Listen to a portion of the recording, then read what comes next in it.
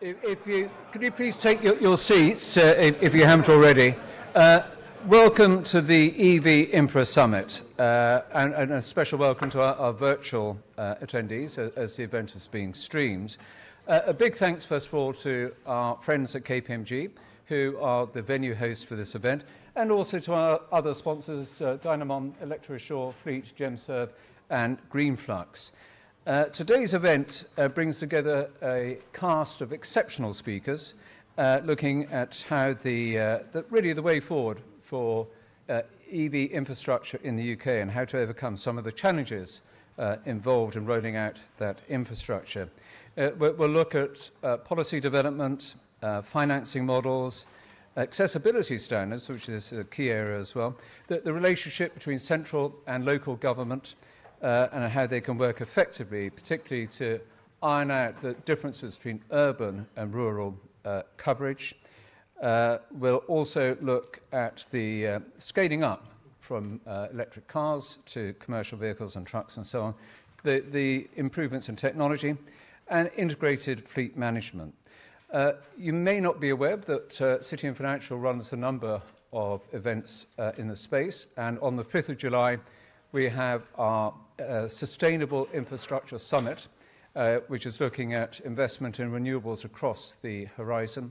So everything from carbon neutral, everything from wind farms to nuclear, to solar, to carbon capture and storage. And if you want information on that event, it's available from the registration desk.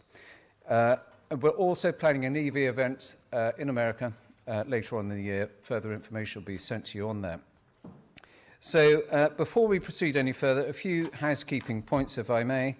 If you could be very careful to make sure you wear your KPMG passes during the course of the day, because security necessarily is very tight in this building. If you can observe the fire exits, which are really these two doors here.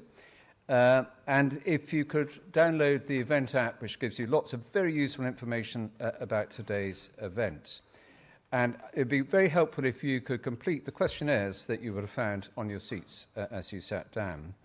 Now, it's my great pleasure to introduce our chair for the day, Graham Cooper, who is a great supporter of the events that we've held on EV infrastructure over the years. Graham is Jacobs Director and VP of Global Solutions in Energy and Power. He's at the forefront of supporting Jacobs clients navigate the energy transition, whether that's within the energy market itself, with their players there, or simply navigating the impact of energy on their sector. He previously he led National Grid's work on transport decarbonisation. And in fact, he shared with me that he's been through this is his third revolution. He was involved in the introduction of mobile networks, going back a few years, back into the 90s. And then he was involved in the rollout of wind farms in Scotland. And so EV is his third gig in this area of transformation. Graham he sits on the government's EV Energy Task Force. He's on the Committee on Climate Change Advisory Group, and he's supported the Prime Minister's Business Council. So with no further ado, I'd like to hand over to Graham. Graham.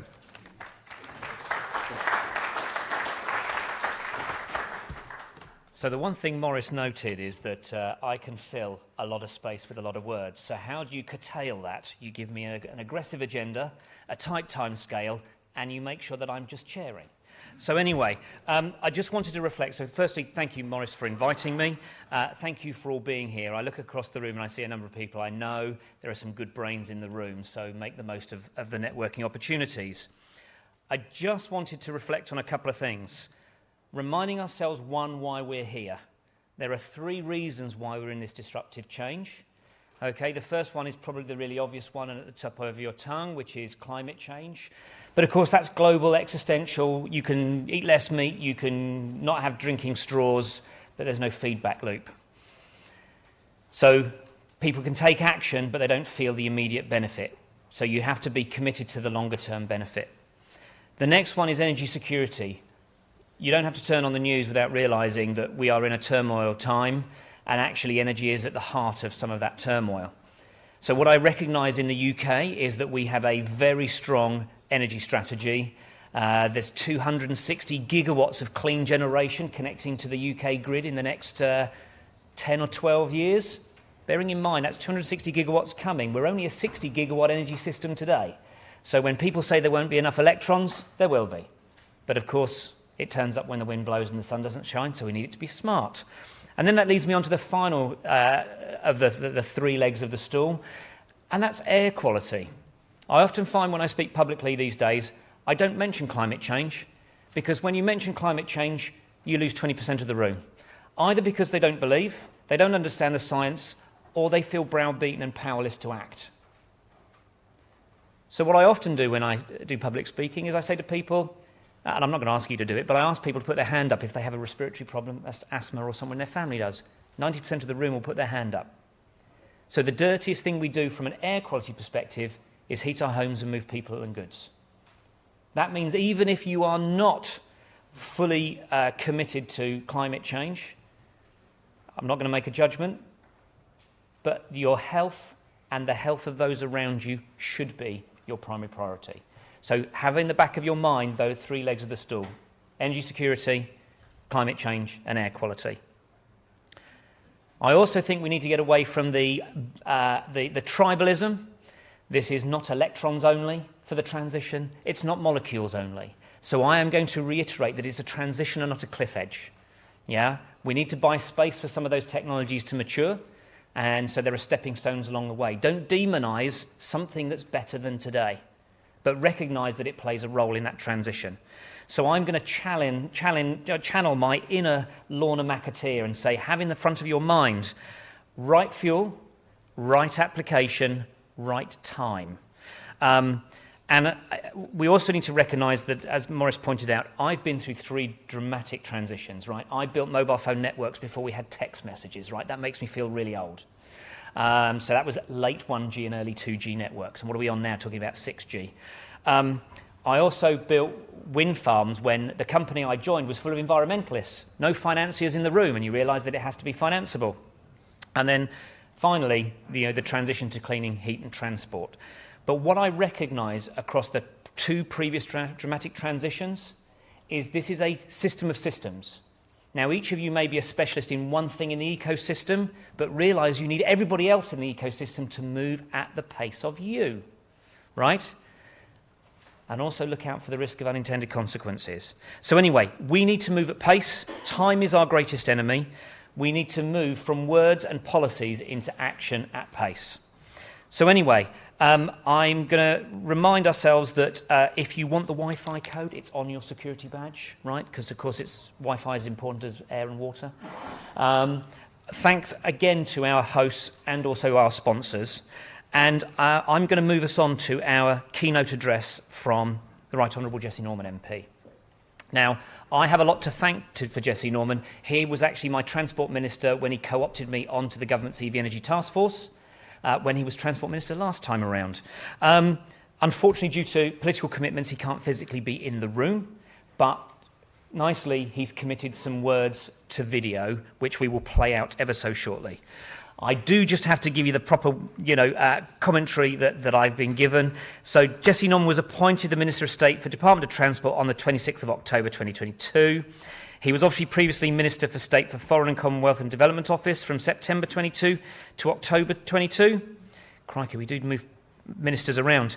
Before that, he was the Financial Secretary to the Treasury from 2019 to 2021, where he managed the COVID furlough scheme, and I think we all have a lot of thanks for that. And he also set up the UK Infrastructure Bank. He's also been the MP for Hereford and South Hereford since 2010, and he was previously the Paymaster General. There's a lot of words on here that I'm not going to use because we don't have the time, but a couple of things that really strike me in his biography. He is an enthusiastic cyclist. So bear in mind we're thinking here about EVs. It's not the only travel technology in the room. Active travel and travelling less is going to be important in the transition. He's also an avid hill walker and an amateur jazz musician, which is something I didn't know. Anyway, I will pass you over to our video now of the Right Honourable Jesse Norman MP. Hello everyone, I'm Jesse Norman. I'm the Minister for Decarbonisation and Technology at the Department for Transport, and thank you so much for inviting me to speak to you at this fantastic EV infrastructure summit. I've taken the liberty of throwing away my pre-prepared speech because I just want to speak to you specifically about the priorities of this department. You will know, as we all do, that cars have been an incredible boon to civilization in many ways over the last few decades. But they've also had an incredible effect on our atmosphere and on our environment. And we now understand that that effect is something that we have to address. We have to cure if we possibly can. And that's what the government has been seeking to do by supporting the growth of electric vehicles over the last few years, not just directly with support for particular vehicle types and purchasing, but in particular also with support for infrastructure. And that's where EV infrastructure comes in as crucially as it does. You'll be aware that we've got several schemes out there. We've got the Levi scheme, we've got AUX for residential parking, and now we have the rapid charging scheme, which is getting up and running at the moment. Each of those is designed to address a particular area of the wider EV infrastructure ecology and ecosystem. And each of you, I'm sure, will have your own views about where you can play in your own companies, your own organizations within that whole wider spectrum. I suppose our job is to try to provide the support, the guidance, the leadership, if we can, in different ways. We've put a lot of money behind it. As you know, the combined AUX and Levi funding alone is nearly £500 million. And we're making a significant contribution in the area of rapid charging as well. But really, at the end of the day, what this relies on is private sector investment. And it's been really exciting that in response to the zero-emission vehicle mandate that we've consulted on now, in its third phase, there's been this remarkable response from Charge UK, £6 billion of private money going in to support EV charging infrastructure before 2030. That's fantastic news, but it really relies on highly effective procurement and coordination across local authorities, across motorway service areas, and of course cooperation and collaboration with the private sector and all the folks and organisations that you represent today.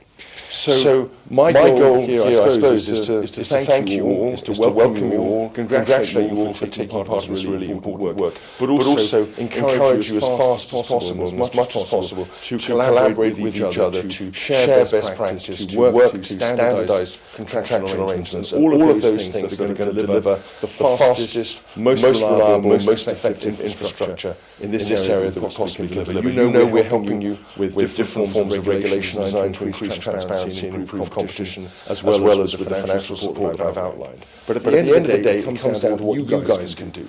And I hope you will be able to use this summit to bring all of your best thinking together so that we can really power that infrastructure investment, not just in the next 12 months, but in the years to come. Thank you so much.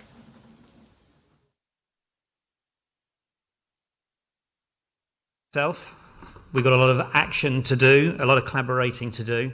So with, look at that, I'm winning. We've recovered some time. So anyway, on that, I'm going to move us swiftly on to Ben Falsher. So we are obviously hosted today in KPMG's office. Ben is our next keynote speaker, and he's the Managing Director of the Infrastructure Advisory Practice. I've known Ben for quite some time, and he's got an amazing team around him. His Future Mobility team provide consultancy service to clients spanning zero-emission mobility, intelligent transport, smart ticketing and fare payment systems, mobility as a service, connected and autonomous mobility, crikey, put the teeth back in. He advises public and private sector clients on business model, life cycle, from market analysis, development of business, digital and product strategies, and target operating models through to policy and regulatory model definition, change portfolio and delivery roadmap development. He also delivers business case development, funding, financing, requirement definitions and complex commercial and procurement initiatives. So I'm going to hand over now to the very, very safe hands of Ben Falsher.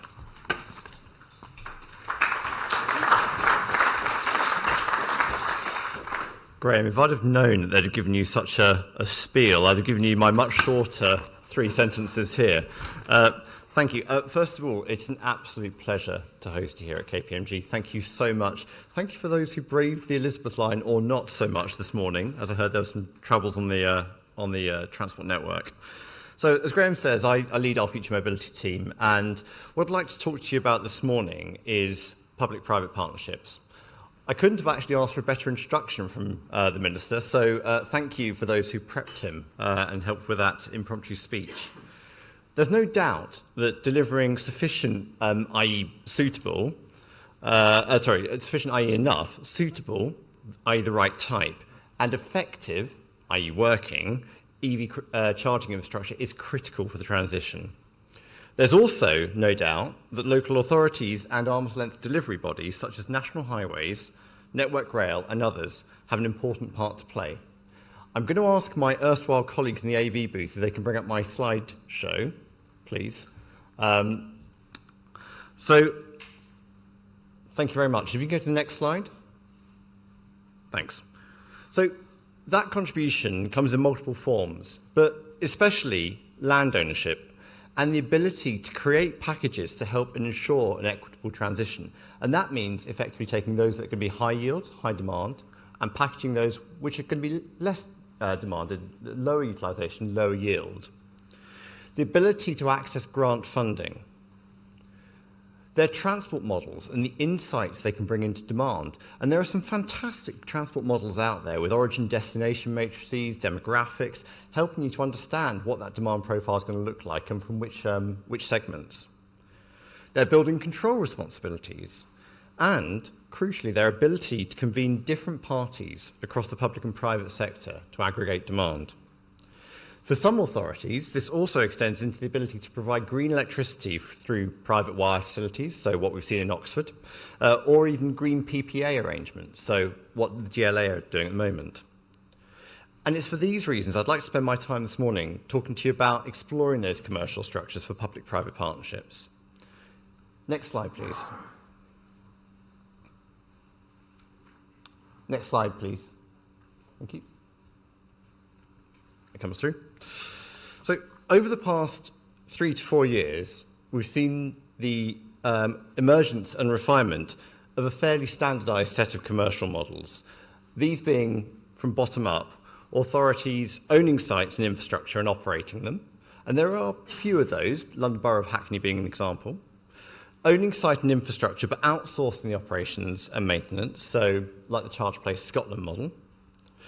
Owning sites but leasing infrastructure and outsourcing operations and maintenance, and Mid Devon and Instervolt is a good example of that sort of model.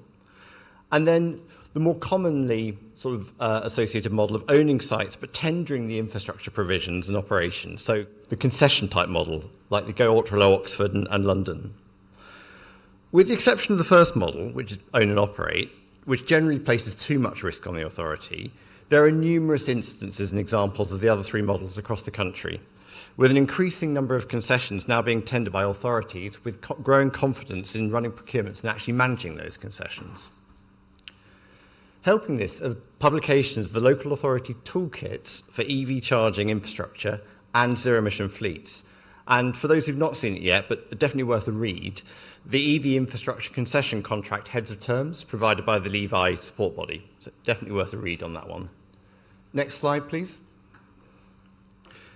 Clearly, there are a range of different revenue and or profit sharing models in operation, from CPOs retaining all the revenues through to profit sharing between CPOs and local authorities, and right at the other end of the spectrum, local authorities being transferred all revenues.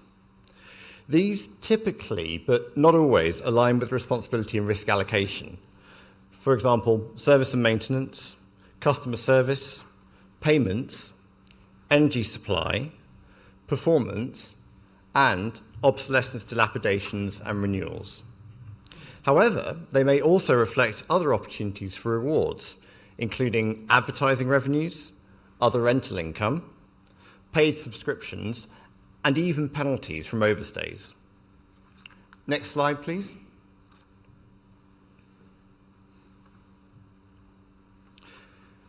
Clearly, where we're discussing on-street charging using lampposts or other devices, concession contracts are a sensible model, providing efficient use of the asset base, less disruption from construction, and a consistent service and user proposition.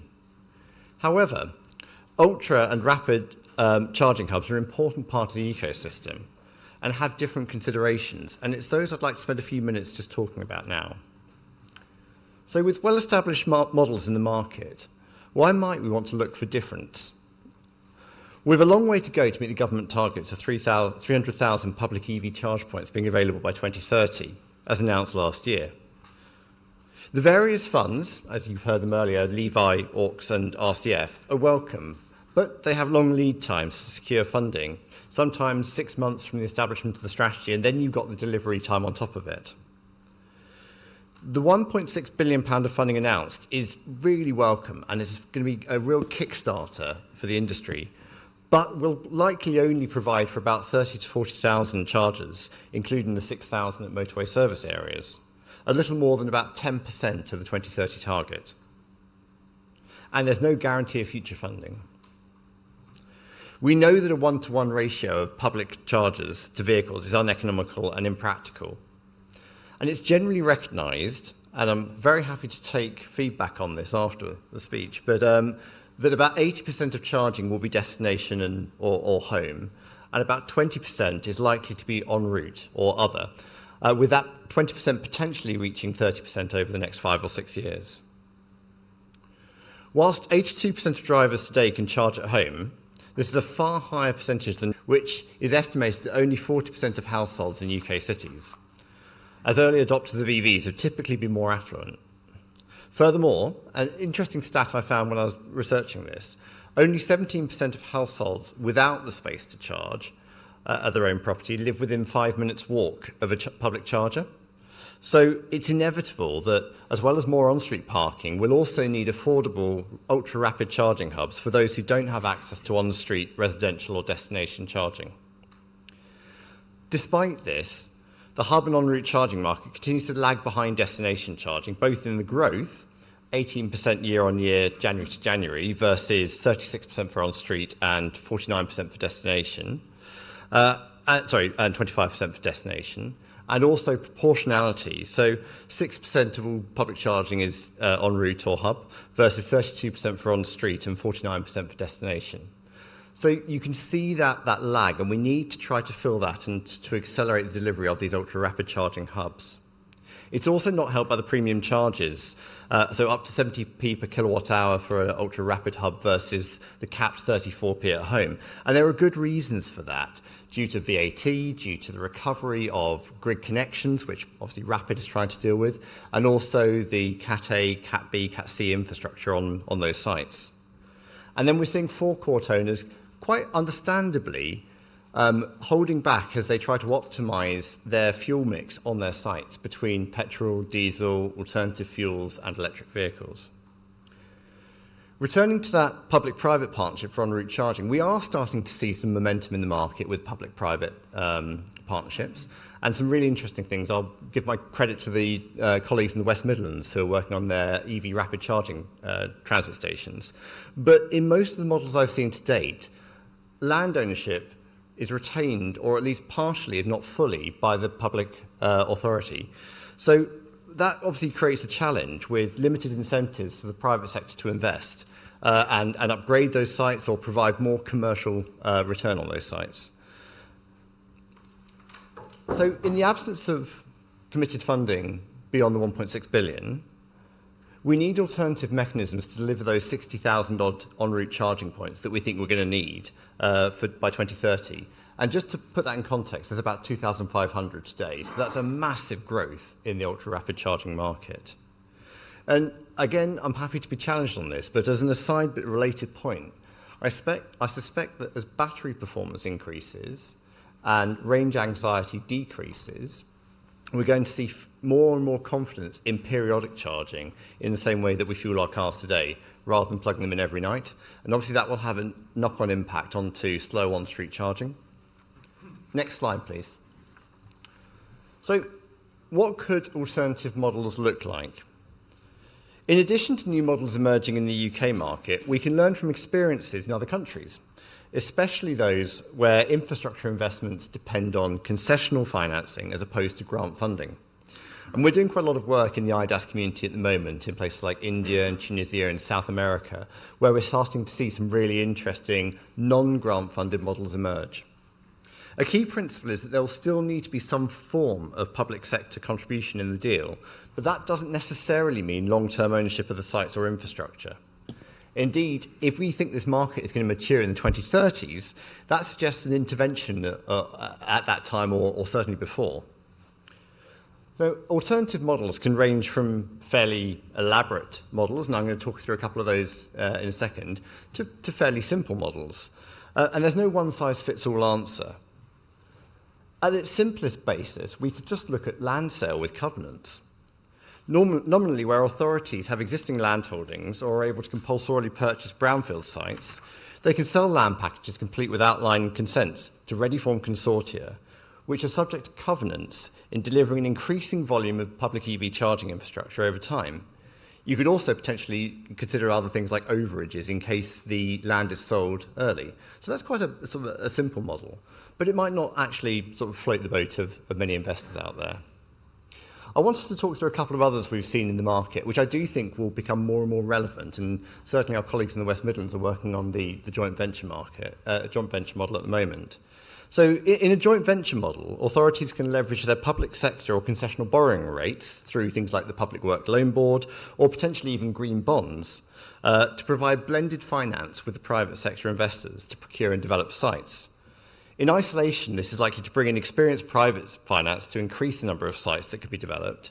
However, we're actually seeing the opportunity for further incentives to be introduced to encourage investment and potentially reduce prices to the consumer. So examples of those would include preferential profit sharing, so with early stage profits being targeted and channeled to the private sector investor, and the latter stage or maturity profits being shared between the authority and the investor. There are opportunities for the public sector to subsidise that investment through local levies, council tax, business rates, workplace charging, or even clean air levies. Now, I know that's going to be different in different parts of the country in terms of its popularity, but we should be looking at those local contributions to subsidise and to support this growth.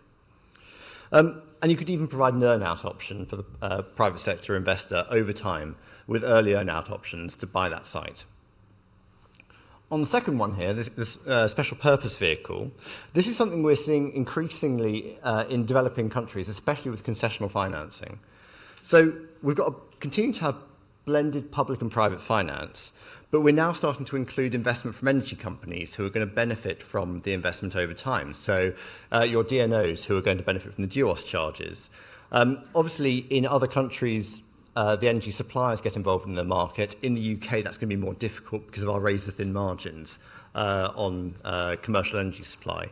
But it's still a consideration. And as we start to look to establish wider, longer-term PPAs, it might be an opportunity to take a margin out of that PPA to repay back the special purpose vehicle.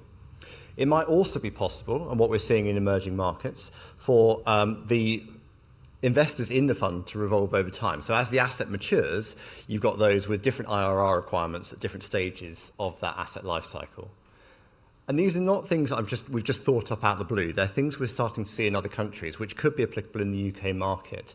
And so I'm really hopeful that as we start looking towards the maturity of the market, we can introduce more of these models. And that will also support, as Jesse was saying, us in the private sector to demonstrate how we're mobilising capital and not just going back to the bank for the government for grant funding. Next slide, please. So, notwithstanding the models we've just discussed, there are things that authorities today can do to improve the business case for EV charging. And could you go all the way through, please? And I'd make no apologies for representing this slide, which those who attended last year will have seen, because all of these are still very much relevant in the context of what we're doing today. So I'm not going to talk through the whole slide, but four I wanted to pick out on today's presentation. The first is around demand aggregation for EV charging facilities to improve and maximise yield. We know that government has the greening government commitments of 2027. There's going to be a lot of council grey fleet that changes over the next 4 years. And that's a great opportunity to push yield through charging sites and improve the business case. But there's also the convening power of local authorities to bring LEPs, local enterprise partnerships, businesses, taxi network companies, and of course the public transport operators into the mix. That brings me on to exploring multimodal opportunities. We tend to be quite singularly modal when we think about these sites, but of course if we think about especially complex and costly grid connections, we need to think about multimodal. And I was pleased to see in the Rapid Charging Fund pilot documents that HGV is actually being included after a lot of lobbying to include HGV and commercial vehicles. Accelerating permitting for EV charging site applications and actively exploring opportunities for wider commercialisation, such as Build Above. Again, one of the big challenges is the time lag in that building permitting and land use permitting exercise, and councils have it in their authority and in their gift to improve and accelerate that. And then finally, exploring provision of energy through municipal green PPAs, and the GLA has been quite a good leader in this, but we have an opportunity to do that much more broadly. So, hopefully that wasn't that dry and brought a couple of more innovative, more interesting models to the party. Can we go to the final slide, please? Thank you. So, I said, hopefully it's been informative. I'm really happy to take a couple of quick questions now, but I appreciate we're on a time. 3 questions, 3 minutes. So a couple of quick questions now, but I will be here for the rest of the day. I'm very, very happy to take questions as we go through the rest of the day. So thank you very much. First question.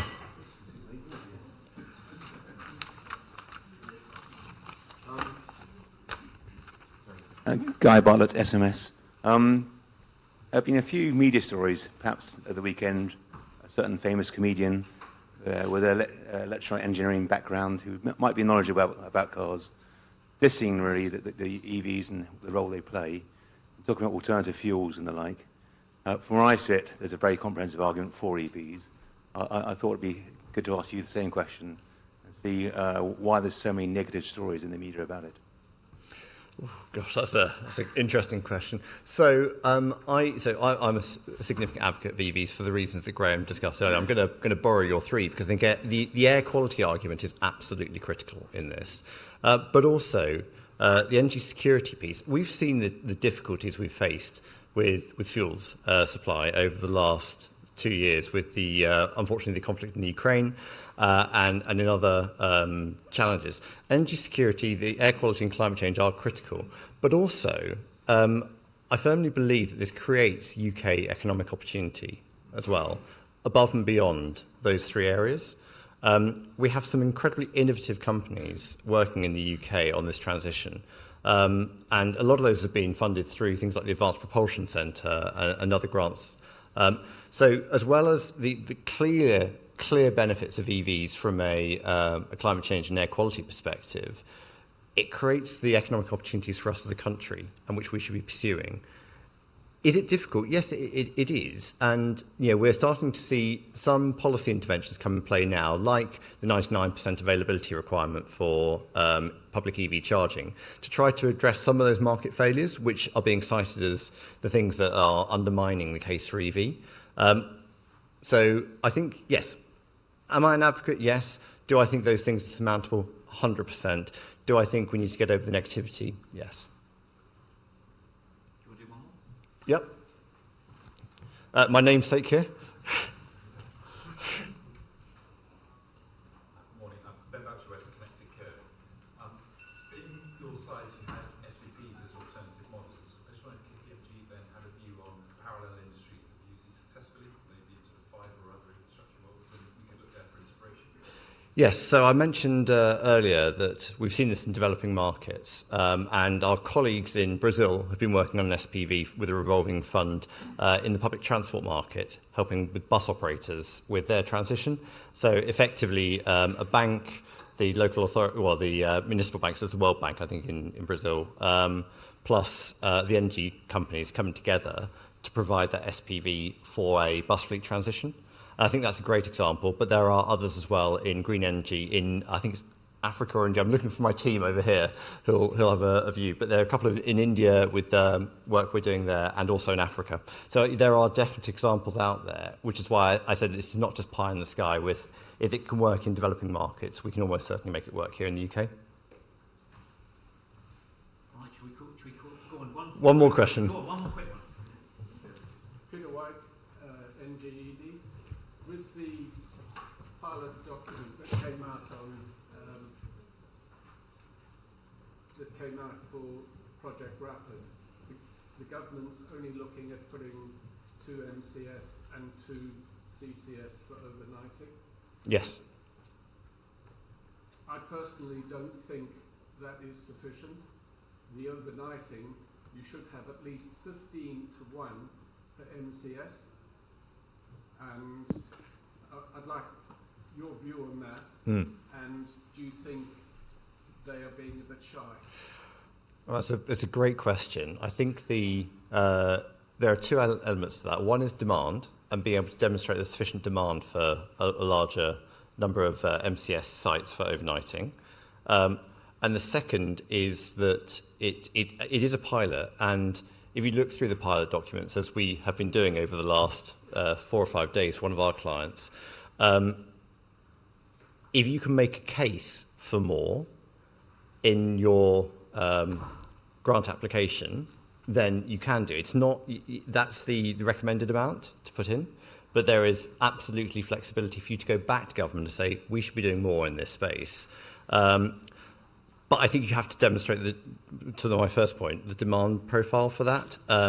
And is there enough offtake for more than 2 sites? Is there even enough offtake for 2 in some sites? Question, don't know. So very happy to pick that one up with you offline because we've been going through the documents as well quite intensely.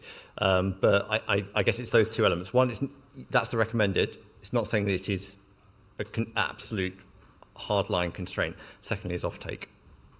Anyway, ladies and gentlemen, so that we can stay to time, please thank Ben. Thank you very much. Ben,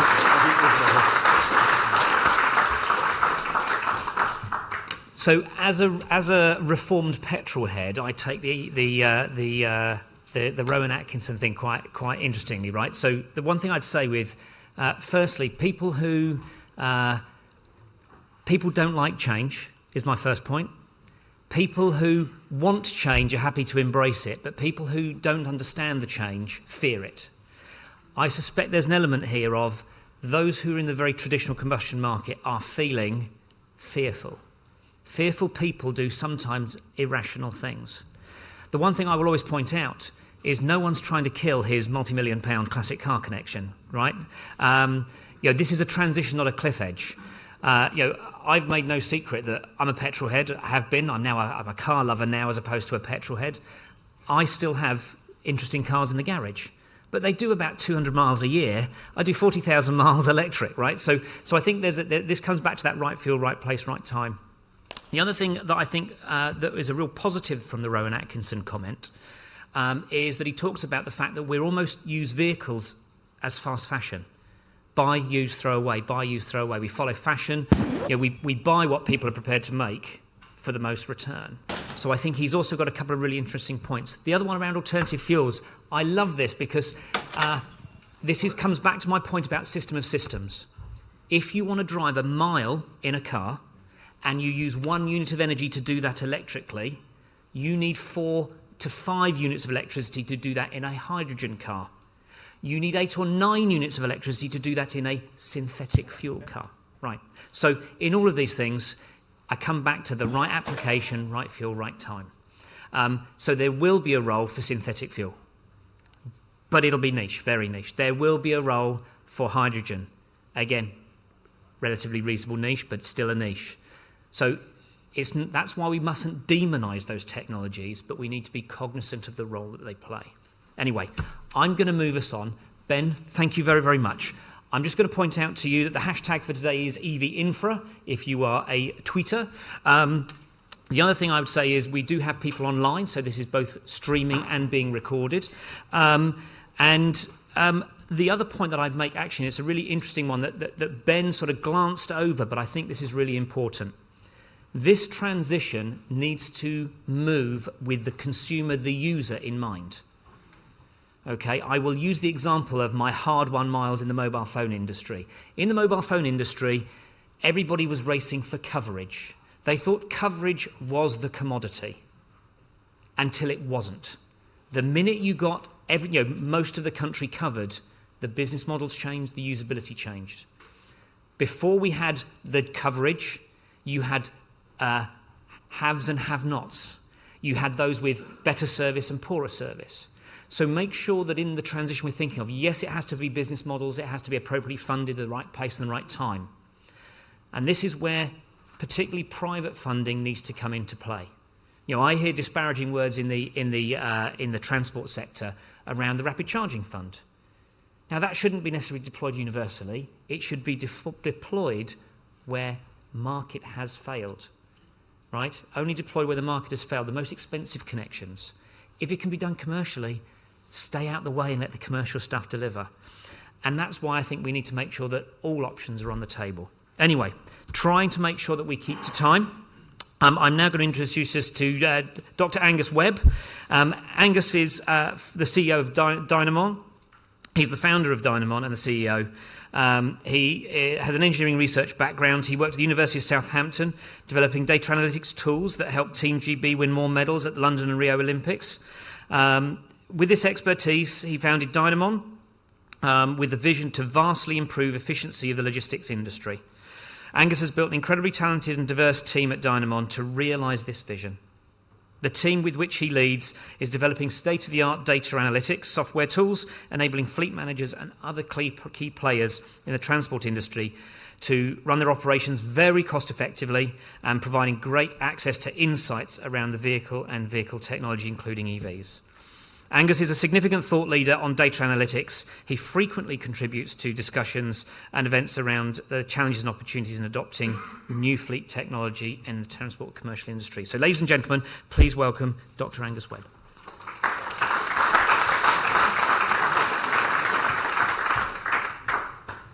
Good morning, everyone. Next slide, please. And again, thank you.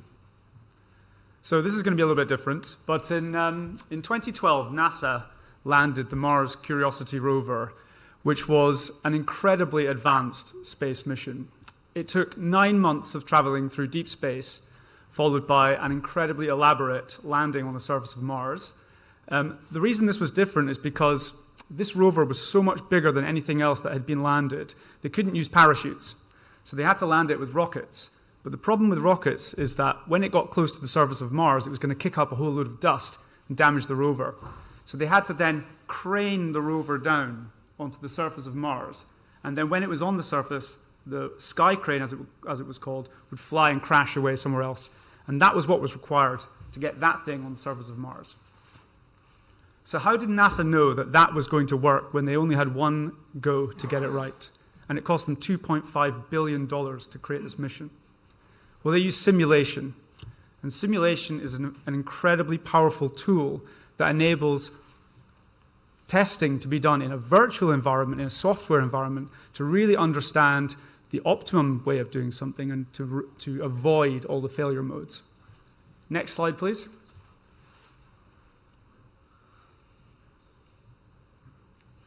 Another example of this, a bit closer to home, is the Formula One industry. So every week in the F1 season, F1 teams need to prepare their vehicles and their strategies for a race on a track that these vehicles in this season haven't been on before. They've got testing on a Friday, qualification on a Saturday, and the race on Sunday. So how do they give themselves the best possible opportunity? They use simulation. They use loads of simulation. They employ many engineers to build these simulation tools. And that really gives them the ultimate chances of success. Next slide, please.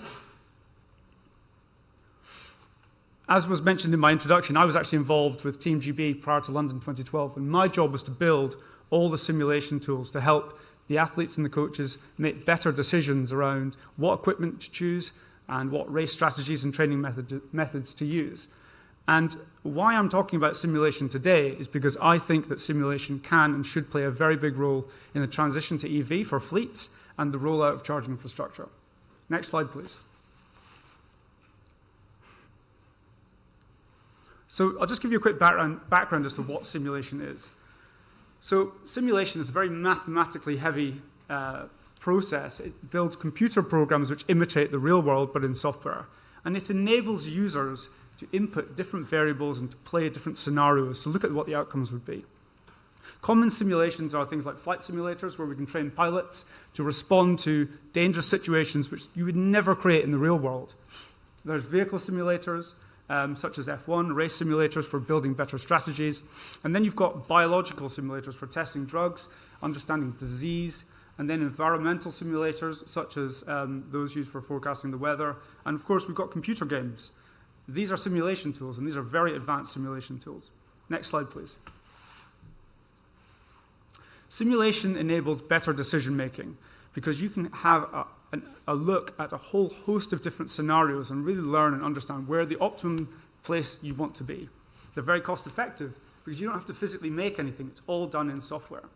They're flexible. You can reconfigure them if your assumptions change.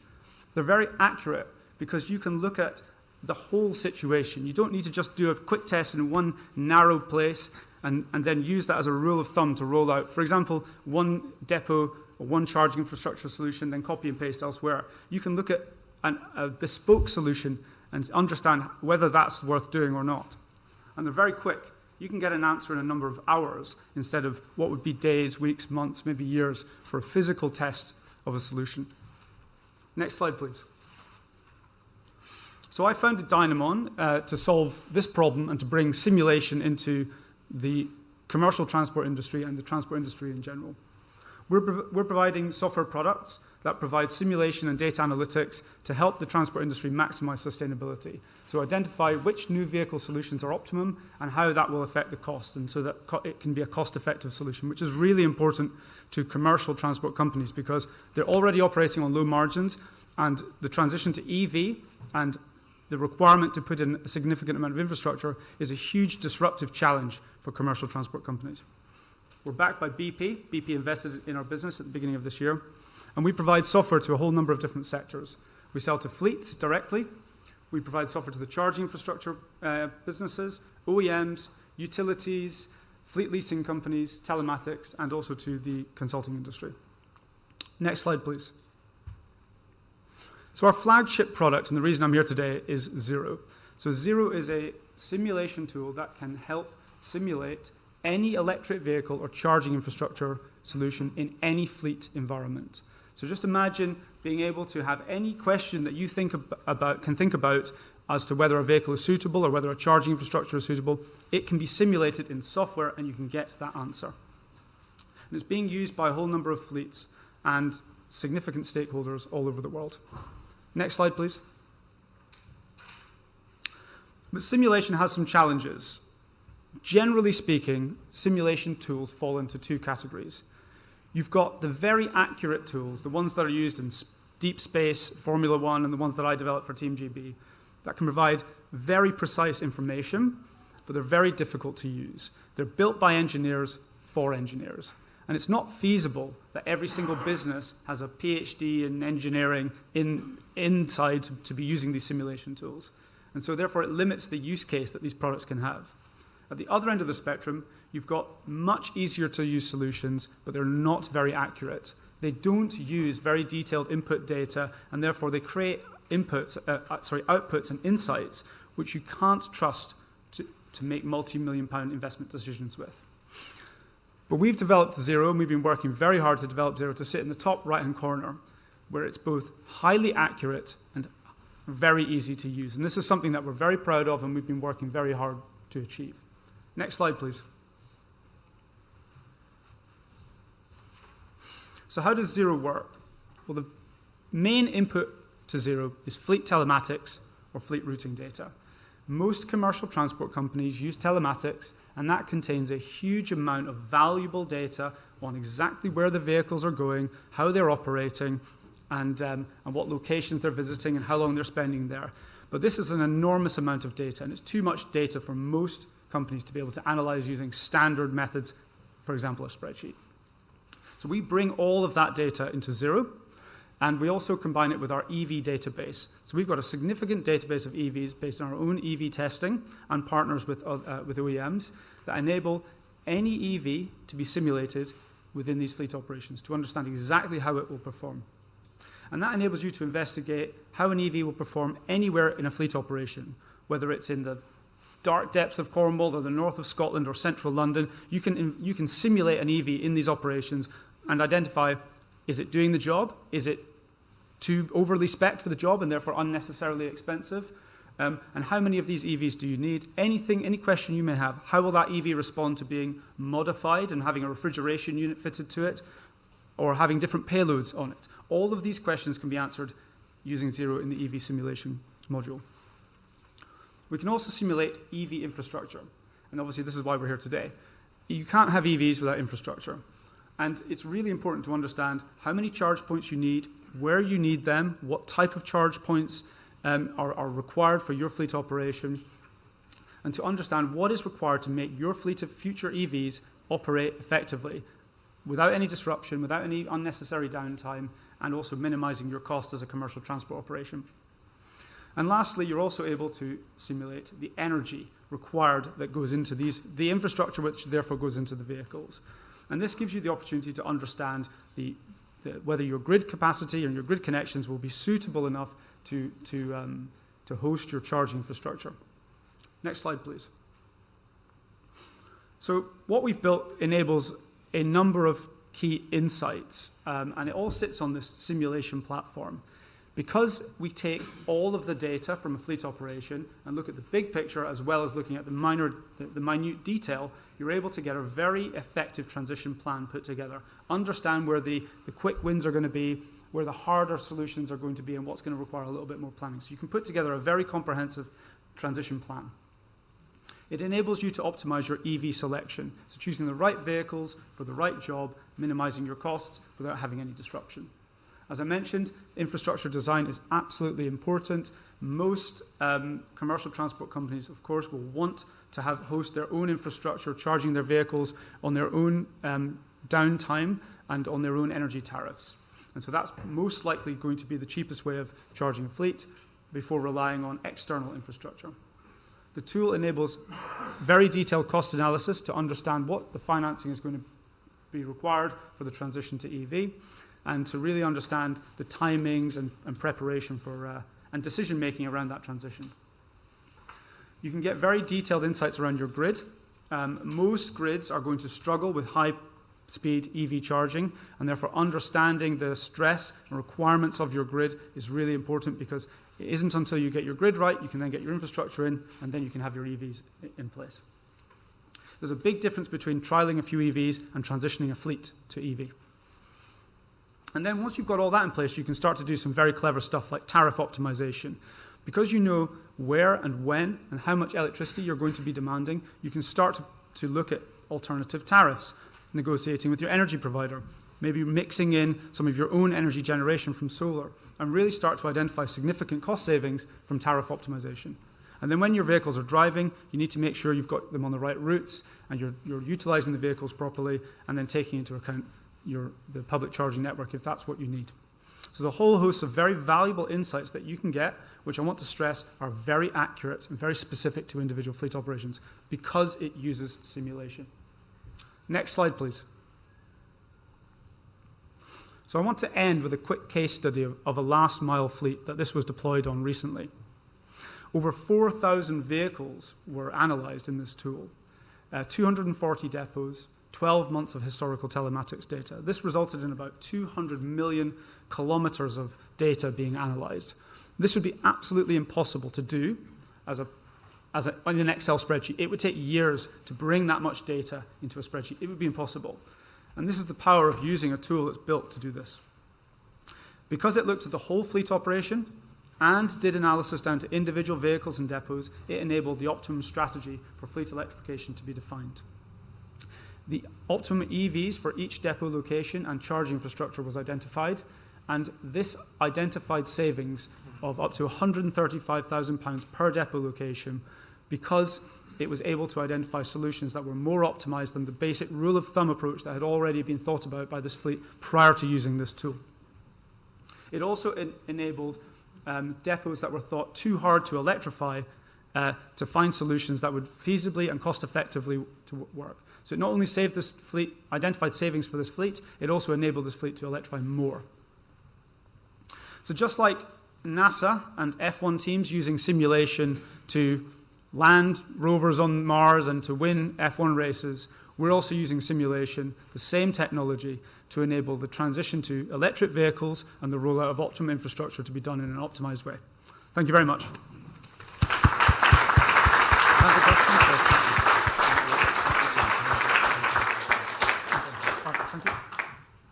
So thank you, Angus. What I'm going to do, so that I can get you through the next session into coffee, if you've got questions for Angus, can I suggest you catch him at 11 when we have coffee? Okay, so couple of links that struck out for me. The company I work for is Jacobs. We project manage the 2012 Olympics. Blew my mind when I discovered that. Also, the link to NASA. I didn't realise that my organisation has 3,500 people embedded in NASA doing launches. They make hydrogen, they store it, they liquefy hydrogen, they store it, they make rocket fuel, they put it into rockets and manage the liftoff. Who knew? It's amazing what you discover when you start to pick under the covers of an organisation you join. Anyway, I'm going to move us swiftly on to an address and panel where we look at recent developments in UK infrastructure, developing that competitive sector whilst attracting that private investment, allowing the sector to grow. further evolution of that business model innovation that Ben picked us up on, and scaling and the learning from cars into commercial vehicles. So with that, I am going to invite Lloyd Davis, who's the moderator for this session. Lloyd is Development Director for Electrosure.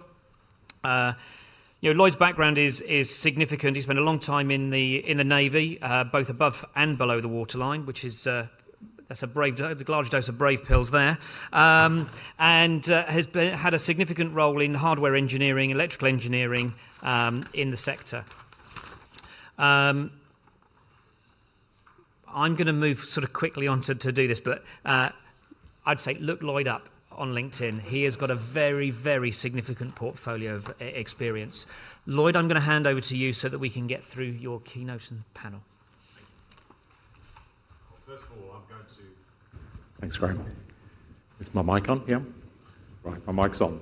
I'm now to discover whether my panel has arrived. I know the speaker has arrived. Excellent. Because no doubt you all had the same experience that I had this morning of getting around the Elizabeth line and the Jubilee line and the mayhem that's going on out there. But first of all, I'd like to introduce Mark. Panelists, do you like to come up on the stage, please?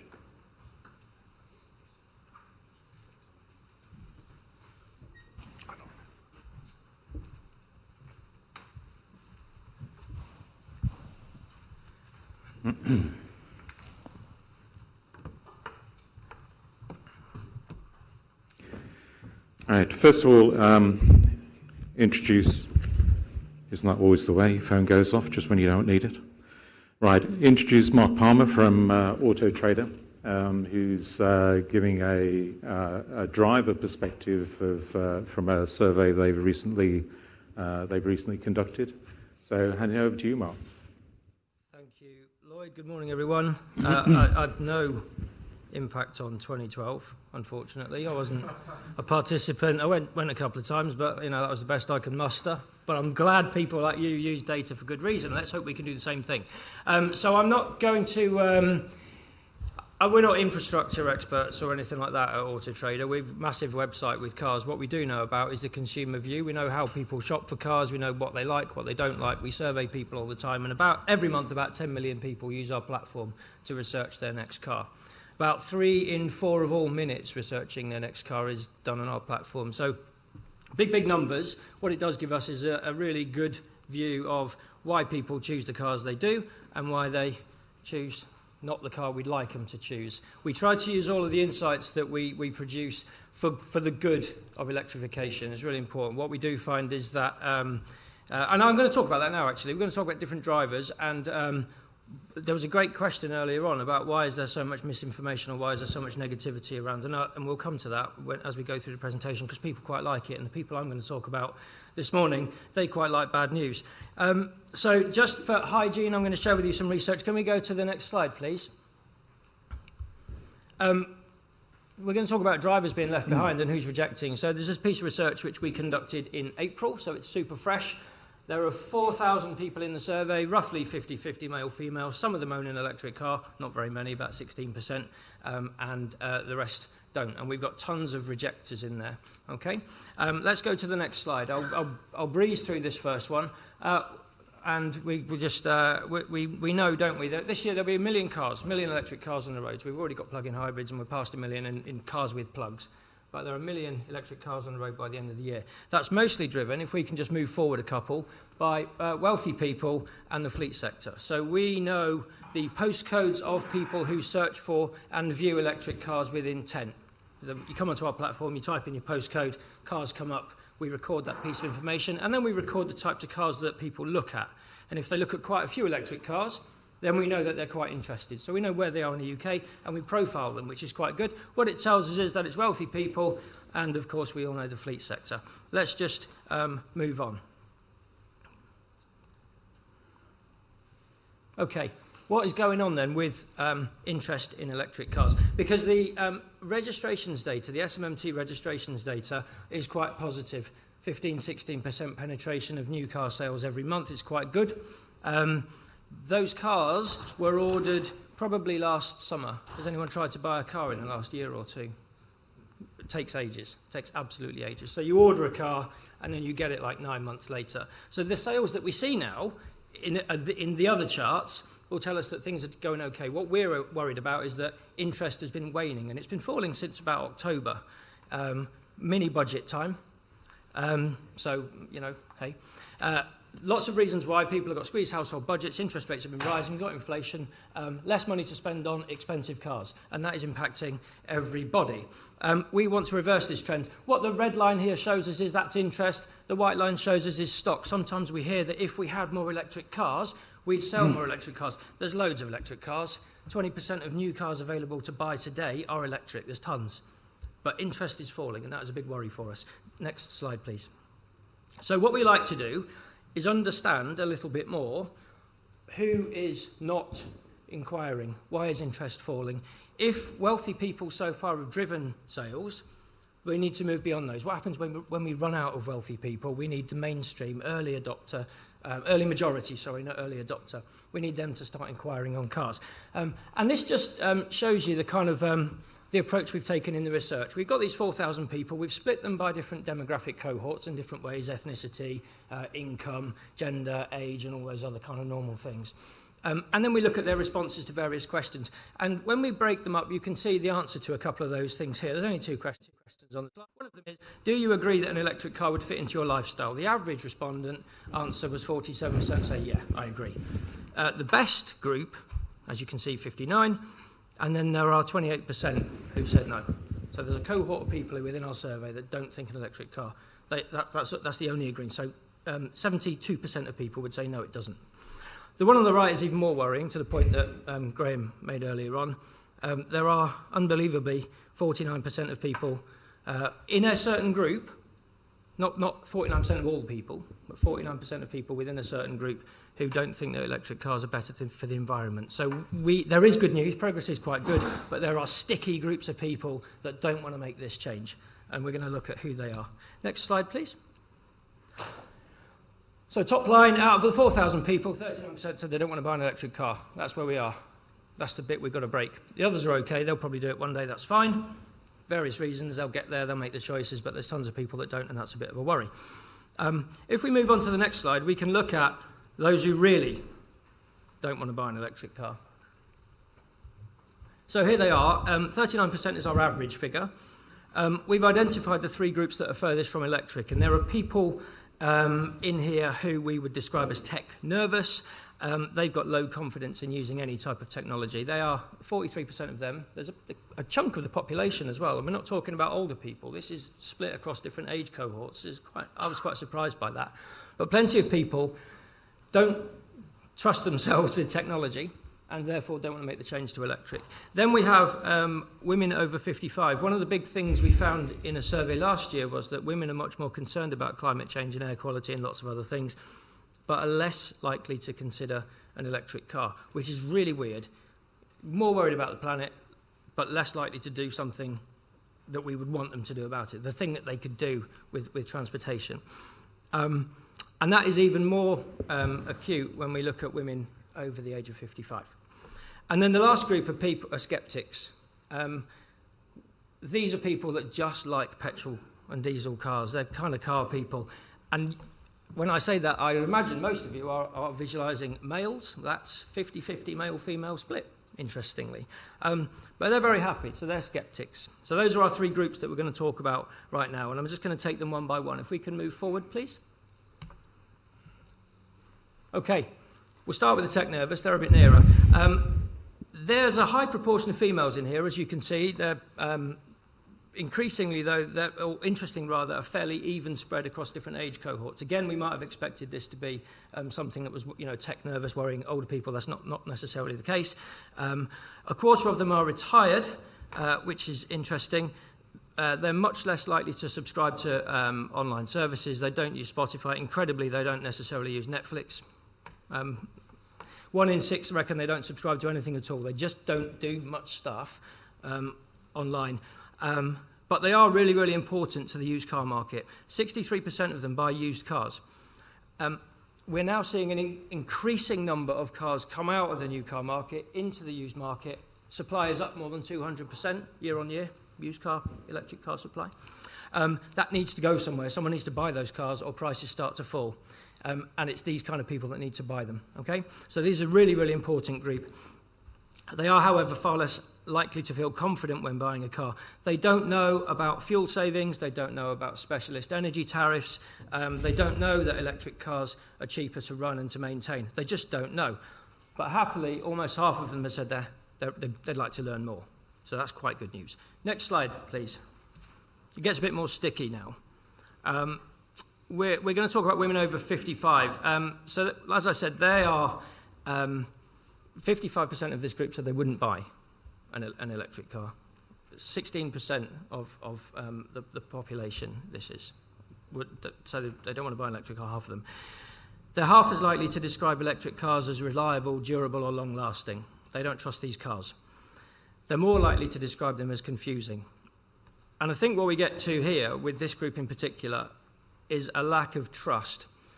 And we know in all of our experience and surveys and all the work we've done and all the years we've been around that trust in the product is everything. Trust in the car you're going to buy, that it will do the job you want it to do, is absolutely everything. And that is even more extreme within this group. It's fundamental to car buying, and it's going to be fundamental to mainstream adoption of electric cars. These people need to trust a product before they'll go anywhere near it. They don't take chances. So this is why this is an important group with which we need to communicate. Next slide, please, the skeptics. So as I mentioned, this lot is kind of 50-50, male-female, which is interesting. They tend to be weighted to the over 55s. 90% of them are in work. 70% say they're the main decision maker when it comes to buying a car. 3/4 enjoy buying a car. They're confident in the process. These people are interested in cars, and many of them buy new cars, but they don't trust electric cars. 1 in 5 say they're unreliable, and the same number reckon that they create more emissions in production. They've read our article at the weekend, and sinking ferries, collapsing bridges, car parks falling down, all of that stuff. These people love that, and that's why it's in the news. It gets widely shared, and that's what we like to talk about. 44%, interestingly, tell us that they don't think the batteries will last. I'll talk a little bit more about that later on, and I'm not a battery expert either. I bet there's tons of you in the room, but I'm not. Fundamentally, though, with this group, this is about what they like. 50% say they prefer petrol or diesel cars. Let's move on, please. We're going to look at the barriers for these groups now. Thank you. Okay, so we take these barriers. There are a few. I'll breeze through cost because we're here to talk about charging. This is the main barrier, really. It wasn't, actually, last August, September. Cost was the second biggest barrier. The first biggest barrier was charging. Cost was the second one, but now everybody's got a bit less money. Cost is the biggest barrier. And as you can see, the extent of that by our different cohorts. Interestingly, the skeptics, actually, they're less worried about cost than some of our others. Women over 55, as you can see. Let's move through this. We can share these materials with you afterwards. Thank you. If we just go, yep, great.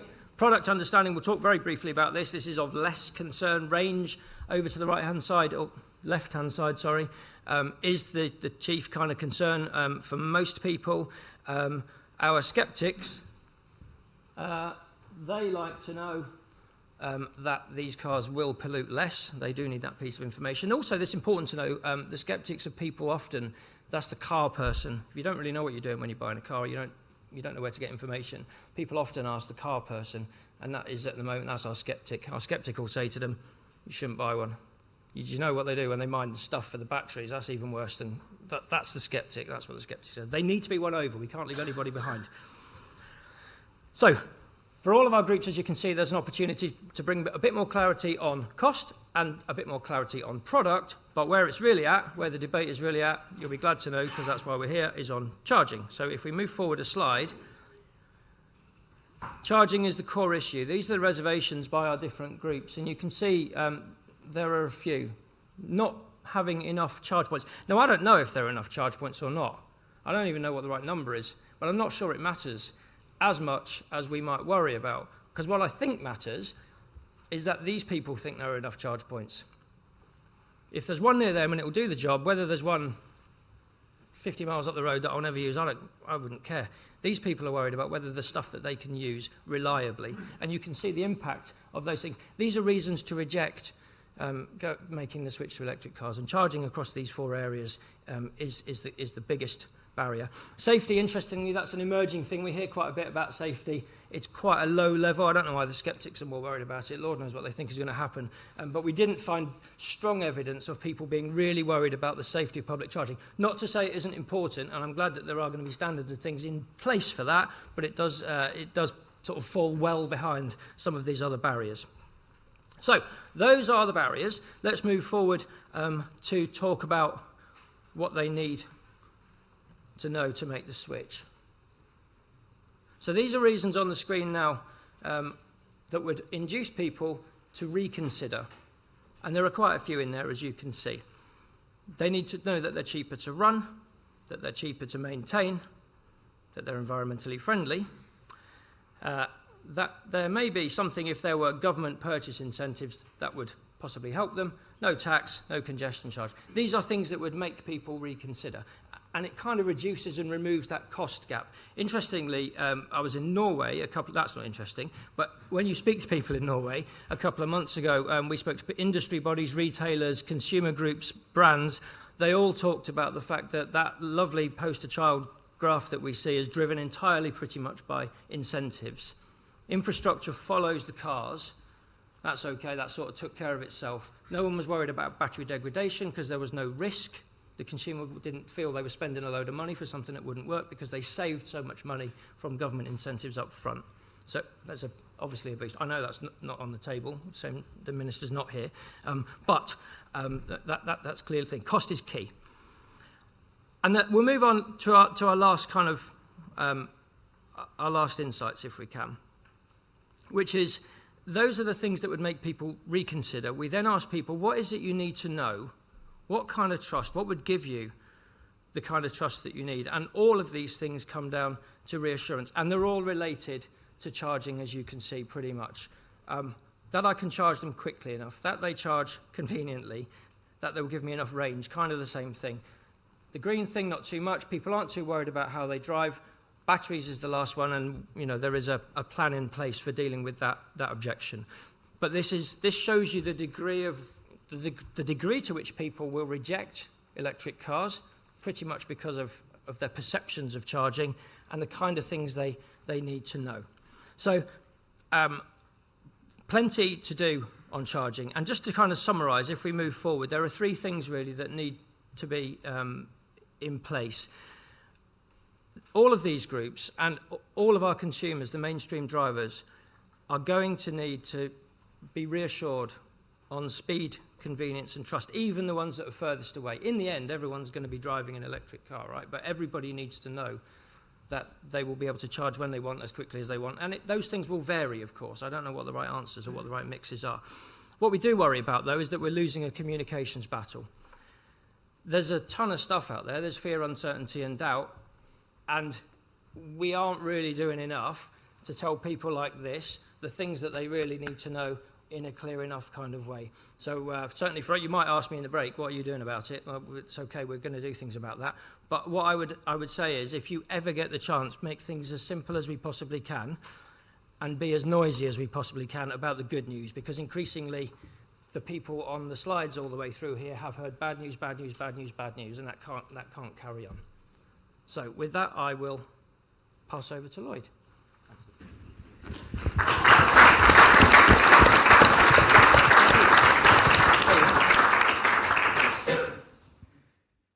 Some excellent points came out there, Mark. Excellent. Could you play the video, please?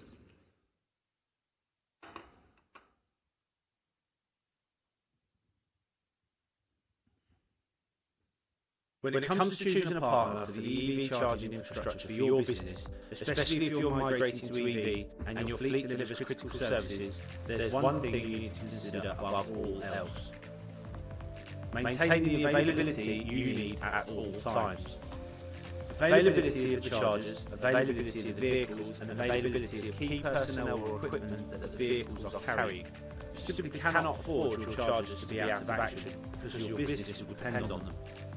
Electrosure is a specialist in providing EV charge solutions with nearly a decade's experience in successfully delivering EV charging systems for clients such as National Grid, Volkswagen UK, Careless Amy, Western Power Distribution, and British Car Auctions. And we simply refuse to let any of our customers down. Our life cycle of services begins with the initial survey through to design, installation, commissioning, charge point management and ongoing maintenance. We address three key areas: operational charging for businesses running critical EV fleets, workplace charging, supporting fleets and employees move to zero-emission transport, and destination charging for large parking areas looking to attract and retain customers. Whatever your needs, Electrosure has both the technical expertise and the operational capability to offer a bespoke solution which absolutely maximises reliability of service at surprisingly realistic costs, ensuring that your charge points and the vehicles that use them are available whenever and wherever you need them to be. Contact us today for a no-obligation initial conversation about your individual requirements. We're always available. Okay, that does a great job of introducing us. Pick up on a couple of things. First of all, we had nothing to do with the 2012 Olympics. All right, we are unique in the room, I think, actually. However, in collaboration with National Grid, we did deliver the athletes, the charging infrastructure for the athletes' transport for the last year's Commonwealth Games in Birmingham, which actually that worked really well. You've had an overview of us, but I'll just give my panel members individually an opportunity to introduce themselves before we move into the Q&A. Hi, I'm Judith Hayton. I head up our EV policy team at Transport for London. So we look after London's 2030 EV infrastructure strategy. Good morning. My name's Liz Garlinge. I'm Strategic Customer Projects Director at National Highways. And the thing you'll be particularly interested in is that I lead the work on the Rapid Charging Fund for National Highways, who are likely to be the delivery body for the fund. And I'm Edmund King. I'm president of the Automobile Association. I'm an EV driver. I had my first EV about 20 years ago, so they've changed quite a lot in that period. And I guess at the AA, part of our mission is to try and dispel some of those myths that Mark was talking about. So hopefully we can cover some of that. Good morning, I'm Steve Smith, Group Head of Strategy, Innovation and Markets at National Grid. So National Grid own the electric network, so transmission network in England and Wales, and then the distribution networks that stretch from the tip of Cornwall up through South Wales into the Central Midlands, and amongst many other things, but that's probably the most relevant for the purposes of today. Okay, great stuff. I'm the Service Development Director for Electrosure, also the founder nearly 20 years ago. But we've been in the EV charging market for about 10 years, one of the very early entrants. So following on from an excellent presentation from Mark and setting the scene, what I'd like to do is, first of all, continue that with the focus on the drivers. The key thing that came out of Mark's analysis was trust in the vehicles, but more importantly, trust in the vehicle charging infrastructure.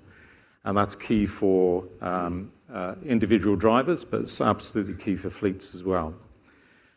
So the first question is for Edmund. So you represent millions of drivers as the largest UK motoring organisation. So how are consumers, in your experience, viewing the EV charging sector? Yeah, I think we're at a very interesting stage at the moment. We had the early adopters, 10 years ago, 5 years ago. There was a lot of enthusiasm. The media was pretty enthusiastic. Most of the articles were quite positive. But I think, as we've heard this morning, we've sensed in the last kind of 6 to 9 months that some of those attitudes are changing. And some of them are media-led. I mean, we deal with the media every day of the week. The AA has stories in the media every day of the week. And we know when certain newspapers get onto us, they want us to attack EVs. And it's the same newspapers, I was doing a bit of research, that some time ago said the internet won't work. Yeah, it really won't work. And it's those same newspapers.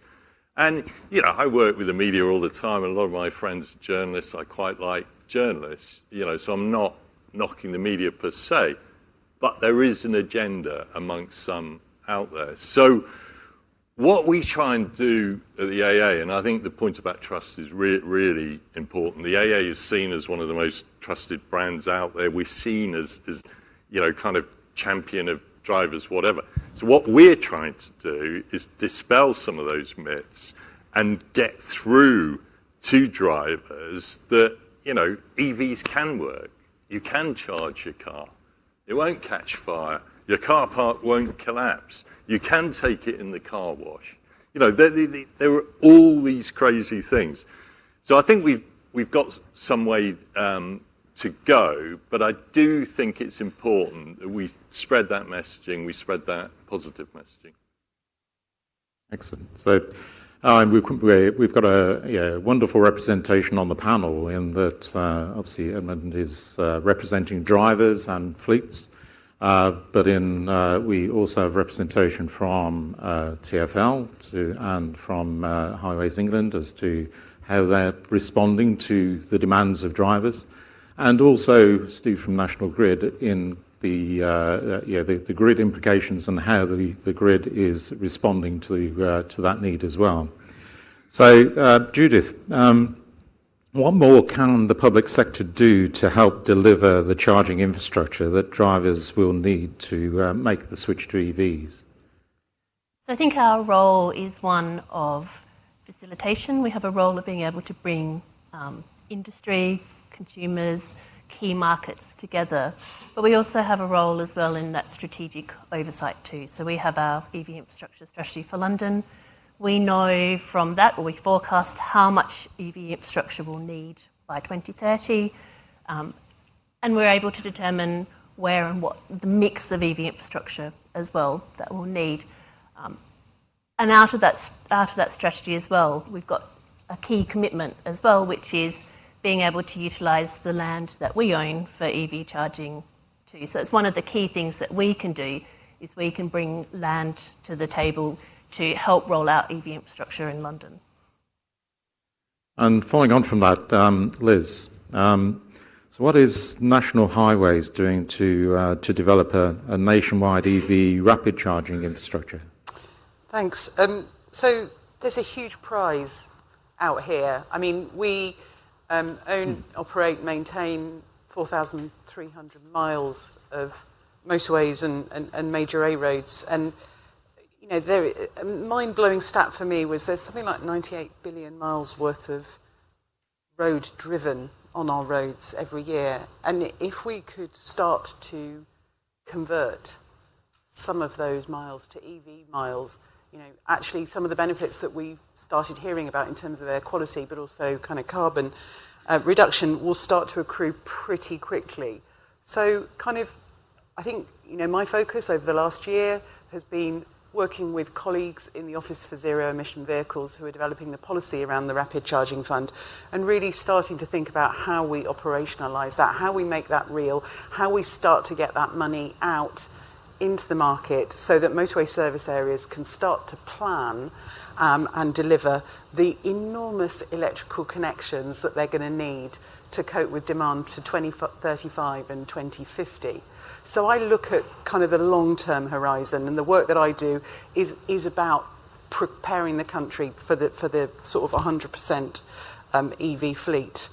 But we've also got other short-term projects going on in National Highways as well. And I've got some brilliant colleagues sort of looking at putting some really big batteries to supplement power at key locations. And they're really important when we think about the use case of motorway service areas. So what we have is a group of customers who want to come into motorway service areas, you know, during the course of the day, largely.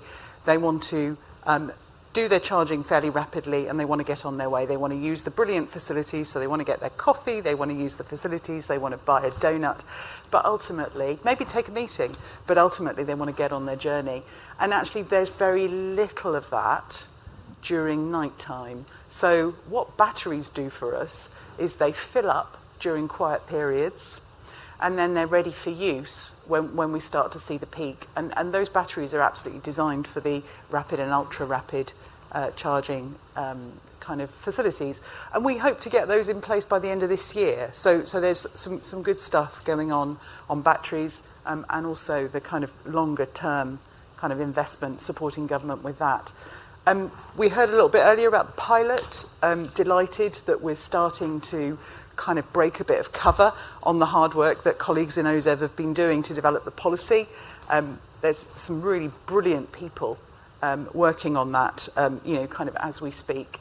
And it's really complicated, kind of government making, a really kind of significant investment, this nearly £1 billion, is something that, is pretty complicated, and in a sort of quite an emerging sector where we actually don't know, and we go back to right fuel, right time, right vehicle, we don't actually know what the solutions for all the vehicle types are going to be.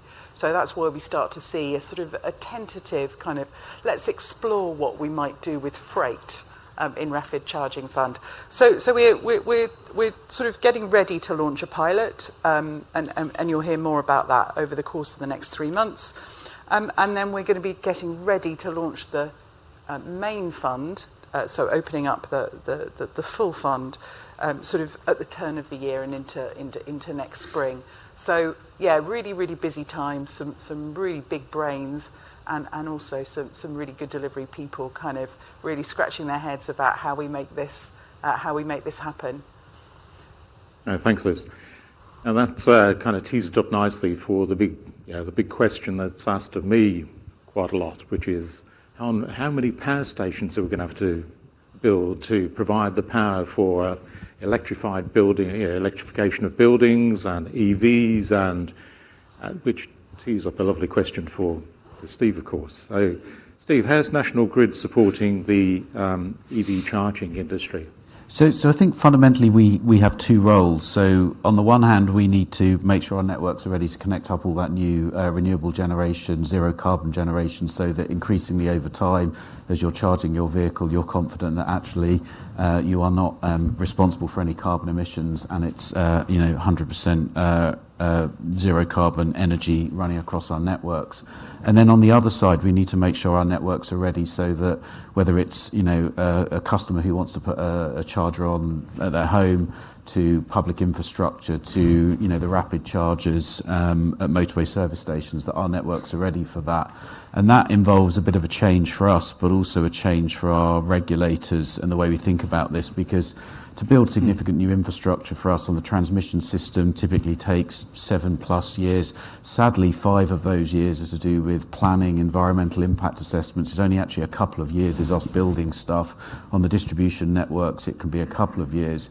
Historically, on a system where demand was flat, even declining because of energy efficiency, our regulators, for good reasons, have said, build slowly, wait till you're absolutely certain that it's needed, because otherwise it would, cost customers for capacity that wasn't used. We've got to shift that mindset. We've got to go out and start building more strategically. We know we've got a massive increase coming, both from electric vehicles, but also the electrification of heat as well.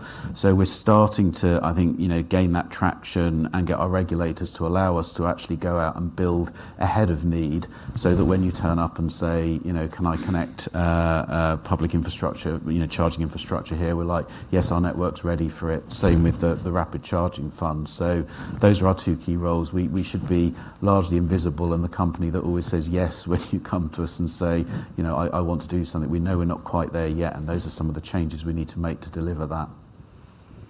All right, that's great. Thank you. So shifting the focus slightly to fleets, certainly something that's close to our heart. And, fleets, some fleets are the early movers in this market anyway. Significant numbers of vehicles are being migrated to EV within the major fleets. Edmund, the AA also works with many fleets. So, and of course you have your own fleet.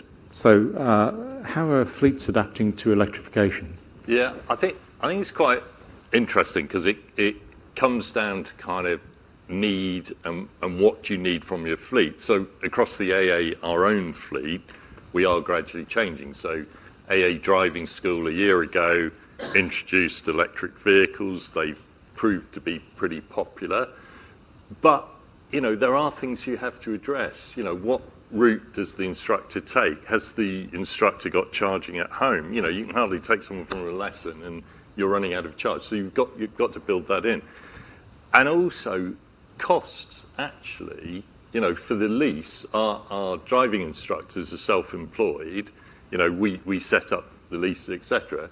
And, there is no doubt, you'll know, Mark, the cost to lease, the actual lease costs, not the running costs, are significantly higher, and that is putting some instructors off. So again, we need generally the costs to come down. For our own fleet for patrols, so our patrol vehicles that go out, we've got about just under 3,000 patrol vehicles. There still isn't quite yet a full electric transit style vehicle that can tow 2 tons with a 1 ton payload. So for the general patrols, we haven't got electric vehicles, but for our assist services, fuel assist, key assist, whatever, we have brought on board electric vehicles. But it's quite interesting for our fleet because all our patrols now are trained in electric vehicles, at least to level 2. And if an electric vehicle runs out of charge, they could all assist it. There's, again, this thing, you can't tow electric vehicles. Well, actually, our technical people looked at a lot of this, and there are actually quite a few that you can tow, but the manufacturers are kind of covering their backs. But what our guys have done is invented this freewheeling hub. Our engineer invented it in his shed out of wood, and it's ingenious. It's a little hub that goes on the 2 rear wheels outside of the wheels, and then you can tow anything on 2 wheels, an SUV as well as an electric vehicle. So what we tend to do, some of our vehicles have got vehicle-to-vehicle charging, but if you run out of charge, that takes far too long. What's much quicker is to put on this freewheeling hub and take you to a rapid charger or a fast charger, and that's better for the customer. But on that point of charging, if I could just address this point, because what we've seen is, this change amongst the public from range anxiety to kind of charge anxiety. What will happen with me? Well, we've got the stats at the AA. We do breakdowns for millions of vehicles. And yes, 4 years ago, on all the EVs we serviced, 8% of breakdowns 4 years ago was out of charge. Last year, that had dropped to 4%. This year, it's actually running year to date at 2.1%. So 2.1% of all breakdowns for EVs are out of charge. And of those 2.1%, about half of those aren't actually out of charge, but they're low on charge. So that kind of, in a way, that myth about charge anxiety doesn't actually meet what is happening on the streets. So, we're published on that. Very few people run out of charge. In Norway, it's about 1%, and we actually think in the UK we will go down to 1%. In fact, in May, it went under 2% for the first time. And why is it going down? There are 3 things. One, yes, the range of cars is getting better, you see with the newer cars. The infrastructure is getting better and is getting more reliable. But thirdly, I think it's really important, the education of the drivers and information about chargers, because frankly, when manufacturers sell EVs, they don't tell you much about how they work, how to charge them, etc. And at the AA, we run the back office for about 9 of the big charge post providers, so the customer service. So when they phone up, it's AA people from Albury that deal with that. And quite often it's people just don't know how the charger works. So again, I think what Mark was saying, we've got to get this information across there. We've got to reassure people that it's not Armageddon when you go out in an EV. You know, we've done Land's End to John O'Groats. You know, I've driven all over the country following Norwich City Football Club, not doing very well, but, you know, all up to Burnley and back and whatever. And yes, you can charge even going to Burnley. So we've got to get those messages across to people. Yeah, it's you can charge. I mean, one of the assumptions that we currently make certainly with van fleets is that public infrastructure is simply not built for vans. Even mid-sized vans. Even a transit will struggle to get on a general public charging bay, and so they have to establish their own private charging infrastructure. But there are occasions when they'll need to use the public infrastructure. Bringing the focus back to London. So London has 13,000 public charge points, but many of those are not accessible for vans. So Judith, what are you going to do to deliver more charging infrastructure suitable for commercial vehicles? So one of the things we're doing, we have a work stream, a clean freight work stream, and we're starting engagement as part of that, talking to different commercial fleet operators about their requirements, about what types of charging infrastructure they need, whether we know some will charge in their depots, but a lot of others will require their drivers to take vehicles home, so they will require home charging. We know that many households in London, very high proportion, don't have access to home charging, so therefore they'll require on-street residential charging that is suitable for vans as well. They'll also require rapid charging, top-up charging on the go as well. So being able to build up that picture of what is actually required. Another thing that we realise that we don't know enough about is where a lot of vans in particular are kept overnight. So we have very good information about taxis, private hire drivers in London, and we use that to help the boroughs to plan, forecast where on-street residential charging infrastructure will be required for those particular fleets of drivers. But for commercial vehicles, we just don't have that same level of understanding. So something that we're looking at doing is being able to build up that picture of where, essentially a commercial fleet database. So where are these vehicles kept? Where will they need that on-street residential charging in the future as well, so that we can ensure that we're rolling out that charging infrastructure? Yeah, we have one particular client who is rolling out a fleet of Maxi Deliver 9s. And the home charging piece is magnified for them because there's very few private driveways that can take an eDeliver 9. So home charging really isn't an option. But moving that picture onto the national network. So Liz, what do you see as the main challenges to delivering a nationwide rapid charging infrastructure? There are so many, actually, and I'm and I'm really hoping that some of the big brains in this room can help, actually, because we haven't got all the answers yet. We're at the start of this. So big challenges, capacity. So distribution capacity, so available power across the country. It is going to take time to get that in place. There is more and more demand for electricity. We've heard about this. The reality is, we're trying to do something huge and kind of national, and the way the sector works is that I have to sit in a queue for my electricity connection behind, everybody else who's applied before me, and some of those applications might be speculative, some of those might be from people who want to sell them on, maybe, sort of doing a bit of a land grab, and yeah, I think that we have got a challenge in making sure that we can sort of build a bit of capacity in not only kind of the distribution network operator kind of product, but also in the companies themselves. So I think that's a big challenge. We're seeing some, we're having some really good conversations at the moment with distribution network operators across the country, and some real willingness, but actually a bit of stifling around some of the regulation. So we touched on this a little bit earlier, but for the decarbonisation of transport and then heating, actually we are going to need to see some change in enabling regulation. And I'm hoping colleagues across government will help support not only us in transport, but folk who come behind us with that as well.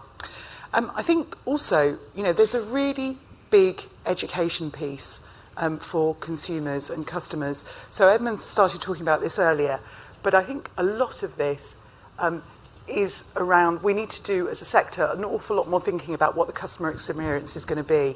There's some great stuff that's been put in by OZEV to sort of set the framework for that. So the requirement for this 98% uptime, the requirement to be able to pay contactless, the requirement around making charge points accessible so that all users can benefit from them. So wheelchair users, people perhaps who have English as a second or third language. But I think, ultimately, the thing that is missing for me at the moment, and I kind of speak personally as an avid user of our transport network, is the digital wrap, the digital information that I need to be able to plan my journey successfully. We know that planned journeys are more successful, so we all had a bit of fun this morning getting here. But in the palm of my hand, I was able to choose from about 6 different options, and I ended up coming in an electric EV, an Uber, to get here when, kind of public transport failed me, so I could get here in time. I need to be able to plan my journey with the same ease as I, kind of in a vehicle as I can, on public transit. And I think that's where I'm looking really for kind of another of the big kind of sessions that's happening in Docklands today. So there's a big, I came over from Custom House in the XL, where there's a massive AWS trade show and various kind of digital providers. They're thinking about the sort of services that they're going to provide to customers. And I really feel like we need as a sector to start provoking those conversations. ZapMap does a great job. ZapMap is not going to get us to where we need to get to. We need that information in car. People need certainty on where they're going to charge. So whether that's, kind of the best places at home, whether that's at their destination, whether that's on the strategic road network, whether it's on one of the brilliant new private charging hubs that we're seeing grow up, around the strategic road network. They need to know how long it's going to how long it's going to take for them to charge. And they're going to need to know how much it's going to cost. They're going to need to know that space is available, and all of that information needs to be provided within the car. So for somebody who is, absolutely passionate about big electrical cables, because that's my day job, I have a surprising passion for kind of data and information as well, because I think it's absolutely the key to kind of making sure that we give consumers the right experience of this, so that we start reducing their charging anxiety. We start reducing the anxiety, felt by people in my demographic. I felt very seen about this women 55 and over. I feel, so I clearly have an awful lot more to do with my own kind of peers and my community of middle-aged women. But we need to start kind of showing them that it's safe and easy and kind of accessible to be able to use these services. Huge challenges, not got any of the answers. Answers on a postcard, please. I'll be here for the rest of the day. So we spent most of our time talking about cars and vans, but we're making significant steps in introducing electric buses, but baby steps really, early stages for introduction of electric HGVs. So moving on to Steve, so what does the charging infrastructure landscape need to look like for commercial vehicles such as HGVs and coaches? We hear about megawatt charging come along, which is a huge challenge for the grid. So what does that look like? Yeah, I mean, look, all these problems are surmountable. As you said, I mean, fundamentally, it's just the same problem, just on a slightly larger scale. And I think, you know, the sooner people come and talk to us and engage with us, as I said, there are lead times for us to build capacity at that level, but there will always be spots on our network where we have capacity at that level and we can deliver it. So sometimes it just requires those leaps of imagination where, you know, if you're running a bus fleet, you might have a depot you've had for years, and we can offer you an answer that says, well, if we can move that depot, which might be possible, then actually we can get you connected quickly. If you really want it there, then this is the lead time. So I think the sooner people come and talk to us, then we can, you know, offer them the options where we've got capacity today, and therefore if you want it, you know, you can site it here, there, wherever. Or if, you know, location is really important to you, then we can work hard to get the permitting, get everything ready to get it built as quickly as possible. But I think the main thing is, you know, conceptually it's same set of problems, just on a bigger scale. And again, comes back to that answer of, you know, we are going to need to see some shifts in some of the permitting and planning stuff to just enable us to do those big capacity expansions a bit quicker. And, you know, we've had some, you know, positive encouragement from government, and, you know, there's definitely signs that they're starting to understand that. We just need to get that moved into action and actual tangible changes, because we've got to get down that time it takes us to build significant new infrastructure. You know, you just can't take 9 years if you want to build on this scale. I mean, you go back to, you know, probably last time we did anything on this scale, the Victorian era. You know, when we built on that scale, you know, when the electric system was first built, people didn't build early power stations and say, well, at the moment I've only got one customer, so I'll build it to that scale. They said, this thing's coming, there's going to be, you know, thousands of customers. And they took risks, same when we built, you know, other parts of public infrastructure. So that's the mindset we need to get into. I mean, I think my favourite one, you know, where I felt we're making progress, you know, Economist magazine front cover when it said, you know, if you care about the environment, hug a pylon. I mean, that's very parochial to me, but that is the reality. We're all going to have to accept that, you know, if you want this and believe in it, then you're going to have to get used to some of this infrastructure and accept that that's what's required to deliver it. Thanks very much, Steve. We've exceeded our time, I know.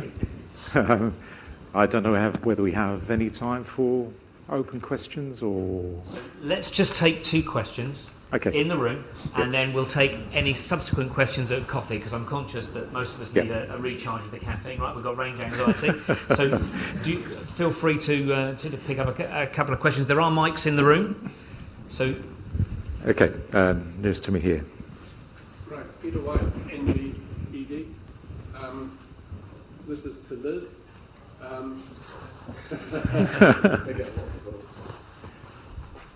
Cheers.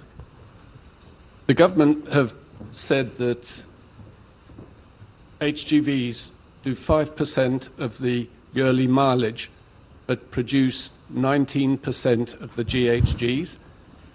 LCVs are 16 and 16. If you look at Project Rapid,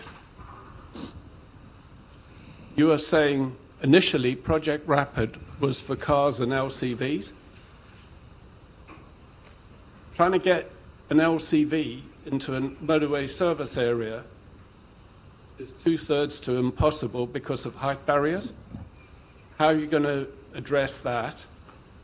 And if we're looking at the HGVs, we could solve the GHGs in this decade by putting charging in now for those HGVs, because if you look at all the OEMs for HGVs, they've all got product that is available here and now.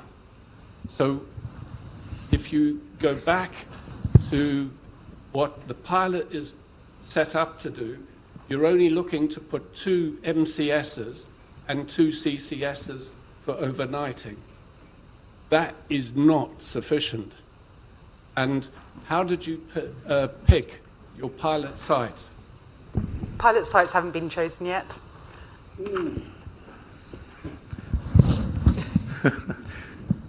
So kind of we're inviting pilot applications. We will be inviting pilot applications. We haven't chosen sites. They will need to be assessed as to kind of, what the solutions might look like. I'm sorry, that's a surprise. But that's the way we run a pilot, is we're going to invite pilot applications and assess them. I think, I'm here to do the delivery rather than the policy. However, I think it is great that we are starting to have a think about how to make provision for freight at this early stage. And we need to use the pilot absolutely to take evidence from people and to take thoughts from people about how we proceed. The fact that HGVs are in pilots at all is thanks to some really outstanding lobbying from colleagues who are standing in this room today. And I use the word standing quite pointedly, because I think that the market has done a really great job in trying to kind of influence government to really consider the picture in the round. I don't know where we'll end up for Main Fund. I know that we have got an awful lot to learn during pilot. I'm looking forward to kind of doing that, and I'm looking forward to hearing kind of evidence from the sector. I think, there's a couple of things in people's minds. I think, we talk a lot about the kind of VHS Betamax, the hydrogen, electric, hybrid, question mark, inductive kind of solutions for freight. I think there is still some stuff in government's mind about kind of, which technology will win. We're agnostic to that. We know that whichever technology wins, we're going to need, kind of much bigger electrical cables heading into motorway service areas. And we also know that there's a challenge for motorway service area operators. So we're working really closely with some of the brilliant providers, of motorway service areas. And I think this is a challenge for them as well. So actually, it would change the use case, as you talk about, for motorway service areas. So there's a big, I think, question for motorway service areas about how they organise their land, the provision of services, the signage, the parking, and the user experience. Throughout this transition. Not got any of the answers. I would love to have the answers for you today. Let's talk over break and let's look to see what happens, I think, through pilot. So Liz, thank you. That was a really good question and a really good response. So we've sort of eaten a bit of our time, Sorry. So we're going to go to coffee. No, that's fine. No, it's good to have the debate. There's a few observations for me. Firstly, we're going to need to be back in the room by 11:20. Okay, I might squeeze that a little bit by 5 or 10 minutes just so that people can get fully caffeinated. The second thing is, you've all got questionnaires on your seats. Please, please, please fill that out between now and lunchtime. That's really, really quite important. A couple of shout-outs, really. I would strongly advocate that motorway service areas aren't the only answer to the transition. Absolutely. I'd love to see the Rapid Charging Fund enable further than MSAs, because at the moment, there's a really great opportunity there. The next thing is low regret scenario. Even if you think the trucking solution is hydrogen, you're going to need a grid connection to make the hydrogen where you use it. So there's a very low risk opportunity to right-size grid connections. And then my final piece, I think we've picked up particularly along the network piece, is that regulation has been a barrier, right? That regulation has been protecting you as a bill payer. Okay, the energy networks are paid for by the people in this room. So I would not harangue Ofgem. I think they've done a pretty good job. But as of yesterday, we know that the next energy bill will have net zero in Ofgem's mandate going forward. That actually is reasonably significant. I don't think we realise actually how significant that's going to be, but I think it addresses one of your points, Liz. And so on that basis, please, will you raise your hands and thank our panel and Lloyd as leader. Drink coffee. We will see you back here in about 15 minutes. Thank you very much.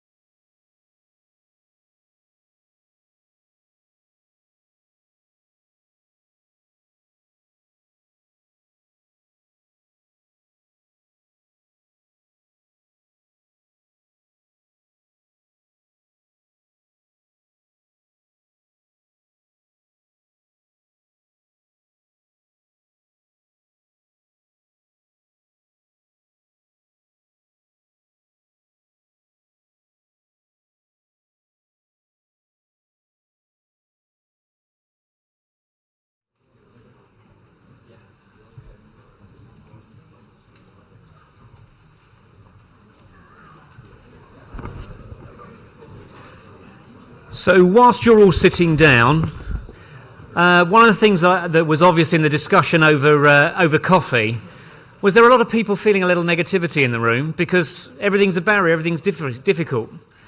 Can I just point out how far we've come, right? So, you know, I spent 5 years at National Grid. When I joined National Grid, I couldn't have an electric car. Now every car in National Grid's fleet, their company car scheme is 100% electric. They have an electric bus. There are more car sales, electric car sales now than there have ever been. The projections only go up and to the right. Right, we've gone from those early pioneers into we're sort of crossing that chasm, right? Problems are getting solved. The concern around where the electricity is going to be coming from is all in stream. Yes, it causes other wrinkles like grid queues, but that's being fixed. So one of the things I'm really keen to make sure people take away is that the glass absolutely is half full. So anyway, that leads us on. That leads us on to our fireside chat. I feel a little uncomfortable about it being a fireside chat. It sort of implies we're burning stuff, and we shouldn't be. But anyway, what's really, really important is you don't know what the problem is until you find the problem. And the one thing that I would like to bring to the session now is some great work that both Catherine and Kate are doing, have done, continue to do, to actually make positive change in the sector. So Catherine is Head of Innovation at Motability. Her role leads on the research into transport accessibility, topics ranging from accessible EV charging and access for wheelchairs, through to innovative initiatives such as scholarship programs supporting disabled people, studies into transport design, innovation, setting up inclusive transport centre, doing so much in this great space for so many people. And Kate has been in this space for a little while. She's really pioneering off the back of actually poor experience herself, which I'm sure we'll come to. And she's the CEO and co-founder of ChargeSafe. So it gives me great pleasure to welcome the two of you. This is supposed to be a fireside chat, so I'm waiting for my handheld mic mysteriously to arrive. Cue handheld mic. If not, we'll do it from here. So anyway, would you like, Catherine, just to do some of the introduction to some of the great work that Motability's been doing? Absolutely. So Motability's journey in this space began about 3 years ago now. We'd heard anecdotally from some disabled people that they were having trouble charging public EV charge points. We decided we wanted to explore this issue a little bit more. We're a national disability charity. We're best known for overseeing the Motability scheme, which has over 600,000 customers. It's the largest vehicle fleet in Europe. I always mention that because I feel like it's a little known fact that actually there are so many disabled drivers in the UK, and this is a really important part of our transport industry. We continued with research with Ricardo Consulting to try and establish the size of the problem.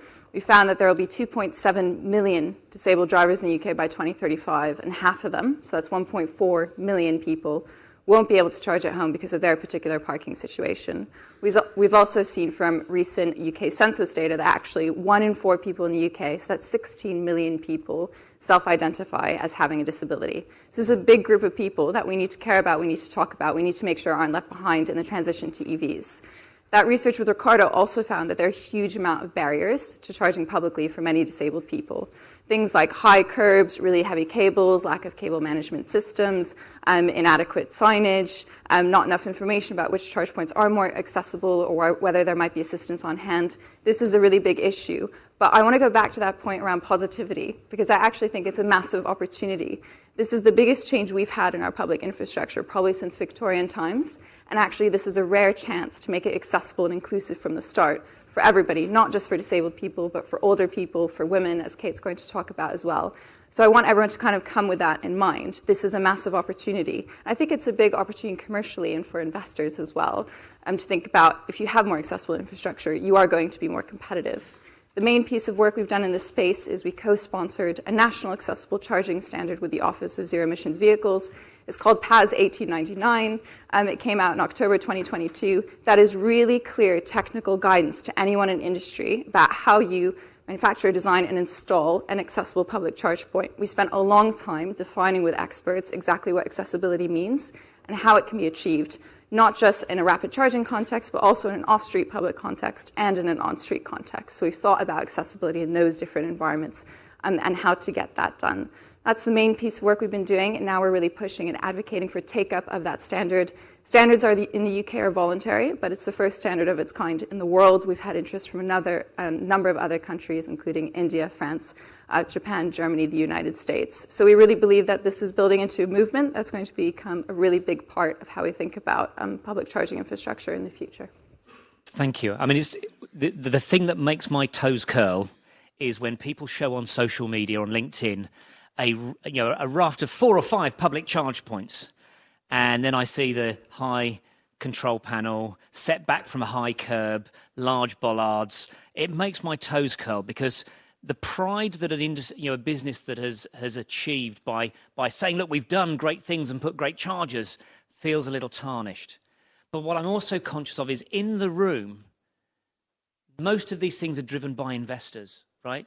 Citizen Financial Global is largely populated by those who are funders of this transition.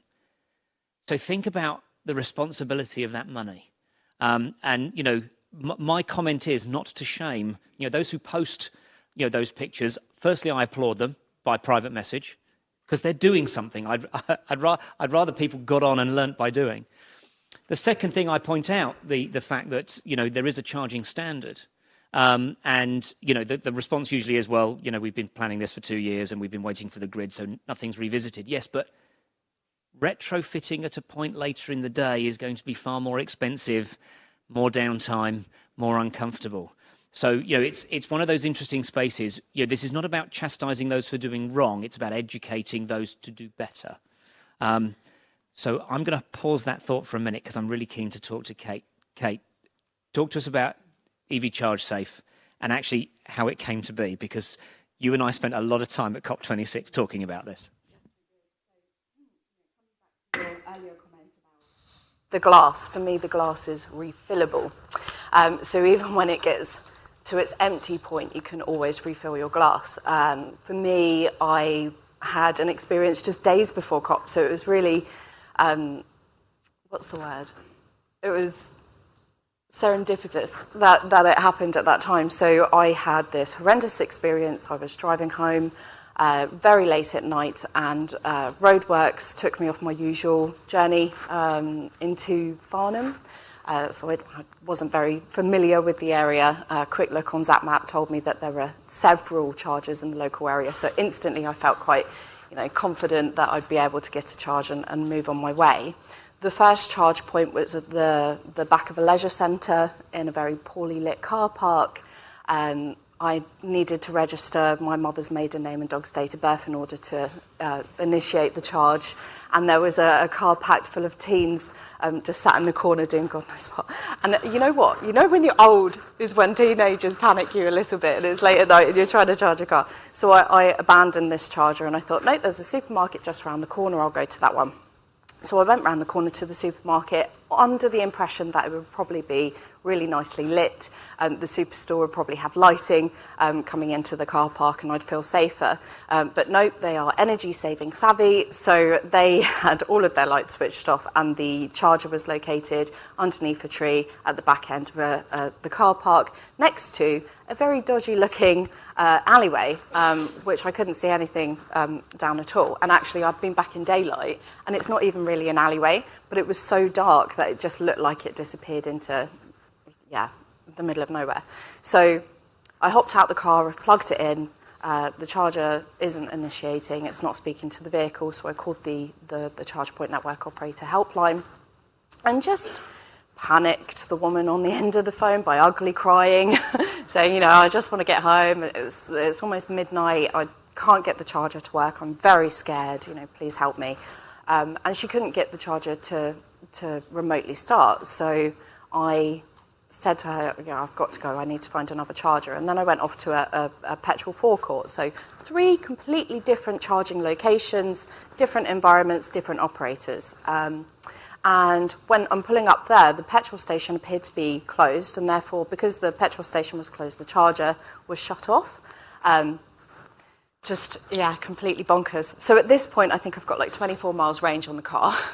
and there is a motorway service station about 24 miles away from where I am. But that will mean getting onto the M3 and driving at 70 miles per hour in order to get to this final charge point, which I know is going to work because I trust this company.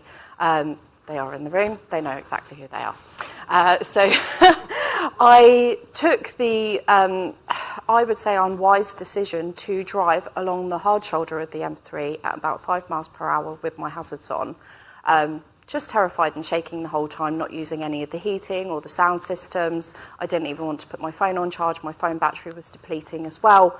But I didn't want to use any extra power in the vehicle because I was terrified I wasn't actually going to make it. And as it happened, I arrived at the charge point on 0. So I'd gone through turtle mode, arrived on 0. Having gone through quite a traumatic experience, not knowing if I was going to be pulled over by the police for dangerous driving or if somebody more unsavoury was going to prevent me from completing my journey or if the car was just going to completely fail on the hard shoulder. So that just kind of got me to a point of feeling very angry and let down. And I just thought, this isn't acceptable. And I think I went onto Twitter and I was like, what's going to make everybody feel safe at a charge point? And I caught the attention of a Mr. Ian Johnston, he's in the room, and he said, look, hey, if you've got something going on, I'd really like to hear about it when you've got something together. I'm watching your post with interest. So that kind of opened up this dialogue, and Osprey were one of the first charge point network operators who engaged with us at ChargeSafe to say we'd love to know how we can make our infrastructure safe and accessible, because the accessibility piece came in after a conversation with you, Graham. So Graham Cooper is responsible for ChargeSafe being a thing, because I went to Graham. You are at COP. Not really. So I need to express this. So this is Kate's idea. You don't know what you don't know. It needs to be consumer and user-led. Everyone in the room is thinking about business models. Everyone's thinking about policy and regulation. Start with the consumer in mind. And actually, we had a conversation at COP26 where Kate basically said, she explained the situation, and she said, should I do something about it? And I went, well, look, who else is going to tackle this problem if you don't do it? So actually, all I did was say, for God's sake, get on with it. Because, we're innovating. There's no instruction manual to decarbonising the transport sector, right? Mm-hmm. So we've got to write every chapter as we go, or try and start writing the next chapter as we go. Yeah. So I'm just a rabble rouser. I just said, get on with it. But yeah, I'll just keep yelling. So do you want to just talk through, in effect, what is ChargeSafe? What we actually do, yeah, because I haven't actually mentioned that. So what ChargeSafe effectively do is we are the trust pilot of the EV charge infrastructure world. So we have a award-winning 5-star rating system whereby we will go around to every single charge site in the UK and use a really thorough 144-point inspection process to detail just how accessible, influenced by the BSI PAS document that was published last year, thank you, Catherine, and safe the charge site is, but also how inclusive it is for the use of commercial vehicles moving forward. So are there height restrictions, width restrictions? So for us, we're really looking for the savvy networks, and savvy being how simple is it to use, how accessible is it, how visible am I, and how inclusive is the site. So we are building our lovely, humble little team. We have 5 employees now, and they are all out driving every day across the UK to score sites. And the objective is to be able to eventually publish all of the site scores to enable drivers with a more informed choice about where they're going to charge based on what their priorities are. So if they are a disabled person looking for some weight management systems for the cables, or if they need to ensure that the floor is completely flat and stable, or if it's somebody like me who just wants to be fully lit and covered by security cameras, then they will have access to that information via ChargeSafe and major mapping applications, and eventually in the vehicles themselves. So as Liz mentioned earlier, we're going to be giving this data out to everyone and anyone who wants it, just to get it out there. So a quick challenge is there's 2 ways of looking at this, which is, well, you're just a meddler and you're just trying to downplay my charging network. Yeah. Or the counter to that is, well, you're trying to raise the standards for every charger going forward. How would you I guess, counter those potential challenges? I'm your greatest supporter, not a meddler. So for me, I am the voice of the EV driver. I want to make sure that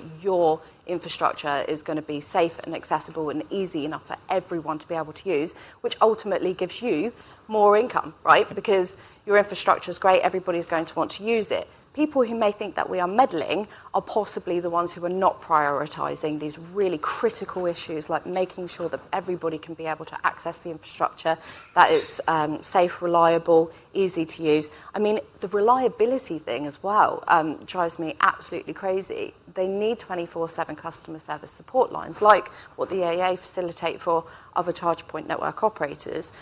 It's not a 9 to 5 Monday to Friday situation. If I need to charge my car at 11 p.m. on a Friday night and you are not answering your phone, that is completely unacceptable in my book. So I guess to some extent, we're starting to see legislation catch up with some of those objectives. So, Jesse Norman put me on the government's EV Energy Task Force. I was the only energy representative on that when it started. But those 21 recommendations included things like accessibility, smart, and reliability. So I guess to some extent you're a little bit ahead of the curve because you're rating reliability, but the legislative requirements not quite got there yet. Yeah. But I would also flag that actually this is a transition, right? We're well into a process of growth in this market, but actually we're still tip of the iceberg, really, as far as the large scale rollout. So I guess there's an element here that you're both responding to and pushing and driving up standards. So there's like two things that we're doing at the moment. Through the rating process, we're able to deliver really informed reports to key stakeholders that are a part of the whole, putting the kit in the ground and delivering a service. So we can say, of the 42,000 charge points that are on UK roads today, this is what needs to be improved. But moving forward, we've also got the ChargeSafe certified partner where we're delivering workshops and courses on how to deliver and design accessible sites right now. So we're like influencing the future and looking back on what's already gone in and what we can improve. Okay. And it's just a continuous, and there's no beating anyone over the head because we're doing something incredible. Like we're building infrastructure that should be lasting, decades, if not centuries, for future drivers. So let's just collaborate and work together and stop, beating each other up. Fantastic. I'm going to come to you, Catherine. You said at the moment the legislation is advisory. Mm. Do you believe it needs to be mandated, or do you believe that the existing accessibility legislation is adequate and this is just additional guidance? Because I guess the reason for the question is when I challenged one of these people who showed me their lovely new shiny charging network and I kind of privately said, could do better, their response was, well, I'm only delivering to legislation. I'm only doing the minimum that I need to do. So how would you sort of counter that? So the first thing I would say is that there is the Equality Act 2010, which states that anyone who's providing any kind of services or products needs to think about accessibility and inclusion and make reasonable adjustments. So actually, that is in law. I think sometimes what's more challenging is it doesn't necessarily say exactly how to achieve that. And that's why we sponsored a standard, because it gives you tens and tens and tens of pages of extremely technical guidance that this is exactly how it can be achieved. Because it wasn't that people in industry didn't want to be accessible and inclusive. When we talked to many of you, you said, I'd love to be, but I don't know what that means in a charging context. What exactly does that look like? That's why we put in so much hard work to do this. But I would say there is still the Equality Act 2010. There is still that obligation to make reasonable adjustments. But also I would say at the moment, government is saying the standard is voluntary. They're not making it mandatory. But they haven't said that they won't make it mandatory in the future. And so they're really closely looking at what uptake of this voluntary standard is going to be like. They co-sponsored it. They're very supportive of it. So if industry doesn't respond, that option is on the table. The final thing I would also say is that this is becoming quite embedded into some of the funding schemes. We're seeing, everyone in this room has probably heard of the Local Electric Vehicle Infrastructure Fund, the Levi Fund. Stage 2 applications I think are going to be due later in the year. There are questions on that application about plans for conformity with PAS 1899, and it's deliberately not a yes-no tick box question because a lot of people might just tick the box yes without knowing what that means. It is more of a descriptive question to make sure that applicants really understand what the standard is and how it's going to be achieved. And I said that was the final point, but I would also just say there is something about wanting to do the right thing, not wanting to just meet the minimum, wanting to go above and beyond to be competitive. I think that's really important in this context as well. No, that's really good. I mean, one of the things I want to call out actually is obviously we contributed, when I was working at National Grid, we contributed to supporting and supported ChargeSafe. I've actually used both your organisations in a large statewide bid in the US. So the UK is leading. So through the work that I do now, working for Jacobs, one of the largest states in the US was doing is looking for tendering for a large rollout of tens of thousands of chargers over the next 7 years. And buried in the document there was make accessibility considerations. That was it, one line. And when we challenged the tender and said, well, what do you mean? They said they don't know, but we thought we ought to put it in. So in the free text box at the end of this bid, it says, well, what are you as the bidder going to bring additional to just the pricing requirements of the bid? So actually, I took most of the accessibility standard and said, look, we're not going to say to a US business, you know nothing, you need to copy the Brits. But what we actually did was wrote in that you need to take the principles of what is currently global best practice for accessibility and take those principles forward. What's really interesting off the back of this is if we win, the utility who wants to do this will actually take those principles and drive an accessibility standard for their state. So, and coming back to the glass is half full, often we think we're this little island off the outshoot of Europe and we're not leading the way. We are actually leading the way in a number of areas. And additionally, the safety aspect and the rating, that formed part of our bid as well. So, I'm not sure whether we'll be winners or not, but what was really interesting was that global best practice is going to be really quite important. I can't remember which US president said it. When the tide rises, all boats float. I think we need to raise the standards quickly across the whole sector. But I'd also call to the room, if you are investing in early stage development of chargers to develop and flip, somebody doing due diligence down the line will consider the accessibility of the network that you're selling. So this is not just a cost, this is a value proposition as well as being an obligation. So look, we're running slightly over because we were slightly over, but what I'm going to do is two things. The QR codes for both the standard and EV ChargeSafe are on the screen. I strongly advise you just to have a look. We don't know what we don't know, so have a look. What I'm also going to do is invite two questions from the room. Wow, that was a quick hand. So the gentleman here in the grey jacket and the gentleman with the white shirt over there. Actually, if you don't have a mic, I'll pass it, and then we will move on to our next session. It's a bit like pass the parcel.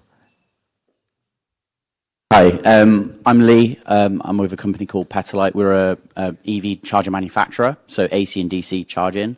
Our USP is reliability, so it helps, but we actually are in the process of fully implementing PAS 1899. Great.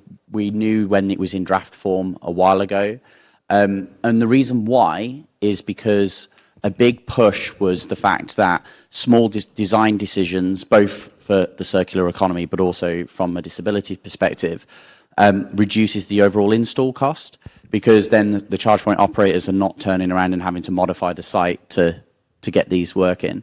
One of the challenges of that, though, is we're a UK manufacturer, really good, but most of our charger manufacturers are not UK. How is this being adopted? We heard a little bit about like the US states, but have you seen any adoption growing into Europe and beyond? Because for example, there's several major charger manufacturers in Europe and also out in China. So that was my question. Have you seen any adoption? Yeah, absolutely. It's an excellent question. So I think a lot of our influencing at first was focused around industry in the UK and CPOs. Then we've kind of moved on to focus on a lot of the landowners, whether it's local councils or others, to try and make them aware that they're kind of responsible for thinking about this as well.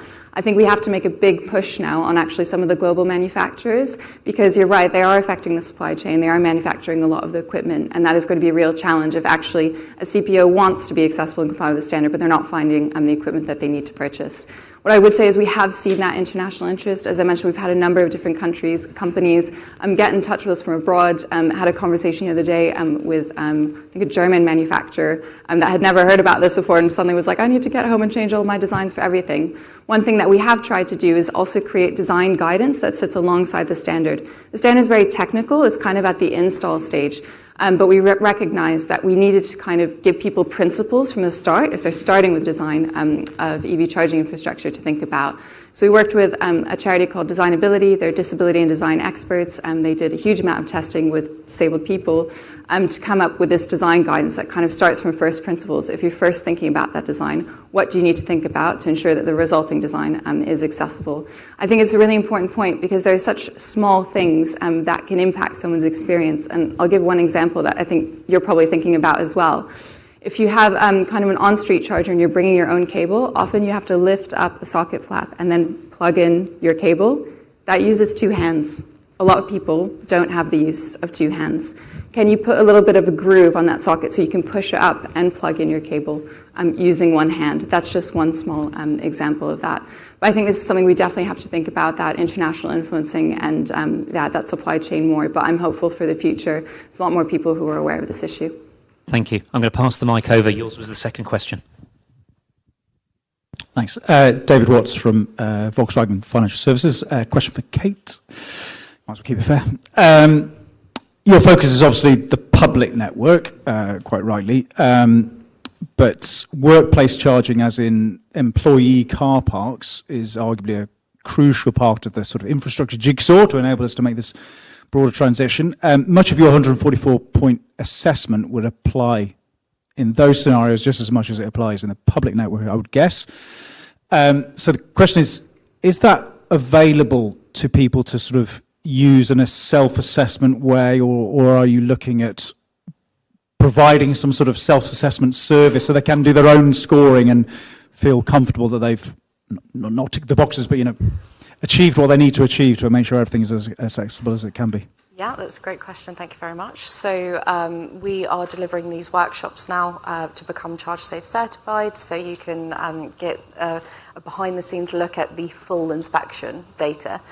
So every single point that we measure, how we measure it, and why we measure it. And it's complemented by an e-learning segment that's done right at the end. You've got access to all the workshop materials as well as support and guidance. So if you do want to roll out like a design on all sites and you want it to be fairly similar, but there are a couple of sites that might be causing some niche concerns, we will come out and attend those sites for you and just give you some advice and guidance on how to best maneuver them so that they are more accessible for all staff. So we have got some really bespoke consultancy options as well as the workshop to support the behind the scenes stuff and not just the public. So yeah, anything that we can do to support safe and accessible infrastructure, whether it's for public use or private use, is super important. So yeah, get in touch. Thank you very much. Great question. I am going to also give a shout out to actually what I see as 2 great exemplar businesses doing this. Right, so we've got both GridServe and Osprey in the room. Their latest sites are really great exemplars of this. You know, this is a difficult space. You know, we're writing the rule book as we go, right? But what I would argue, whether you're an EV driver or not, go and search out and see what good looks like. I'm a strong believer that the industry works on global best practice. I would strongly argue that the UK is leading that global best practice. So go see what good looks like, and that will actually do more than just reading the technical standard. When you see what good looks like, it is plainly obvious. All right. So anyway, please raise your hands. Thank our 2 panelists. Right, we will be moving swiftly on. I'm going to introduce you to Alec Peachy, who's the moderator of the next session. Alec has been in the multimedia journalism space for over 15 years. He is a good egg. He channels those good stories. He brings good people together to create good things. And he will be leading the panel today.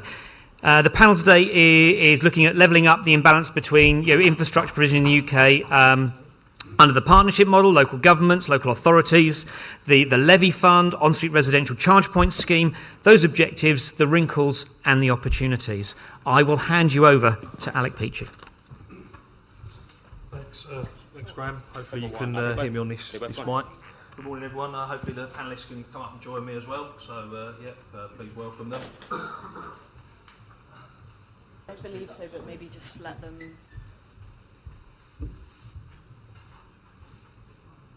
I gave one to... Okay. I'm not sure it does for me, to be honest. Can't believe that. So yeah, good morning everyone. I think we're just about still in the morning. And Do you need charging? as Brett mentioned, I'm Alec, I'm the founder and editorial director of a media brand called Transport and Energy, which is designed to both bring together and help educate professionals from both sectors in order to accelerate the transition to net zero. So delighted to be here today to chair this important session. So obviously there's millions of pounds that have been allocated to the rollout of public EV charge points. The installation of this infrastructure will need to be delivered on both a local and national level, and this will need collaboration between local highway teams, central government and the wider energy sector for it to happen. Bringing together the relevant stakeholders to help provide guidance to local authorities on how to plan, develop and operate EV infrastructure will be key, as will private partnerships, which we've already heard about this morning, and the Minister talked about private sector investment and that being obviously very key. Of course, currently there is a lot of uncertainty around how to go about this, and there are several challenges that need to be overcome, and that's what we're going to try and address today around the Levi Fund, the Local Electric Vehicle Infrastructure Fund, for anyone that doesn't know the acronym, and the On-Street Residential Charge Point Scheme achieving their objectives. And are private partnerships between local councils and the private sector the best way forward? So I want to introduce my speakers first. Carl, do you want to introduce yourself and who you represent? Hi there, Carl Anders, Managing Director of Mayor UK. We're a public charging network across the UK, about the 10th biggest at the moment and growing quite fast. But we're also workplace and fleet and depot charging specialists as well, so we do that. We're owned by Statkraft, Europe's biggest renewable energy company, and also ultimately by the Norwegian government. And we've been in the market for about 3 years, but I think I've been in this space for about 15 years now. Thanks, Carl. And then Catherine. Hi, everyone. Catherine Bowen. I'm Senior Policy Advisor at the British Vehicle Rental and Leasing Association. Rolls nicely for the tongue. Our members are rental and leasing companies. They've got a fleet of 4 million vehicles, and they purchase around 50% of all vehicles that are registered per annum. Obviously, a large proportion of those are electric vehicles. Thanks, Catherine. And then Aaron. Hi, I'm Aaron Berry. I'm Deputy Head of the Office for Zero Emission Vehicles, and I'm responsible for local charging infrastructure, including Levi and Orcs. And then last but not least, James. James Court, CEO of EVA England, and we're the Drivers Association representing EV drivers. Thank you all. Thanks for the introduction. So I want to make this session quite interactive. So we will be going to Q&A. We're trying to try and get some questions from the audience for this session. But I want to start off with a bit of a scene setter with our panel and look ahead, if you like.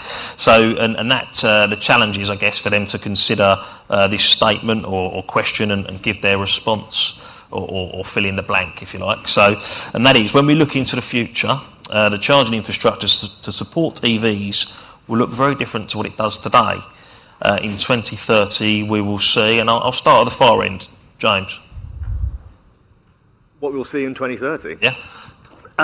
God, an idiot tries to predict that far ahead, right? Give it a go. I didn't predict Mr. Bean was going to ruin my weekend. So I don't know.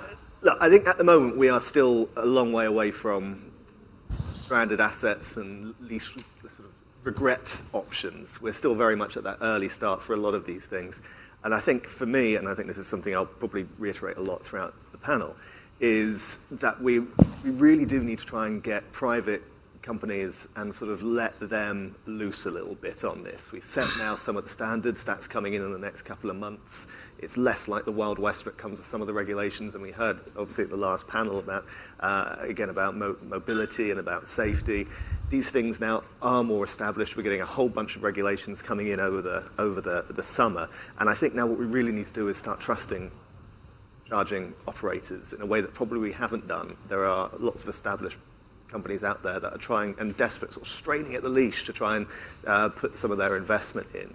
So a lot about this session is about trusting companies, because ultimately their data and what they understand about customers and putting the customer first, they're the ones that have got this connection with consumers. So yeah, we need, things are good at the moment. It is, yeah. Start. Yeah. So if you don't mind, I think they've been trying to get all of these on the email. However, things are going.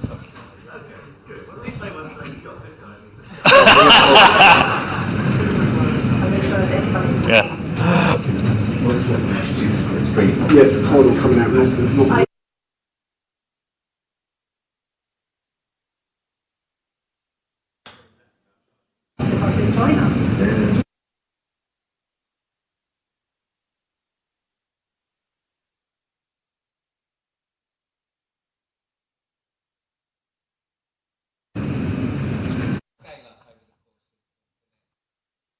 10 years and more, right? I think we'll worry rather less about charging infrastructure. I won't say much more than that because we don't know. I mean, that's one of the really exciting things in this space, what exactly the solutions are, etc. But I totally agree on sort of I don't think we're going to see regretted investment now. We're going to have a massive scale up in charging infrastructure. Something like 42,000 today.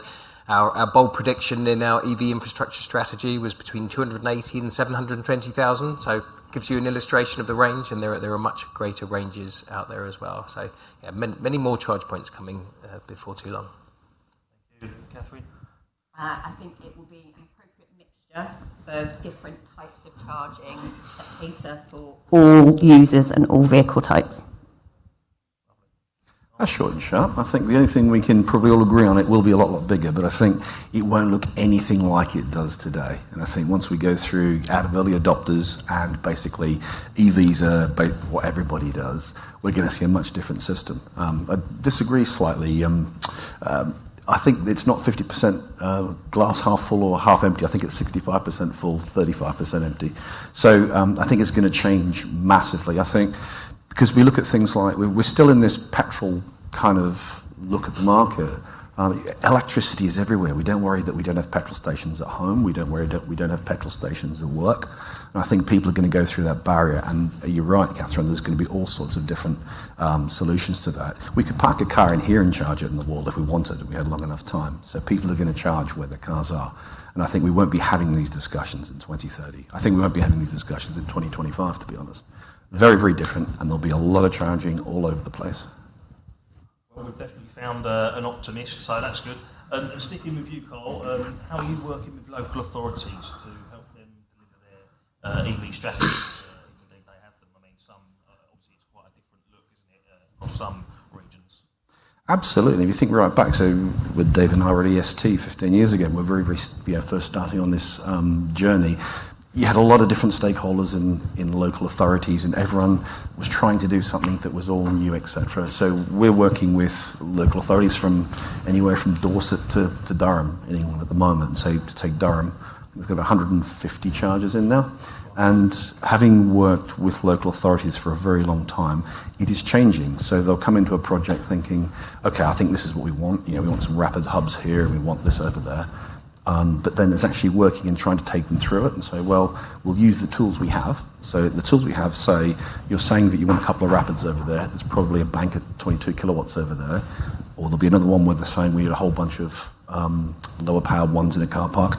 And it might be that a couple of rapids in a hub works better in that location. So it's more using the tools to help a council. I think that's the important thing, because they've gone through a process and they just need help, and that's what we're really here to do. Coming from the car industry, the sales process, if you like, within charging is completely different. It's very consultative. It's how do we all try and take things forward, not how do we ram something into this council fast. And I think councils pick that up. The fact that you want to work with them and help them about what works and how to get the most out of their money to serve their residents. Yeah, it's definitely about trying to put those right chargers in the right place at the right time. Enough guidance for local authorities at the moment, to help them do this? We've been through quite a process with that, and I'd say going back a while, it was terrible. But to support what people like us are doing, the guidance has improved dramatically. But you've also got a lot of people within local authorities who now know what they're doing. It's not the start of a journey. So I think with a lot of times now when people talk about, we're at the start, we're early adopters, there's some councils, they're sort of 10 years into this. So they've got lots of things. So EST has a lot of good guidance. Government puts out some really good guidance now to local authorities about how they should do it. So it's much, much better. Yeah, there's a lot of info there. And I think we're a long way through the journey with councils. They get it. Yeah, Aaron, do you want to pick up on that point from an OZEV perspective? A couple of points. So the first would be the level of engagement from local authorities. I've been in OZEV for, 3 years now, and my first year and a half in OZEV was ministers were concerned about the lack of uptake under the on-street residential charging scheme. Not enough local authorities were applying. So he was writing out, and various ministers have written out to local authorities saying, take advantage of this funding, it's really important, we need EV charging infrastructure. That has massively turned around over the course of the last 18 months in particular, the announcement of the ZEV mandate. There's no question now about electric vehicles are coming, and we have a pretty clear idea of when now and the sort of trajectory of uptake, and therefore the sort of certainty has increased massively, and the engagement of local authorities have increased massively. So now the next challenge is not so much should we be getting charging infrastructure in, is, all right, what's the best way that we can do that? And that's what our guidance is largely focused around now. And I think that the next big challenge in this space for us and for the Levi Fund is procuring it effectively. Government procurement systems are not well set up to sort of launch large-scale infrastructure schemes in this space, which are largely around concession contracts. That's where we can. There's huge opportunities to leverage a lot of private investment in this space and reduce the level of public subsidy going in. So that's the big challenge now. One of the big challenges going forward now, but engagement much less so. And James, just picking up the point with you, you've started to kind of touch upon obviously some of the barriers and the importance of removing them to ensure that this private investment does come through and the adoption can happen further and faster. That must be kind of welcome news to hear that guidance breaking through. Do you think enough's being done? Massively. And look, I was a local councillor. I was actually for a borough in London. I wrote an EV strategy for the council. Looking back at that now, God, I mean, it was probably all right at the time, but I wouldn't recommend that strategy now. We've moved on so quickly. And I suppose from that, it's like trying to thread a needle on trying to get this. Why it's so difficult for central government, because you have a variety of different councils and they fit into lots of different boxes. Uninterested in crap, uninterested but potentially good, interested in not doing particularly well, and interested in doing the right thing. There are some councils that sort of fit into that in this agenda, and I think the experience and knowledge within councils is growing. Some of my fears, my two biggest fears in this area, not in life, are one, that local councils are obsessed with control, and they still are very much in the idea of procuring. And I think that is going to be key in areas where utilisation and where uptake of EVs aren't there yet to be quite pure commercially sort of negotiated on. But they still want to have control. So while they do have some areas to play, I worry that they're getting too into it in areas where I think we should just let charge point operators do their thing. And then on the other side, I look at it, and this is a huge challenge, is that for international companies coming in, there are 420-odd local councils, all with slightly different rules. And even within London, you'd think that London is the best sort of test bed for some of this. And in the last 10 years, we've seen companies come in, Drive Now, we've seen car sharing points, we've seen CPOs come in, and charge point operators come in, and it's like, oh God, London isn't one thing. That's annoying. It's 33 things with 33 different councils. So how can we try and get this national sort of level so people aren't scared and it's not that difficult to go from one council to another council, while still allowing the good councils, who should have a little bit of a sort of a light touch on this. How do you balance all that? It is so tough. But those are the two things in this area that I think we really need to crack. And it's really difficult. Yeah, I think one of the big issues as well is you've got silos existing within a silo in local authorities. The highways team might not speak to the energy team, might not speak to planning, might not speak to procurement. They've really got to be joining forces and understanding the challenges and the opportunities in this space to make it happen. And as you say, that sharing of knowledge across certainly neighbouring authorities, if they're kind of serving similar areas, then that should be happening. A little bit of knowledge can be dangerous. I mean, I found that in my life, and I think that's the problem as well. Councillors that think they know what they're doing, and actually you're really not doing overall what needs to happen. But there are some good examples of councils out there, of course. There are, and if any were in the room, I'd say you were all doing brilliantly. And for everybody that's not in the room, they're horrendous. Yeah. They need to fix that. Catherine, just coming to you a moment then from the BVRLA perspective. Obviously, you've produced some guidance for local authorities around fleets and so on. So how do councils meet those diverse charging needs of electric fleets? Because, of course, they've got their own fleets of vehicles that they need to decarbonise as well. Yeah, so we did a couple of exercises. One was we initially published a fleet charging guide. The reason for that is we could see that local authorities are getting more responsibility for the planning and provision of charging infrastructure. And there was a slight fear that perhaps when you say fleet, local authorities wouldn't fully understand what fleet consists of. So the purpose of the fleet charging guide was to show that fleet is hugely diverse. It can be a car club, a taxi, a rental vehicle, a bus fleet, disabled users who use fleet vehicles, vans that are taken home, vans that go back to the depot. So we really wanted to publish the guidance. But I think one of the other challenges is that when local authorities are looking to plot demand for infrastructure, a lot of national fleets may not be reflected in those demand stats. Because if it's a lease vehicle, they'll be registered to the leasing company. If they're then with a big national operator, it may not have any resemblance to where those vehicles are in operation. So another reason for producing the guide was to show that there are certain use cases that will have certain challenges that will need to be overcome, and they'll require a certain type of charging. We've spoken a lot, and it's great to hear references to fleet and some of the van accessibility challenges that we've heard today. The other exercise that we did was we produced a fleet charging index. So we wrote out to all of the upper tier local authorities with a freedom of information request, asking how many had EV infrastructure strategies. It was about a third had completed them, about a third were in draft, and about a third hadn't started yet. But actually, 67% were either completed or in draft, which was reassuring in itself, particularly when the Levi Fund hadn't been announced, the local authority resource that's coming, we also hadn't had that announcement. But I think we do have to try and educate, particularly from a fleet perspective, because as I was saying, we've heard a lot today, lots of references to vans and fleets and things like that, but that does have to seep through to local authorities. So, yeah, I think there's a lot of good work being done, but there's still more to do.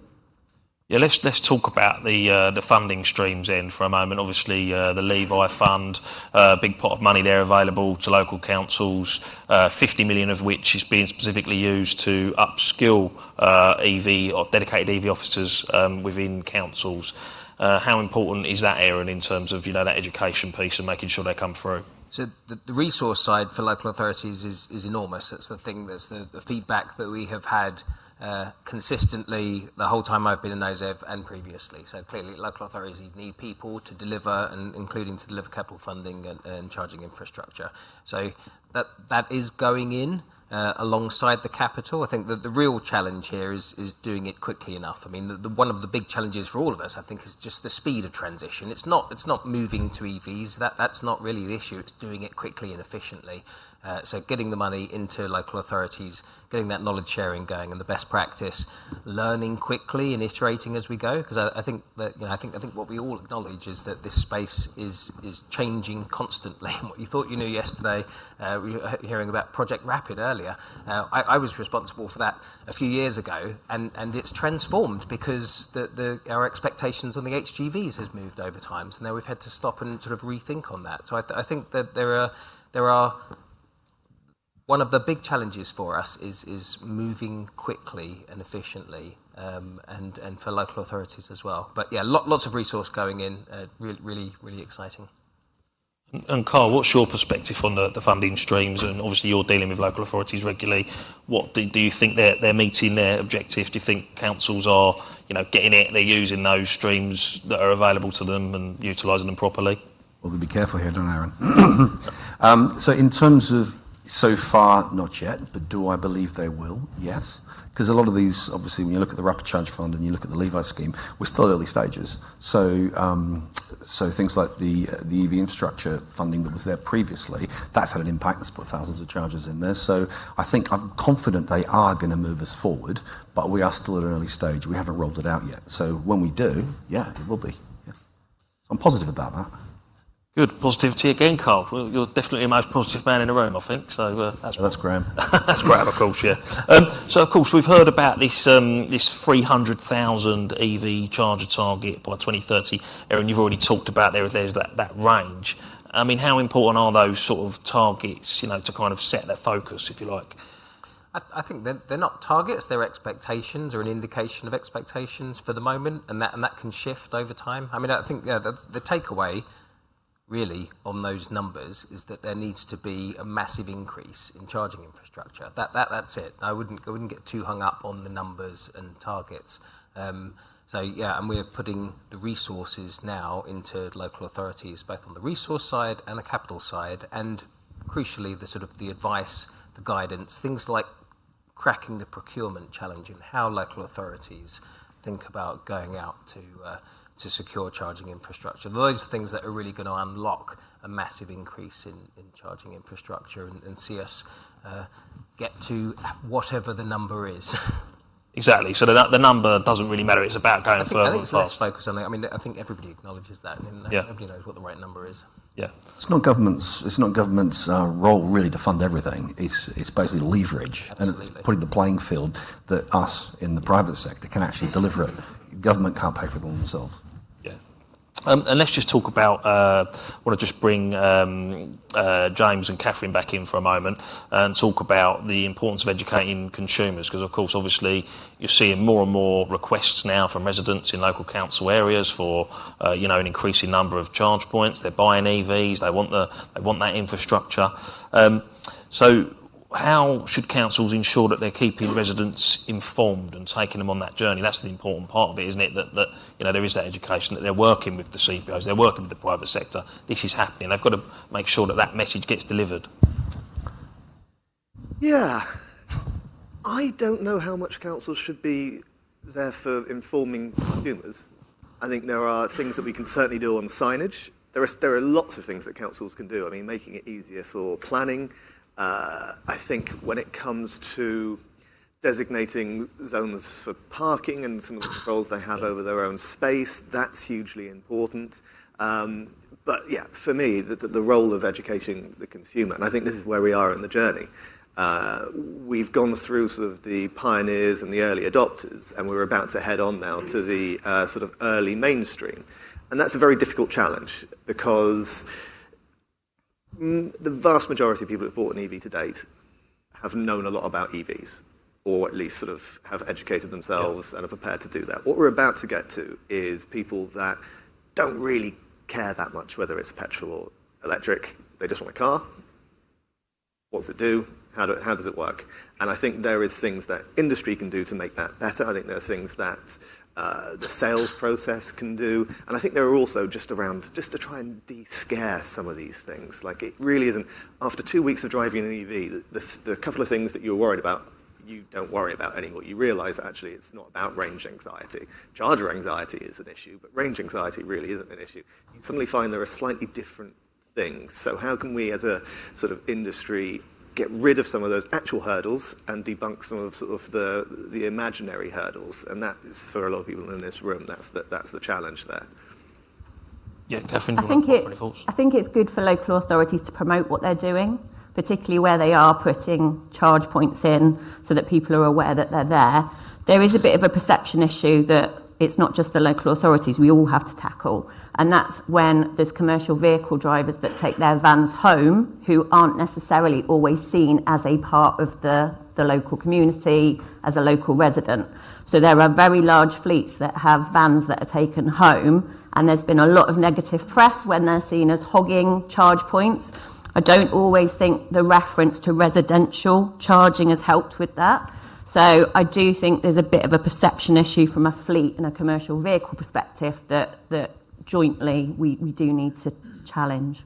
And I think that's a really good point. I mean, there are things on gullies, experiments on gullies going on, and I'm kind of talking to my local council that, I wouldn't mind doing that, and maybe it could be like, if I pay £400, I get a gully outside my house. Problem is, then do I feel like I already own that part of, I already get annoyed when somebody parks in front of my house. It's like, God, I've had to walk 10 seconds that way. That's really annoying. If you've actually bought some of the infrastructure, that's really difficult. When you're talking about icing, I don't want to get into that idea of when a petrol car blocks a charger. The thing with lamppost chargers, hopefully they'll be so prevalent that it doesn't matter if people park in front of that. I mean, there's also a little part of me that thinks it's mad. For £80 a year, I get to rent what is the equivalent of £500,000 worth of public space. It's a really cheap way of getting infrastructure, and I'm always slightly tempted to get a caravan and I suddenly have 2 extra bedrooms to my house for £80 a year. It's mad that we consider public highways personal space, but I think that's probably a different conversation. Yeah, Aaron, you want to come in? I think one thing that local authorities can do, and many are starting to do, is to, rather than sort of promote what they're doing necessarily, but talk about to enable local residents to give an indication of demand.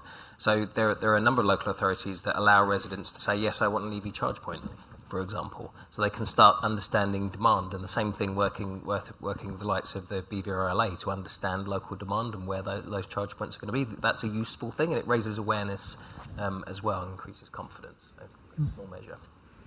Okay, look, let's start see if there's any questions from the audience. We've got a few minutes. I'm going to tell you loads of questions. We're going to try and bring it back on time. We're 12:30, Graham, is that right? Yeah. Right, we've got some questions over here. Do you want to raise your hand? If you could just say who you represent as well and your name, please. One at the front to start with, and then we'll work our way back. God, I hope they're not all pissed off councils. Thank you. Ben from Connected Curb. Going back to the first question in the view of the world on 2030, I'm quite interested in the relationship between hardware and software by 2030, given councils, a lot of the conversation today is buying hardware with an expectation software comes to run it. Do you think they will separate? Do you think software will become more of a central government commodity for this kit, or will it continue to be the Wild West of great innovation?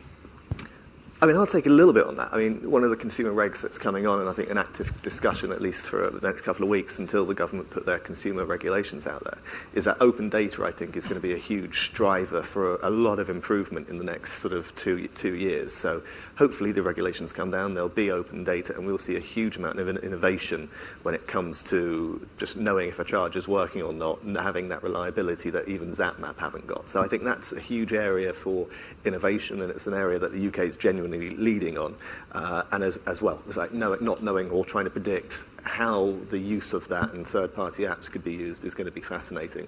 So yeah, the ownership of the data is one side. The software, I mean, I think that's going to be more of a USP. I don't know, again, what annoys CPOs as well, but a lamppost charger, it's basically just an outside plug. Like, it's not, I'm sure there's more complexity in that. The software that sits behind that and utilization, how that fits into the energy network, a more flexible grid. All of this stuff is sort of fascinating, and I hope people don't see it as ownership, more as a USP to try and drive this transition, which fits into sort of a much larger picture, which is that we're going to need a more flexible and sort of responsive grid going forward. Does anyone else want to tackle that one, or should we move on to the gentleman behind Ben over there? Thanks. I'm Nick Rogers from ZPN Energy. We're a UK manufacturer of rapid and ultra-rapid chargers. I wanted to ask the panel whether they think that the local authorities are really taking notice of what the consumer wants or what the consumer might want out of the charging networks that they're throwing money at, courtesy of those ads. I'm not going to bash the council. You want to take that one out? Anyway. I mean, I think they are listening. Yeah. This is the democratic system, right? And I mean, how many people know who their local councillor was? I was a local councillor. I'm not even sure my flatmates knew me. So I mean, that's it's a difficult thing. There is a role for it, and I think there's especially going to be a role for councils that feel and residents that feel they're being left behind. And I don't think we're quite at that space yet. Usually it's people with sharp elbows are the ones that are onto their councillors saying, I've just bought this car, can I have a car parking space? Fast forward a couple of years and there will be parts of the country that's left behind, and people will be needing to put pressure on their local council. So I hope it comes from that way up, and councils will feel that pressure that the infrastructure's not there. That's the fallback. Yeah, I mean, that's massively, my point is, I still don't think we're in that position where we've got any wrong type of infrastructure. We're not at that regret stage, anywhere near it yet. So I'm not that worried that councils will make huge amounts of wrong decisions. I mean, there's always the possibility they will, but we're not at that point yet. We need more infrastructure, full stop. Do you want to tackle that? What I would say is that local authorities are typically very alive to the fact that they need to talk to their residents in the development of their strategies. They are coming across areas where they've put charge points in and then they've had objections for local residents. So they do understand that, and they are increasingly talking to them in the development of their strategies, etc. The challenge is we don't know exactly what the right infrastructure is, and whether residents know what they actually really want and need is not clear yet either. So I think that there are big challenges in this space. The whole issue around, do they then have some sort of right over the car parking space in front of their house, and residents arguing over this, that and the other. I tend to feel that kind of some of that concern will go away over time when we have more and more charge points, and it's less of an issue. I mean, parking is always going to be an issue around London. It's always going to be. And I mean, the idea of somebody objecting to having a lamppost outside their house is kind of mind-blowing. But I mean, as a previous local councillor, I also knew that the one issue that you would never want to touch, and I was a coward on this, quite frankly, was that we were trying to put in some bike lanes, and we were going to take away like 3 car parking spaces out of a road of 100, and good God, like there aren't that many people that live there that wrote to me. I mean, it was just mad. So yeah, it's a real tough one, and I think as a councillor sometimes you've got to grow a bit of a backbone, which is why I think some of the LTN sort of issues we've seen and the electoral response to that is actually anti-LTN council campaigners were actually punished in the last 2 rounds of council results, and the pro-LTN councillors, and this isn't about hue of party at all, it's actually been spread across quite nicely, the pro-LTN councillors have not been punished and have actually been rewarded, because people quite like living in nicer places. Who knew? So I don't know. I try to ignore the 3 people moaning about or shouting at clouds, but councillors get frittish around elections, so, you know. You want to quickly come in, Cole, and we've got one more question. Sure. There's a lady waiting patiently over there. Okay, I think I've been asked by my local council, my district council, my county council. Everyone's asked about it. But that's some of the beauties about working with a supplier who can help a council figure out where to put them. Don't just put them at random. As I was saying earlier, we have the tools. We can help them put them in the right places. But there's a little thing, the levy fund, which is brilliant. The way that they're looking at the evaluation, because they're looking at charges per 100,000 people, and you've also got a deprivation index in there, and you've got a rurality thing in there. So these things are going to help direct the funding to the right place, on top of the tools that we're working with local councils so they can find it. But remember that because we're going to have at least 10 times as much public charging in 2030, the stuff that's in so far is only 10% of what will be in. So the fact that those things are being deployed now, even if those currently are completely the wrong places on the dark side of the moon, it will be a very small percentage of what will be in 2030 when we are doing it right. Well, we have one more question. There was a lady over there, waited patiently.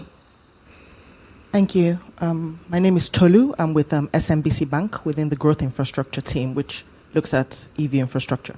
So I think my question is really around to what extent do you see commercial banks and private lending sort of participating in the rollout? Because it sounds to me that from what we've discussed today, it appears to be very decentralized at a local authority level, which would pose a challenge for commercial banks in terms of even just the size of the deals. They'll be much smaller. So I think just to understand a bit better about how you see commercial banks playing now and potentially in the future in this rollout. The only thing I'd say to that is I think we're not going to get another chunk of money from government on the Levi Fund. I think this is now it for local councils. So that money, once that's spent over the next 2 to 3 years, you will then start to see sort of almost 100% of new infrastructure going forward, near enough 100% of infrastructure going forward being on a private commercial basis. And I think we've already seen that switch of the first sort of generation of charges going in. Some of it looked a lot like land banking and trying to get prime spots. We've now seen the industry move a lot more about utilisation and trying to put that in and that paying for itself. So yeah, I think moving to the more utilisation place, it puts the pressure really on the CPOs to know where they should be putting it in, where the demand is, where the spaces are. So yeah, I mean, that would be, that's the key for me, is actually they know better than a lot of people because they've got more data and, quite frankly, more skin in the game. I don't know if that helps you, but yeah. Thanks, James. I think we'll leave it there. We've managed to get it back on time. If we could thank our panel in the usual way.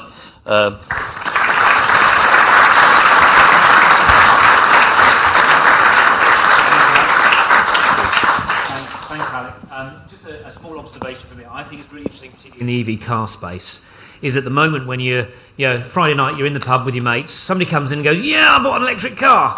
And it's the electric bit is the bit they focus on. Whereas previously you'd go, I bought a new car, and they say, well, what is the make, what is the model, what is the colour? So at what point do we normalise the EV? When someone says, I bought a car, and the assumption or presumption is it is electric. I'm going to give you a near analogy. If we think about the move 14 or 15 years ago away from the incandescent light bulb, people stockpiled the old type of bulb because they thought the future was scary, right? Now let's roll forward 10 or 15 years. You don't go into B&Q and say, hello, can I have a climate-friendly, low-carbon, super smart, energy-efficient light bulb? You say, can I have a bayonet or a screw fitting? So we've normalised taking 10% out of peak demand in energy. When will be the point at which we normalise decarbonisation of cars? I'm not looking for an answer, but it's the one thing I'm looking for. So anyway, thank you very, very much for Alec and the panel. Can you please raise your hands again once more?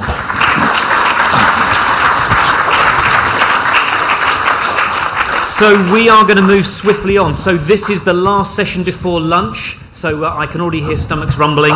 So we will try and get through this swiftly. I would also add, way ahead of the lunch, is some of the most amazing people in our sector are in this room, and I can see them. Okay, make the most of lunch, not for eating, but for growing your thirst and appetite for knowledge. Network furiously, it is certainly worth it. So anyway, without much ado, I would like us to move away from cars and light panel vans, and definitely in the direction of trucking. The one thing we know particularly through lockdown, is the logistics sector is the stuff that kept us fed, kept us watered, kept us entertained through those dark days of lockdown.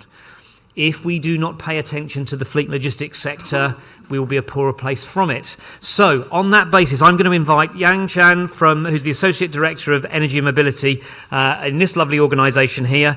He's Associate Director in Energy and Mobility Strategy. He's responsible for zero-emission transport with specialisms in emerging disruptive business models, commercial due diligence and growth strategy. He's advised a whole bunch of clients across the whole ecosystem.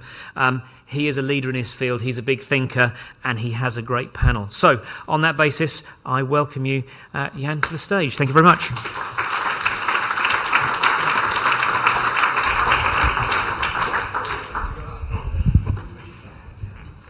So, we have the delightful pleasure of being the last panel before lunch, which is obviously the best slot.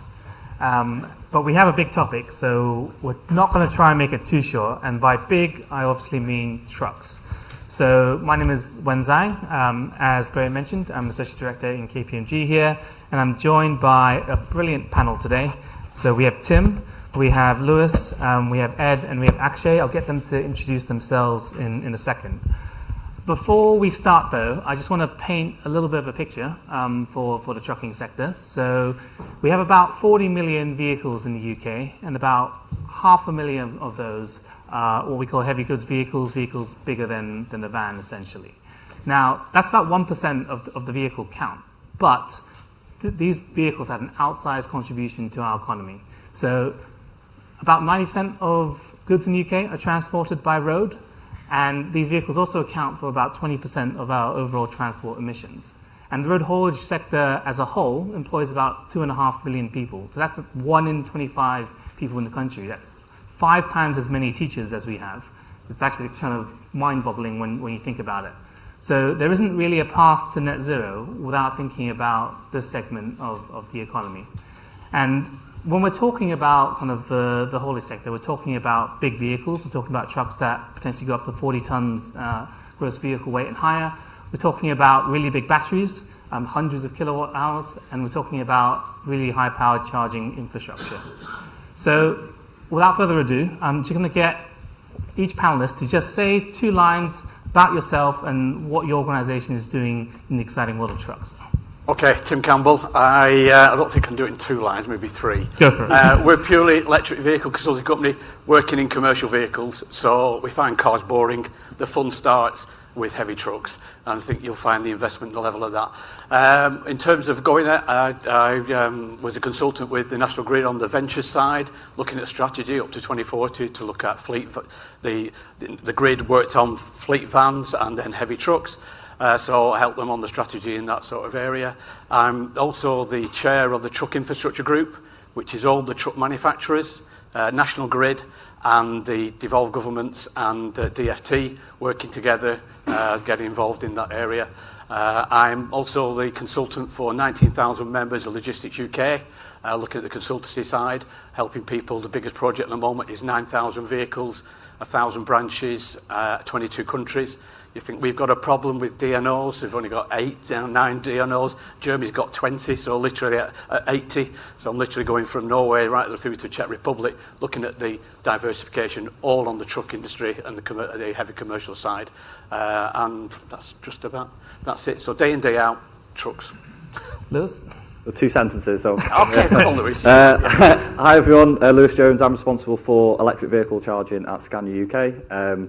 That encompasses both electrical infrastructure across our depots and workshops across the country, which is around 80, but also supporting our customers with electrical infrastructure at their depots as well. And Scania, we have our first urban electric truck on the road today and has been for a number of years, and we are about to launch our second iteration, which will also bring in tractor units as well in the electric vehicle space.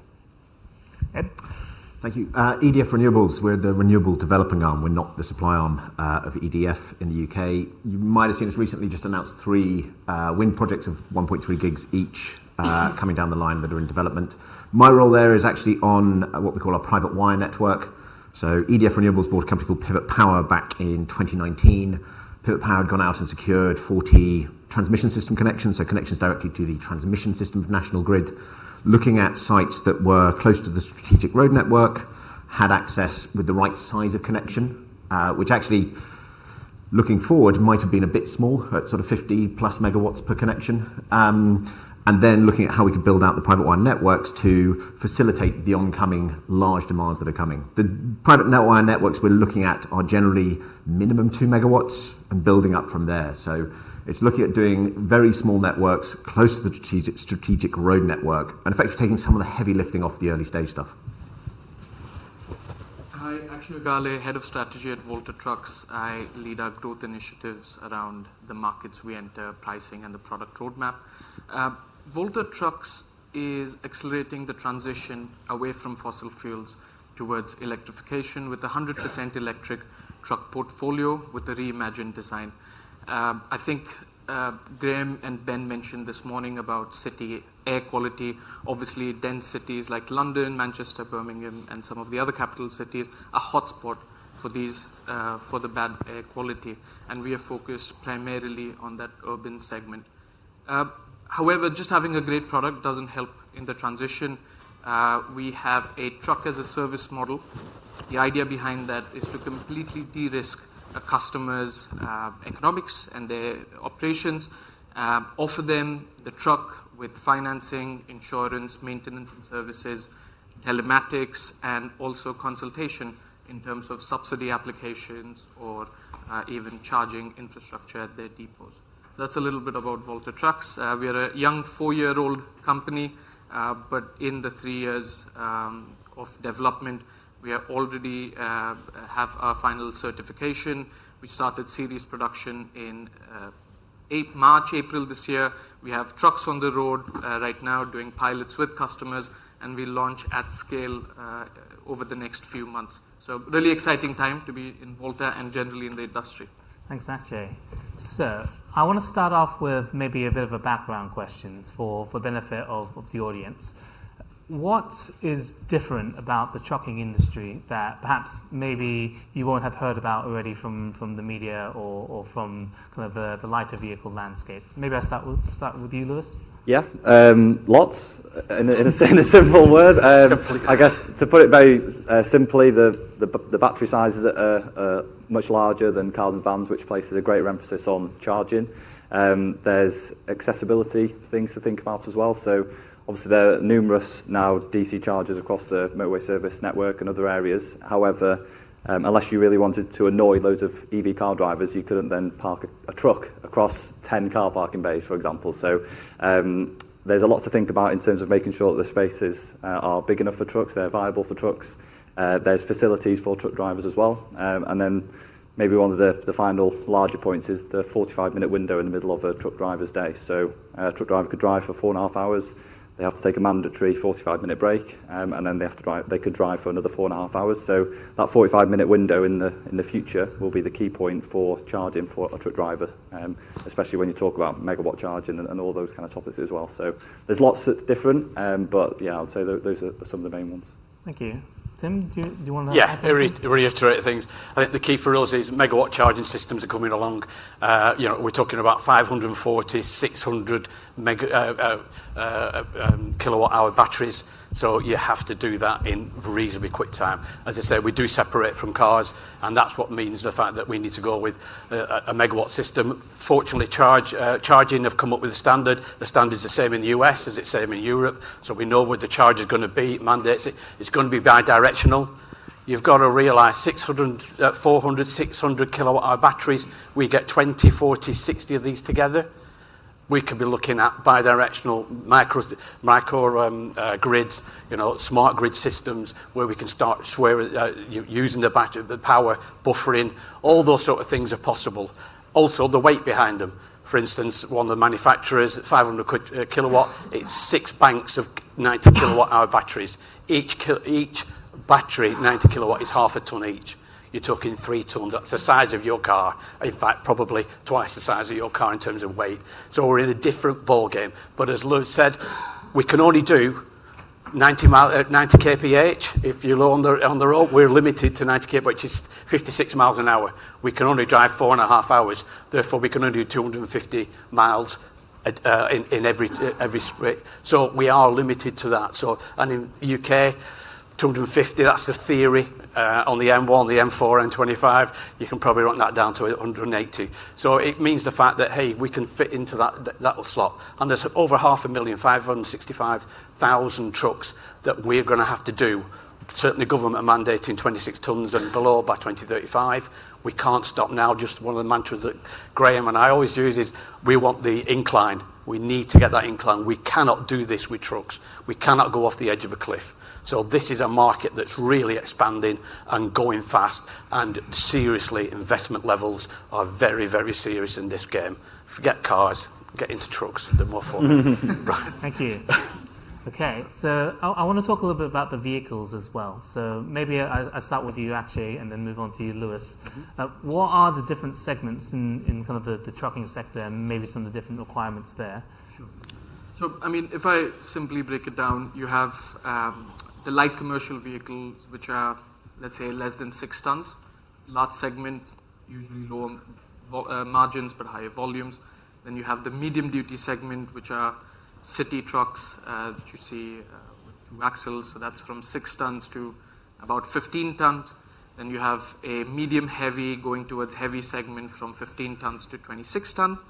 And then you have the articulate, sort of the HEVs or long trailers, tractor trailers that you see on the highways.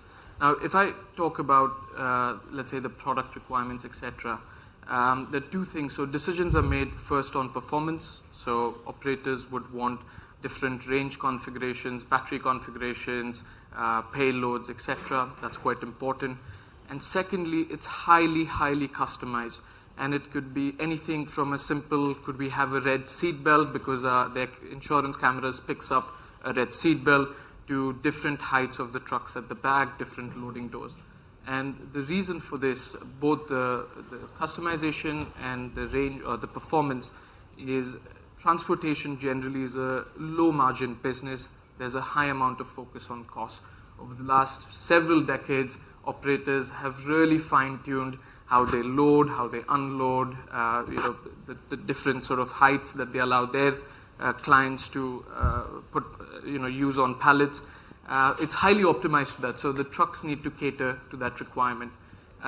If I then talk about the servicing side of things, almost all trucks are financed, so operational lease, financial leases, buyback options, and there's some other complex but interesting products that help customers. The second aspect of it is the charging infrastructure. Again, depending on your use case, range, truck portfolio, you're going to need a different charging infrastructure. The third key element is maintenance and servicing.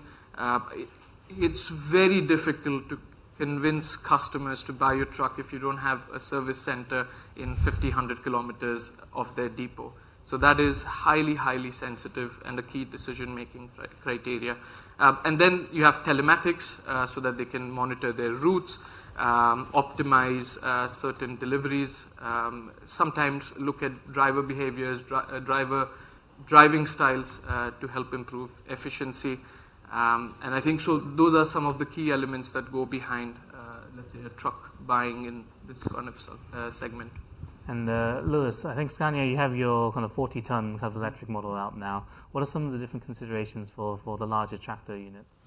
Yeah, so I guess the majority of traction so far has been in the rigid space, and that's because there's no public charge infrastructure dedicated for HGVs, so the 99.9% of charging will have to take place at the depot. However, as you said, we are launching our tractor unit. That has challenges in terms of where to put the batteries on the vehicle. Because obviously on the rigid truck you have lots more space underneath the vehicle to put batteries. There's numerous more things to think about on a tractor unit, but that needs to go hand in hand with obviously public charging for HGVs ramping up as well. So we feel that even as battery sizes increase and tractor units increase as well, 50%, even probably more than 50% of charging will take place at a customer's depot, overnight, not rapid charging, just enough charge to get the vehicle to 100% for the next day. But there will need to be public charging dedicated for HGVs across the strategic road network in order to make tractor units at scale a lot more viable.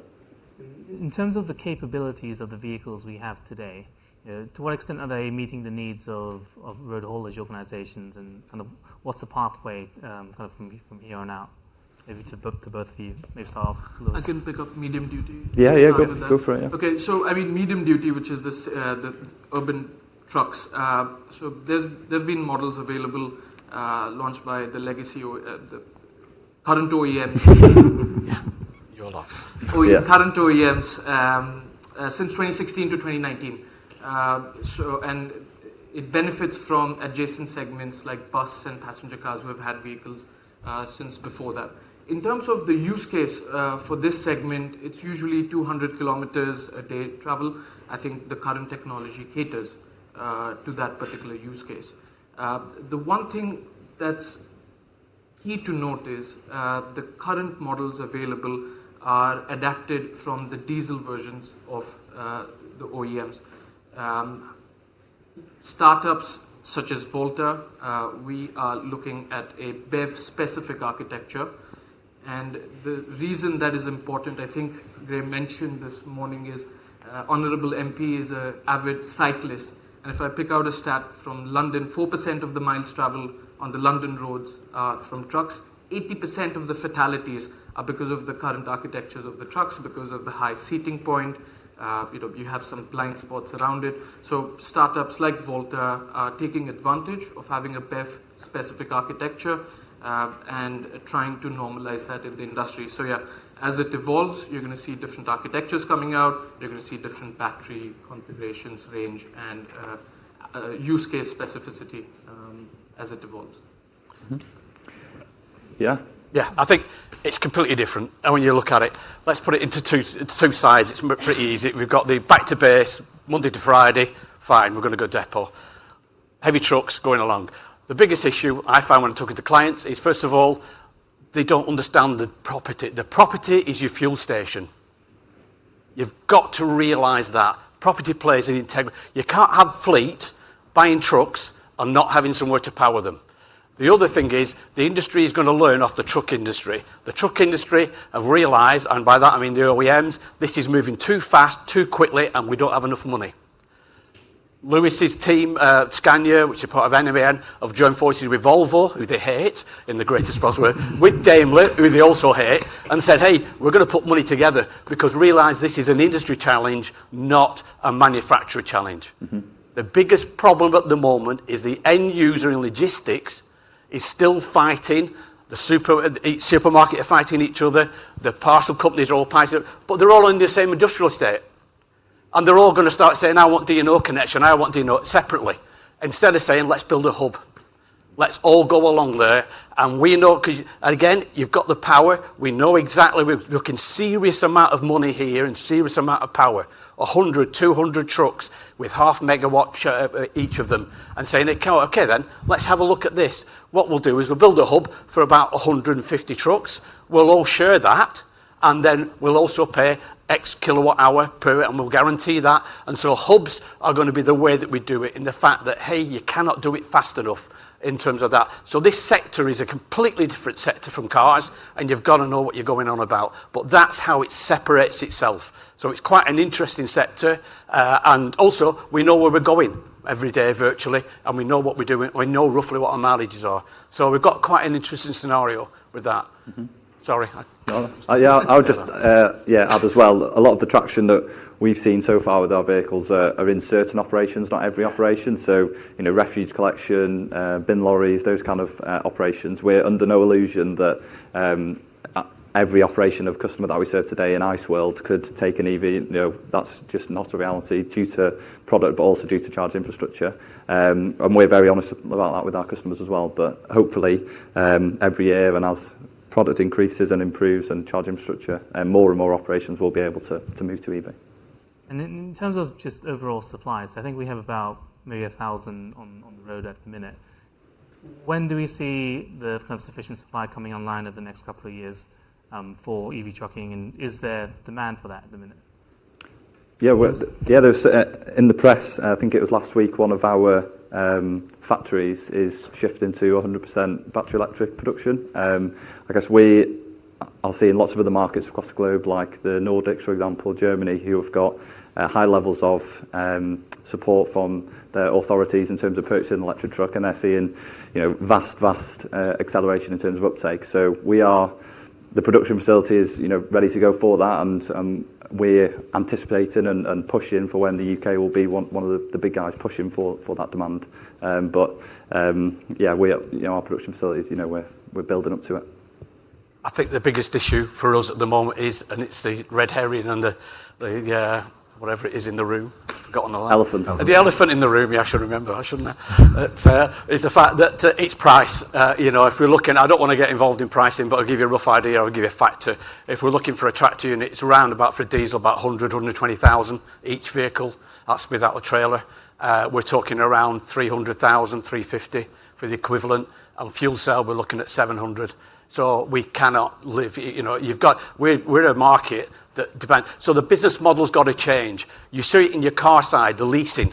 It's all, nearly all these aren't bought, they're leased in there. So the RVs, the residual values, are really term. You see it in your car, leasing figures, because the leasing companies don't have confidence. These are the sort of things. So you cannot shoehorn an electric policy into a diesel policy. You cannot, or the other way around, I think it is. So it's a completely different way. So you've got, it's causing a bit of chaos. But there are easier, as always. I think Lewis was a great example. Refuse vehicles are a bit like bus vehicles. On a Monday, we know it's going to do this. Tuesday, it's going to do that. We know what the power is. It does that every day or every week. So it's a lot easier. Back to base is going to be the way we're going to go, and looking at that sector. Just to maybe build on it, and I think you're talking about pricing, which is an absolute fair concern. Truck as a service. And the total cost of ownership is a key driver. But from a demand perspective, there's significant tailwinds in the market, and I think there are some nice examples from Europe that can be leveraged. If we talk about subsidies, in Germany, you could get subsidies up to 350,000 euros per truck, which almost halves the price of an electric versus a diesel. Similarly, in France, from 50,000 to 100,000. I think UK is a bit less, around the 25,000 point. There's subsidies around charging. So that's one, in terms of charging. Secondly is around regulation and taxing. So I think Paris has announced a complete ban on ICE vehicles. It was starting 2024, but because of the Olympics, I think it's looking like 2025. Stockholm's done the same. And also some of them have gone the other route where there's taxation. So in Germany, if you're using some of the autobahns, you have a higher tax for diesel. In UK, in London itself as well, congestion charges for the diesel really helps the case on TCO. So there are tailwinds in the market that help offset some of these price increases. Again, the biggest one's going to come from cheaper running costs in terms of cost per unit of energy that you require to run the trucks. I'm just going to jump in on that as well. I think cool. there's one bit, just so I can actually have something to say. I felt sorry for you. I'm just come on. Waiting for the infrastructure piece. There's also been a massive drop recently in lithium. If anyone's seen that, there's a huge drop in lithium. There's changes in terms of the moving away from the NMC to the LFP in terms of production. There's massive ramp up, as we've seen in the press recently, even in the UK, about lithium production and cell production. That's something that is going to change the cost of these vehicles massively, because the large part of that cost is actually just the battery cells. So that coming down, and again, that's on today's tech, not tomorrow's tech. The voltage architecture and things like that's changing, so it's a constantly moving space on that side of things. So in terms of costs, it's come a very long way very quickly. Can't just think of today's problems and think that's going to be the same tomorrow.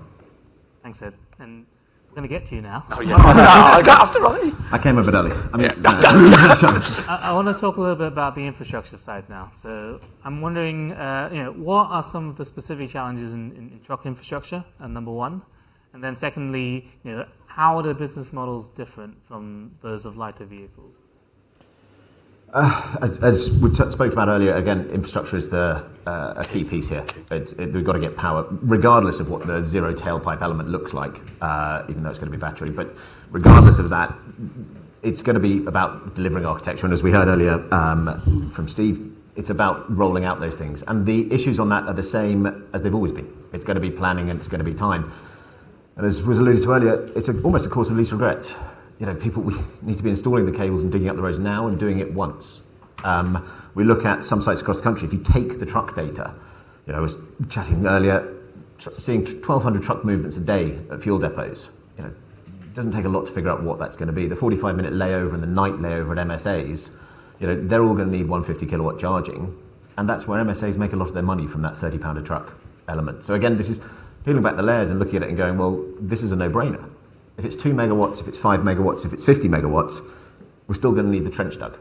We're still going to need that. So least regrets is putting in the largest cable there and effectively leaving space at either end for the size of transformer upgrading. You're not going to be necessarily putting all the charging infrastructure and hundreds of chargers in at a site, but the stretch between the grid and the point of use, there's no reason to not be doing that right now on all the sites. And if you look again, at that, look at how we do things at the moment in terms of bunker fuel sites and where trucks fuel at the moment. We need to move away from that to create new things. And I think there are business models out there, again, talking about where Tractor, Daimler and those guys have created Milents. You look what Shell's doing in Europe in terms of their property. This is happening. We just need to get on with it. Maybe, Lewis, can I get you to talk a little bit about Milents then? Yeah, so it's a joint venture between Traton Group, who own MAN and Scania and some other subsidiaries in other countries, Daimler and Volvo, with the purpose being to install 1,700, or I guess a minimum of 1,700 charge points across Europe, dedicated for HGVs. So they've got a plan. They're currently looking at where those locations need to be, which countries come first in terms of that rollout plan. And that will be based on factors such as countries that are kind of through countries for transport across Europe, and kind of getting the biggest bang for their buck. But you've got that, and obviously other developments such as Zerft and other bits and pieces that are very promising to us, that over the next couple of years there's going to be a lot more public charging across the UK. But yeah, very exciting. And maybe if I pick on you again, Ed, for the next one. We saw a couple of months ago that the EU put out the AFIR, so they put out some arguably ambitious targets for kind of trucking infrastructure across the core network. Where do you think we are as a country in terms of setting kind of the vision and the standard for trucking and the level of support that's needed to get there? And I know there's some government folks in the room, so they're listening. No money. Politely put, I'm not sure we're aware of what's coming. I think we're thinking it's quite far off, and we don't know quite yet. But again, coming back to the least regrets thing, we just need to get on with it. And I say that almost flippantly, but if we haven't got the difficult bits done, if we haven't got the cable in the ground to be able to connect these areas, it's going to be 3 to 5 years when we start thinking we're going to need it. ZERF's great, but by the time ZERF's finish, it's going to be mainstream. We talked about Project Rapid. I think that was announced under Theresa May. I love this three prime ministers ago. It sounds really long, but there we go. There's elements that, the plan for effectively Project Rapid came out in 2018. National Grid were looking at it, where it could be done. This isn't new, effectively. It's here. The zero tailpipe element's going to happen. The electrical infrastructure needs to be put in place. We're slightly sitting on it, waiting because we're technology agnostic. But it doesn't matter. It's not a case of things. Maybe a bit of an open question. So in let's say, the rapid charging space, we've seen quite a lot of commercial activity, kind of investment activity, without actually today a huge amount of government support in that segment of the market. Do you think the heavy trucking kind of charging infrastructure is going to be primarily led by, for example, the strategics, or is it going to be, actually require a significant amount of public support to get over the line? Maybe Tim? Yeah, I think first of all, I think government's either got a carrot or a stick. In the end, is they've got to use one or the other and make their mind up what they're going to be doing. In terms of when we look at the heavy trucks, I used to run 800 trucks. I used to run for 2 manufacturers. I've been in this game quite a long time. Me running 800 trucks, it's just the same as you with the cars. Charger anxiety, everything. How the heck are we going to do it if we don't have any chargers on the motorway service, the strategic road network? We're going to be spending $1 billion or 950 million, and we're going to be digging it up for cars and vans, the motorway services. We want that to say, hey, why, and then once you've finished it in 3 to 5 years, you're going to dig it up again? Are you going to for trucks for the same places? For goodness sake, go and do it all at once. Let's get it done, because we want to, as we've always said, infrastructure is ahead of the vehicle. You don't have the vehicle and then the infrastructure. So you've got to sort it out and say, hey, if you're going to dig it up, please don't forget our trucks. If you want your place, if you want to go to Tesco's or Aldi, or probably around it Waitrose or something like that, it's the fact that, hey, if you want your stuff on the thing, then, sorry, if you're going to take it by cars from the warehouse, then fine. But if you want to get trucks, we always say there is 6 to 8 days, on a truck industry, you're about 8 days away from chaos, in terms of if we stop and we don't deliver to where you are. And that we saw that slightly a bit in the COVID era. You saw how important they are. So infrastructure is critical. Anybody here, anybody that knows, is the fact that, and you've said it so many times this morning, infrastructure ahead of vehicles. And yet you're not going to do it for the truck industry? Are you kidding yourselves? Look round. You've all got the power to do it. We've all got the ability. We've got lots of money as logistic companies. The margins aren't there, but hey, you're some of you are the answers to what we're going to be doing, and government has got to help with as well. Sorry, did I answer the question? I'd just add on to that very quickly to say the starting gun's been fired. We've got here 2 manufacturers talking about just electric trucks. It's not a case of are we going to electric trucks. It's a case of when are they going to be arriving. We haven't necessarily fired the gun on the infrastructure piece. We haven't started building anything. We're waiting for I haven't quite got that answer. I don't know what we're waiting for. But we need to be jumping on that very quickly. And there are some great things being done, and there are people in the room that are delivering elements, but this needs to be a little bit more joined up. Just to weigh in from a sort of a manufacturer's perspective, one of the main blockers for a scale adoption is exactly as Tim said, which is charging infrastructure. For any depot, 2, 3, 4 trucks with some temporary juice boosters or some temporary power, possible. Generally not a problem. But for a depot of 50 trucks, if you want to go for 50 trucks, impossible as of today, unless there's a 12 to 24 month program, big installations from, grid upgrades and transformers, substations. It's a long lead time item. So it's one of the big blockers for us. Yeah, your depot is your fuel station. Mm-hmm. We've got to work it out. And just on that, again, looking at the numbers, 565,000-ish trucks, 20,000 operators. Yeah. There aren't that many operators with more than 10 trucks. So you're looking at a huge volume of people that have access to trucks. So yes, depot, en route motorway service areas, the bunker fuel sites, that sort of thing. We've got models that needs to be done, and we've got an idea, but we're still waiting to enact it. So if I'm one of these truck operators, these 20,000, I know I'm going to be worried about cost. I'm going to be worried about the infrastructure. What are some of the other practical barriers that are potentially stopping me from transitioning to trucks now? Maybe Lewis? Yeah, I guess the starting point really is understanding their operation. So we've experienced a lot of it firsthand in that we speak to customers and they don't feel that they're able to move to EV today due to the range of the current products out there.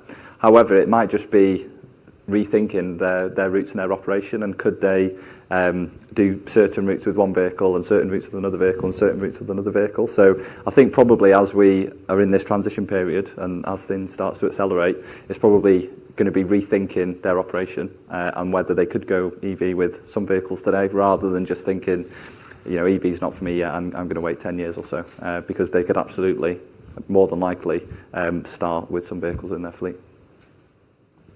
Ed, did you want to say something? Well, just to jump in again, it's a financing element, but you look at the announcement in California, and what they're doing from the 1st of January 24, and how they are, again, by economic values, effectively they're the 5th largest country in the world. Yeah.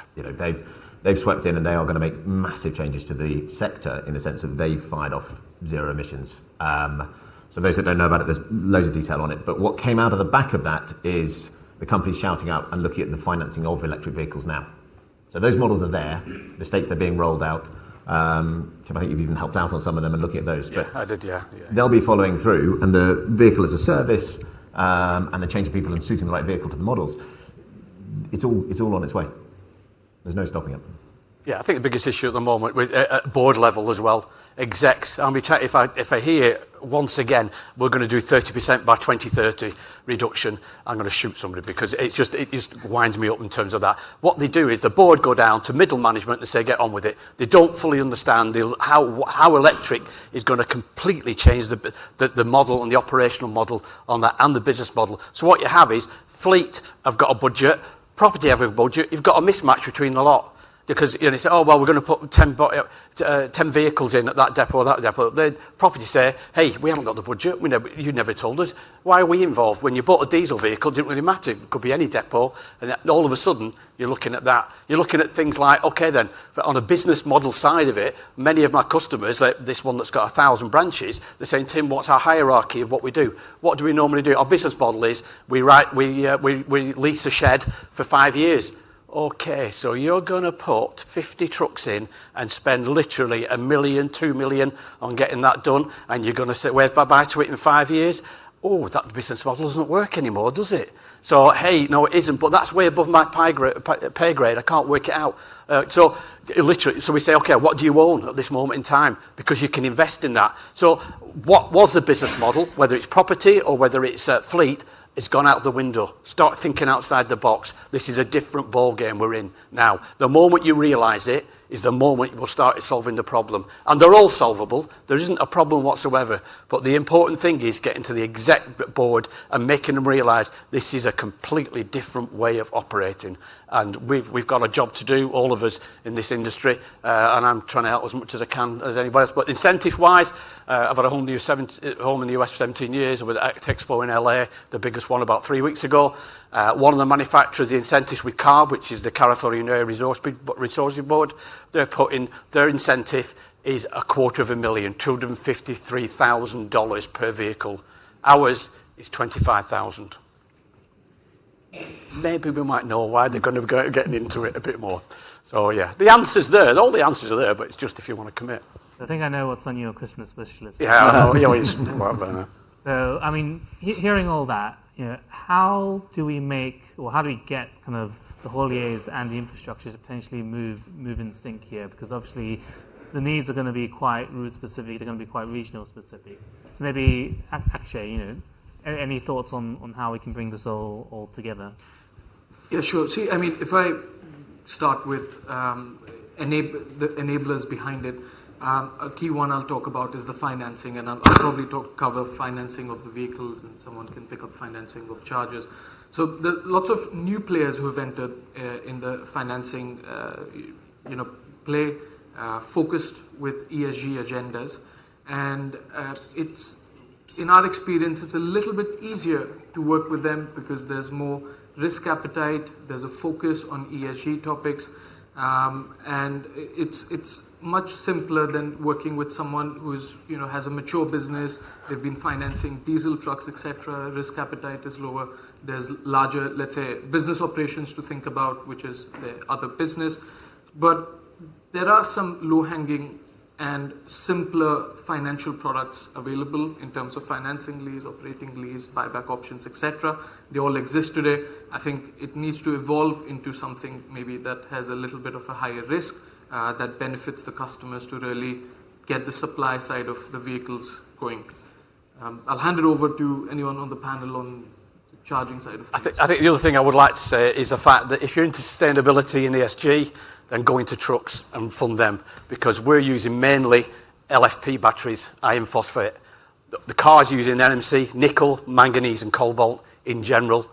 Not so much nickel, not as cobalt. We're using LFP because it suits us better. Okay, the energy density is a little bit less, but they're a lot more thermally better. And also, it means the fact for trucks, if it's another couple hundred, 50 kilograms, 100 kilograms, it's not the end of the world on a 44-ton truck. So actually, we're using what is sustainable, iron and phosphate. So in terms of looking at sustainability and ESGs, then the truck side is a lot better to get involved with, and it's better for your business. Mm-hmm.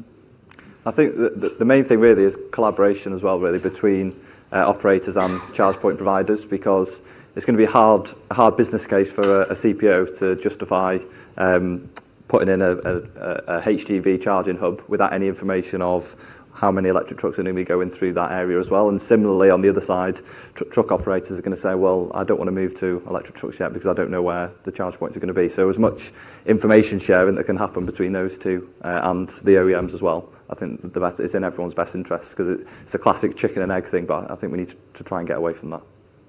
Yeah, and the truck manufacturers doing it in hydrogen as well. They're all working together on hydrogen and on battery. So they've realised this is an industry challenge, not an individual. And that's been a major challenge, a major change in the industry for the better. So I want to leave a little bit of time for questions. But before we get there, I'm going to give you one last challenge each. I've changed it slightly. Okay, all right. Okay. So if you are going to go on your Santa shopping list and ask for one thing to change that will help accelerate the trucking industry, what does that ask? Maybe I start, because I already know your answer. Start from Akshay.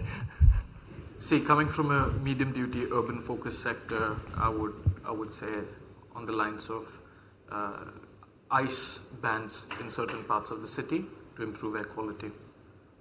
Okay, Ed? I think it'd be a case of effectively mandating certain stops now.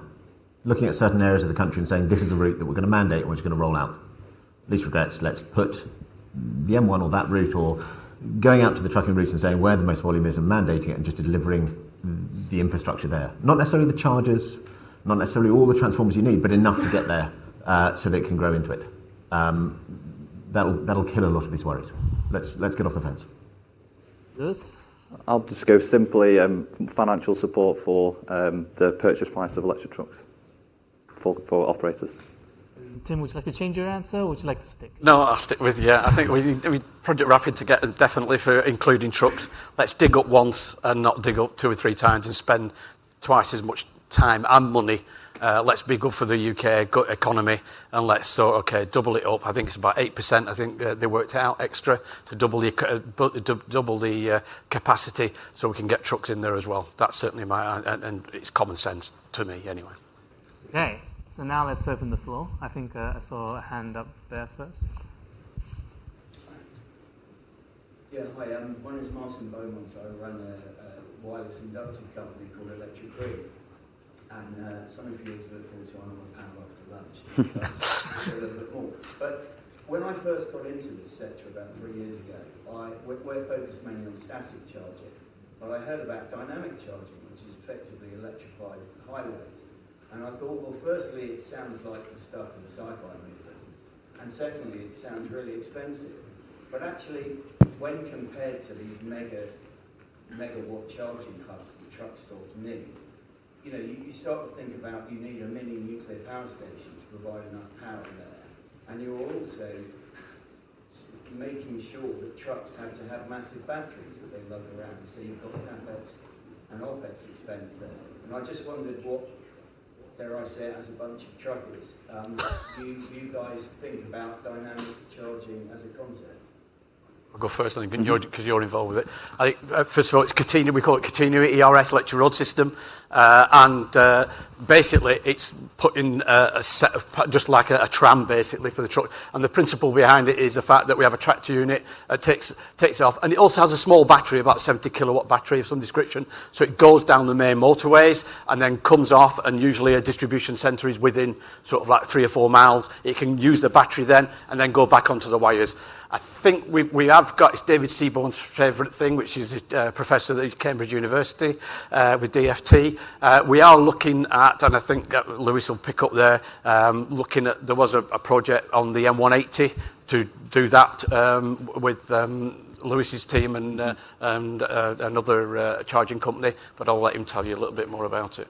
Yeah, exactly. So I guess in terms of our series production, our focus is on battery electric plug-in vehicles. However, probably the silver bullet, there's not going to be one silver bullet for the future. So we're looking at tests of various technologies, Catenary being one of them, in the UK and also in Germany as well. I think there's a big stretch of motorway there as well. So I guess we're looking at what the next stage of that project looks like, because I guess the main thing to think about there would be the infrastructure across the UK. Obviously, we're talking a lot here about how much investment is needed for plug-in charging, and it would be the same challenge, I guess, for Catenary as well. But there are lots of benefits for sure. Battery size and the weight that you'd have to carry on the vehicle probably being the main one. And we're, like Tim says, we've been part of a project on that, and we'll probably continue to do so as well. So let's see what the future holds, I guess. In 10 years' time, I wish I had a crystal ball to see what the future technology will be. Yeah, I think there's projects in Germany and in Sweden, but the biggest problem is our bridge heights are different than Europe, and so some of it looks pretty good in Europe. It's mainly down in Worth in southwest Germany. There's a stretch across there, but yeah, I think the principle is pretty good. So yeah. Very quickly on that, Sweden have actually rolling out something in Inroad at the moment. Coventry looked at it. There's no change in terms of the amount of energy you need. So you're still going to, it's energy used per mile, so actually the amount of energy required is the same whether it's catenary, battery or whatever, so that doesn't change. We, last year, I think Network Rail electrified 3 kilometres of rail in a year. So our track record, excuse the pun, isn't great on putting this sort of stuff in place. Rail network, very different of course, but if we're doing that and we're setting stuff to an exact route, why aren't we using the rail network? Why aren't we just effectively looking at more last mile and smaller trucks if we're going for smaller batteries? So in that sense, if we're going to change the way the road network looks and the way that's used, what's the difference between that and just sticking it on a rail and improving the rail freight and the handover? And I think there's a lot of politics and people involved in that on that side. So very much for it. I think there are use cases for it. I don't see it mainstream because I think the change in battery tech is going to come and be delivered, and the vehicles are going to be delivered before we get there on actually being able to deliver the catenary. Even if we went ahead with it, you still need to dig up a hell of a lot. And as we can't get cables to the MSAs at the moment because we're struggling to deliver the cable dig, we're not going to be able to deliver the catenary on the same setup. I think Graham's hangover. I think Graham's first. We have another question. Yeah, go another question. There's data available. There's data available already for where the trucks stop for short and long term, because all the OEMs have supplied the transponder data to ACER. ACER have already worked that out for the UK as well. So the UK knows where the trucks stop. If we use that information and tie it into Project Rapid, we get Tim's wish. That's very nice. You guys saw a question about that?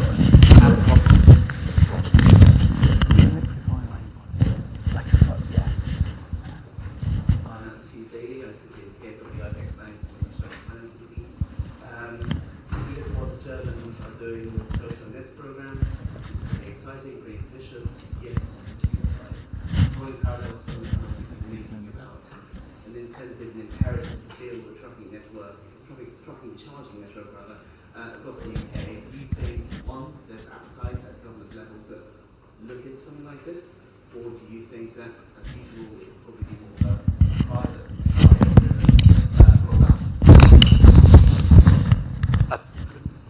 I don't. I'm very happy. I mean, I think the government's answer is that the market will decide. That's what we get in terms of that. You know, the greatest respect, I don't think we've got a lot of money as a nation at the moment to think. So, I mean, you look at it, as I said, in the end, it will either go down to a carrot or a stick. And I think whether it's ring fencing cities and saying that the low emission zones, zero emission zones, etc., etc., etc., then I think that's what's going to happen. I don't think we've got enough money. My tummy rumbling, or somebody's tummy rumbling because it's lunchtime. But I don't think we've got enough money in the kitty to do what we want. So I suspect stick's going to be more interesting than the carrot. I would have thought. I think we've allocated funds. We've got Project Rapid in terms of that. Yeah, we have got $1 billion. It's not going to take a lot to upgrade that for trucks. Again, we're talking cable size. We're not talking anything different from that. The work done on how to get there from which points, from which substations, was done 5 years ago. That's all the DNOs have submitted it, Grid have submitted it. That's all that. That needs to be rolled out. It doesn't all need to be rolled out tomorrow. You start with the harder bits, you start with the longer cable digs. It doesn't matter if you can't get the right transformer there at the moment. It's not going to be needed. Oh, I've been cut off. That's a hint. I'll stop whining. We can get there if it opens up to the private sector in terms of rolling out those things. People bite your hand off. It's an infrastructure play that is a bit of a no-brainer because it's only going in one direction. So, if you look at the infrastructure funds, if you gave them a piece of it, there'd be no shortage of funding. Thanks, Ed. So I think our microphones are getting a bit hangry. So I'd like to thank the panel. Thanks Tim, Lewis, Ed and Akshay.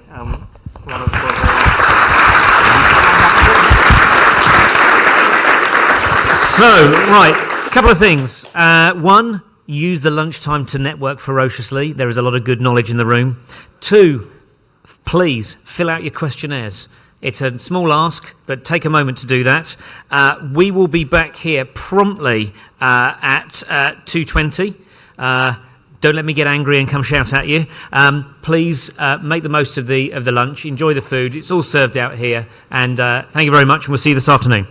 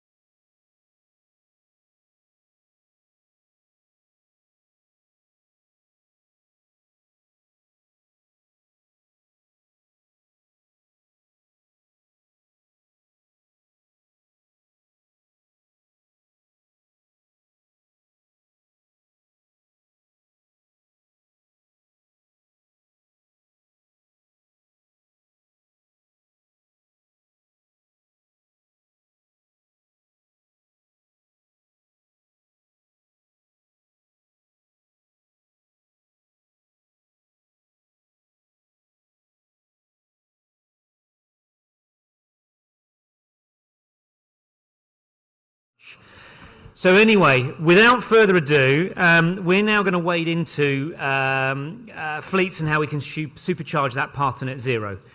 The one thing that really makes me smile when I think about how sometimes government policy is clever, not always giving it the credit for being clever, but this one I am, is 51% of all new car sales in the UK are company cars. So if you want to move the fleet, if you want to move the park, move the fleet. But also cleverly, whatever is today's company car fleet, in 3 years' time is the second-hand fleet. So I was delighted to see the way that that actually government had thought about this a little bit, or maybe it was a happy accident. But without further ado, I would like to bring onto the stage Daniel Bentham, who's the CEO of Fleet. Daniel is a specialist in EV charging solutions. He has over 17 years' experience in low-carbon sector. He led e-mobility activities across EMEA at Macquarie's Green Investment Group. He was previously the Managing Director of Ubertricity, Head of Research at EDF UK, covering all aspects of the energy transition. Actually, Daniel and I have probably known each other way too long. So he can probably finish my sentences and I can probably finish his. But anyway, without further ado, please welcome Daniel to the stage.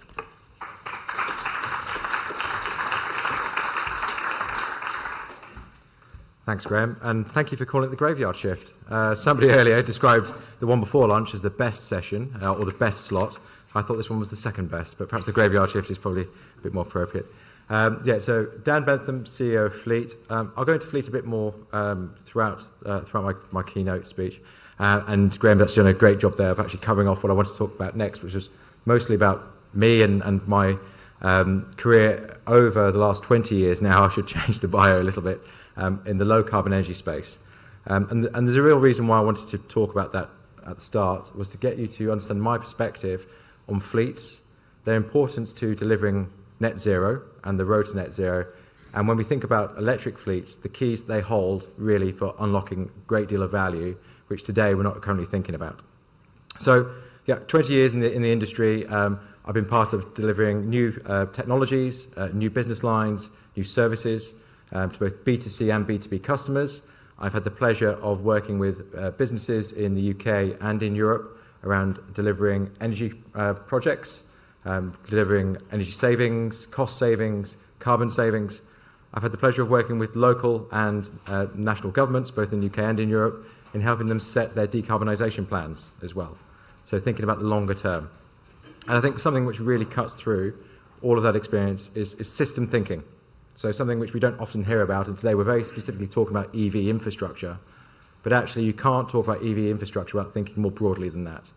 So when we think about all the things that we need to consider when trying to deliver this transition to net zero, it's around public policy, it's around public and private finance, it's around strategic infrastructure planning, it's around behaviour change, it's around social acceptance, and you can't deliver the entire transition without touching on each one of those. So I really want something to rest in your mind, really, from the first opening 2 or 3 minutes, is system thinking is critical to thinking about net zero. And as part of that, we're going to talk about commercial fleets as well. So I think the key thing to think about, we touched on it earlier, and actually the previous panel stole my thunder a little bit on this as well. So I'd like to go to the next slide, maybe. I don't have a clicker. And maybe the next one as well, beyond this. So before we talk about how fleets are going to help with that transition, I'd like to consider why a little bit. And this is how good my slides are, by the way. Our head of marketing is in the room, and she's going to be curling her toes at the moment. Sorry. It was a very busy week last week. So, no, but why? Why is really important. So, why commercial fleets? So, firstly, it's around bang for your buck. It really is. It's all about scale and impact. So, when we talk about commercial fleets, and particularly when we talk about the truck and bus sector, across Europe, that makes around 2% of road transport in terms of number of vehicles. But they account for around 23% of the road emissions. So that's, and around 6% of the total greenhouse gas emissions within the EU. These are big numbers that a very small part of the market is actually contributing to. When you factor in the light commercial vehicle space and the van space, that's an additional 13% of CO2 emissions are attributed to a relatively small number of vehicles. These are busy people doing busy things. They're driving a lot of miles. They're doing a lot of work. So when we think about passenger vehicles, we should really then start to think, how different can the truck space and the van space be? How different does the infrastructure need to be in order to deliver that transition? And we heard about that from the panel earlier. So the problem's not getting smaller. either.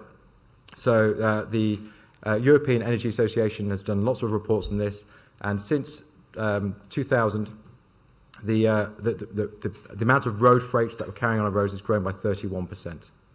We've got more vehicles carrying more things, and the heavy goods space is contributing more than 5% greater CO2 emissions now than it did 15, 20 years ago.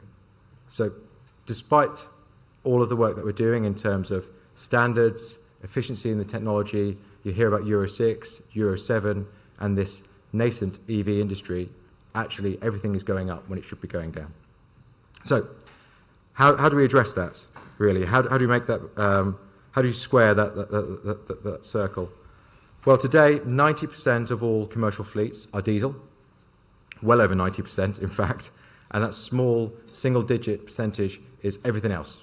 So it's not electric, or not just electric, it's not just HVO you hear about, it's not just LPG, it's everything else. So we need to address that part of the market.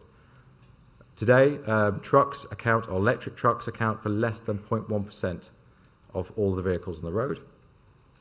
Electric buses, which we hear a lot of good news about, everyone's riding an electric bus these days, less than 1.5% of all the buses on the road across Europe.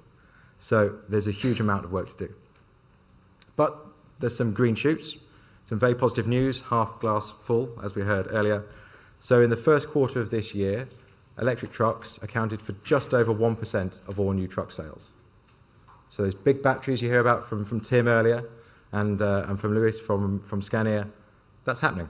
That is happening. And everybody remembers the 1% in the EV passenger vehicle world. It was only a few years ago. So this is going to happen. We're over 14% now of buses are electric in terms of new sales, and vans are over 6% as well. So the numbers are happening. And this is across Europe. This is happening, although there are some hot spots across Europe as well. But in order to meet net zero, we need to then not only decarbonise all of the new vehicles that are going into the market, but we also then need to decarbonise all of the vehicles that are currently on the road. How do we do that? How do we look for those zero-emission vehicles? So we'll look at that in the how in a moment. But before we do that, I want to flip to the other end of that system thinking. So we've talked about the vehicles. We're going to park that for a moment. I'm going to go to the energy system. We're going to go to renewable power. Where are we going to get our fuel from to power these electric vehicles? So similar challenges in that space. Lots of good news stories. So we already know that from the IEA report that let's focus on the UK, last year around a quarter of all of our power came from wind. It's great news story.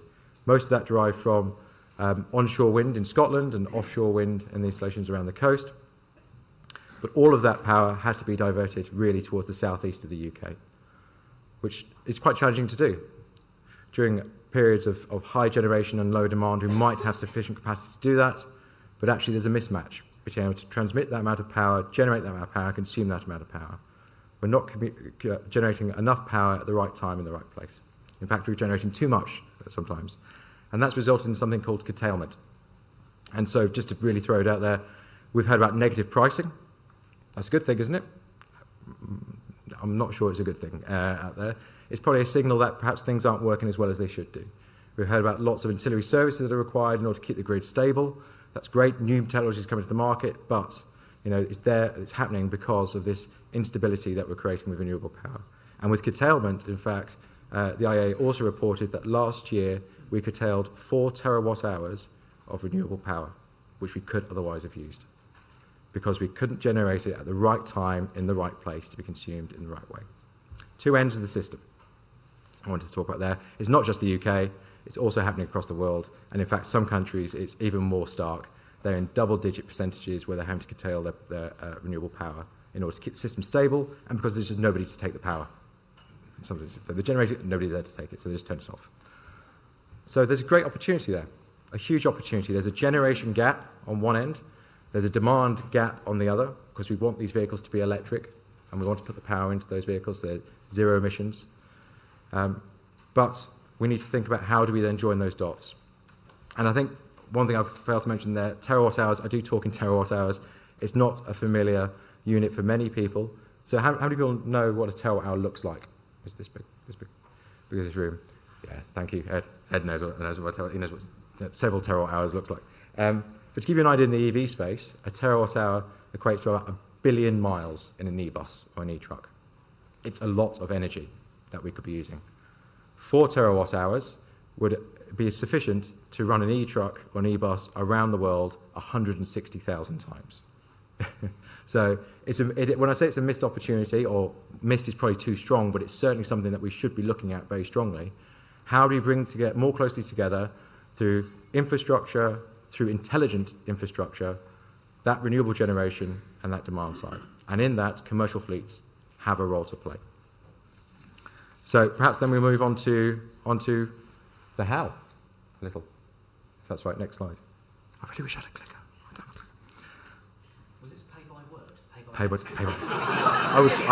I was told that pay by letter, definitely. It does get better. There are some pictures.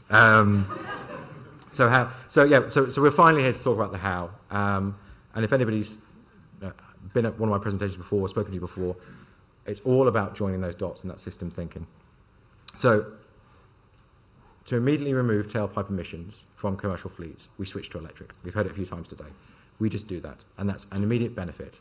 We take away that 23% of carbon emissions from truck and buses in Europe straight away, and it improves air quality. We should be doing this at pace. We can then derive the energy from renewable power sources, but to do this, the power needs to be in the right place at the right time, where it's needed. But fleets, we can do this. We can coordinate those fleets. They have predefined, predictable patterns.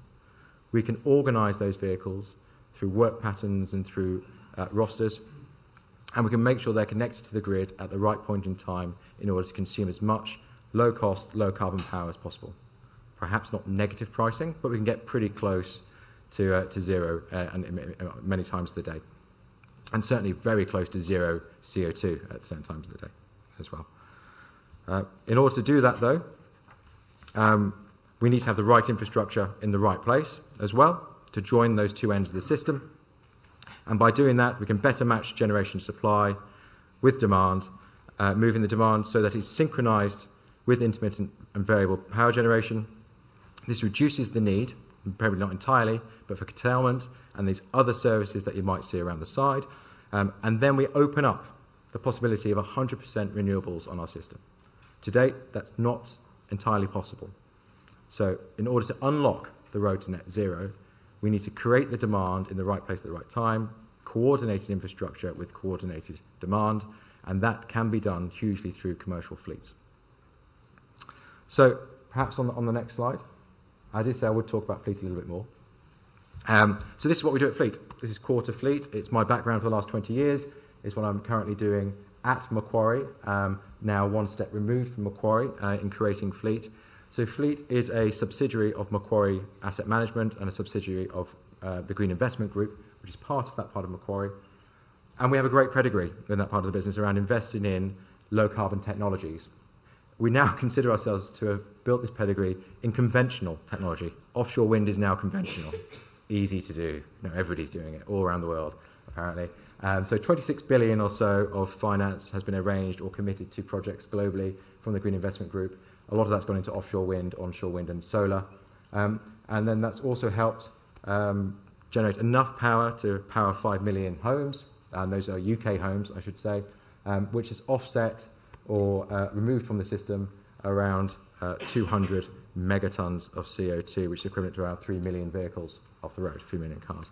So there's pedigree there, there's impact there, but it's all been in that conventional renewable power space.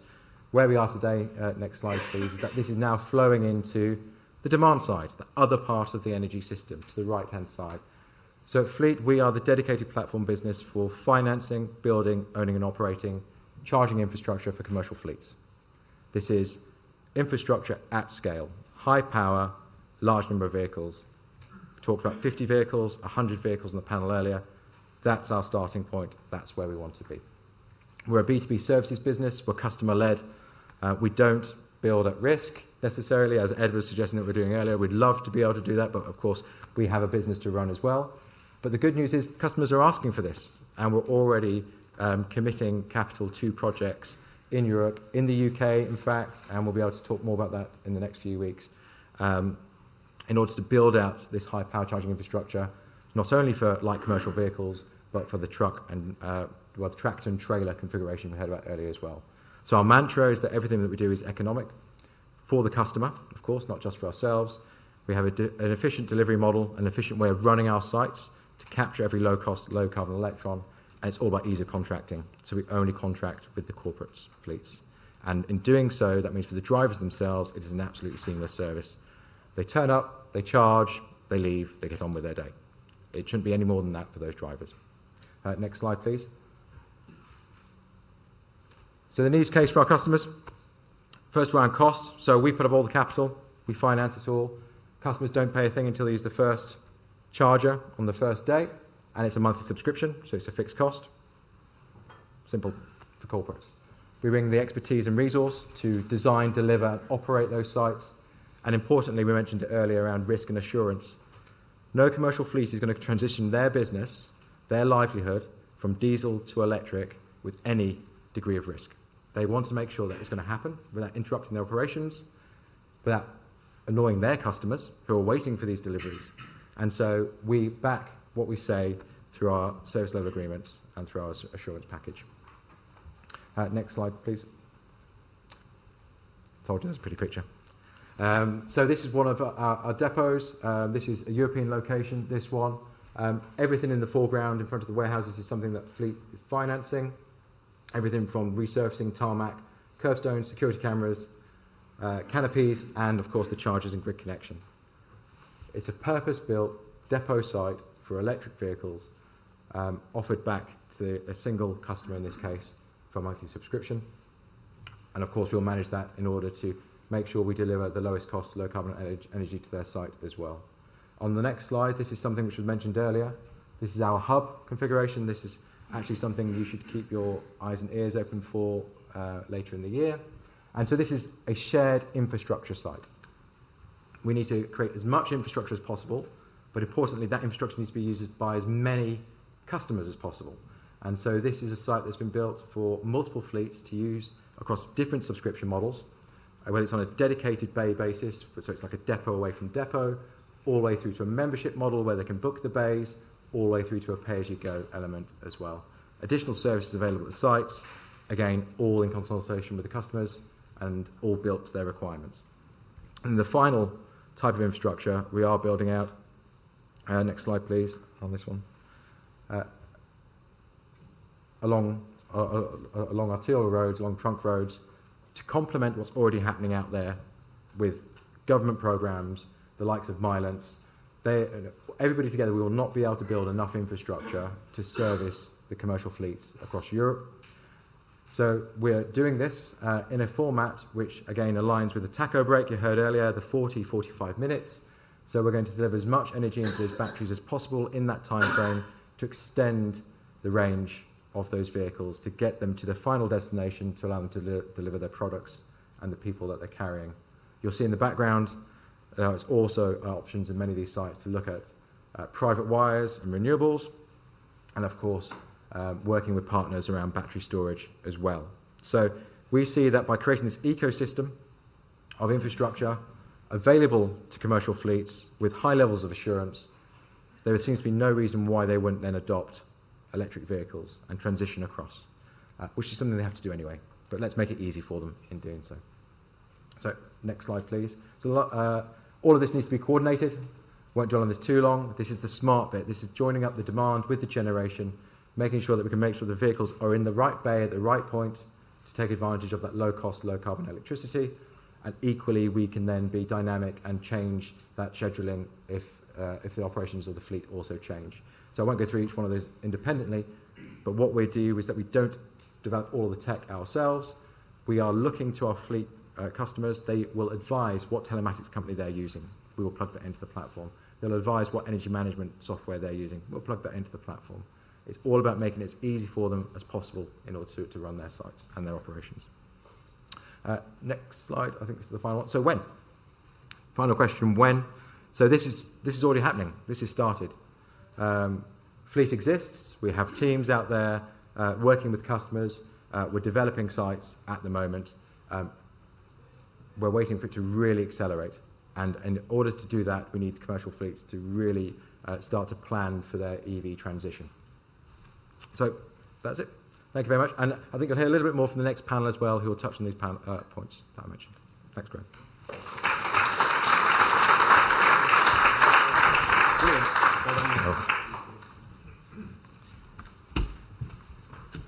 Well, unfortunately, I didn't subscribe to the fewer words bit. I used 14 when 2 would do, so I don't fully subscribe to that.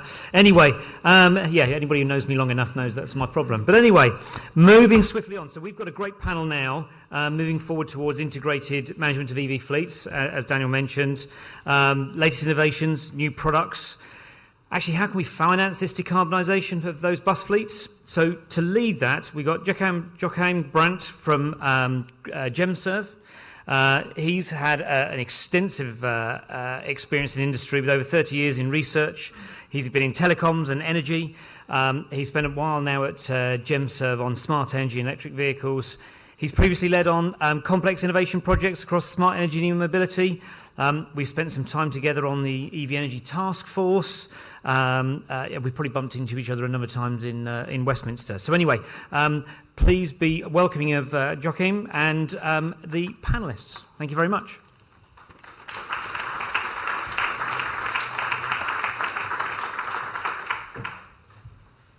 Hello, and thank you for this great introduction. No pressure here. And can I invite my team to get onto the stage? Just a quick introduction to GemServe. GemServe is a professional service company. We are part of the Talent Group. We have an extensive range of services in low carbon tax, sustainability, sustainable transport, energy, digital, and many other things. So please reach out to us. We heard a lot of great things in the early session. It all seems very complicated, megawatt hours and billions of miles and infrastructure and energy and all of it fits together. But actually, I want to start off by setting the scene in a much more simple way. It all actually boils down to one single thing. Petrol and diesel are on the way out. They're going to disappear. They're going to disappear very, very soon. And very soon, you won't be able to buy a petrol car or a diesel car.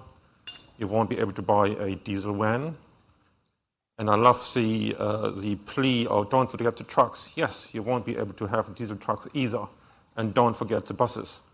And I think that is the reality. And we don't have decades to do that. We have a handful of years. So it is imminent. It is going to happen right now.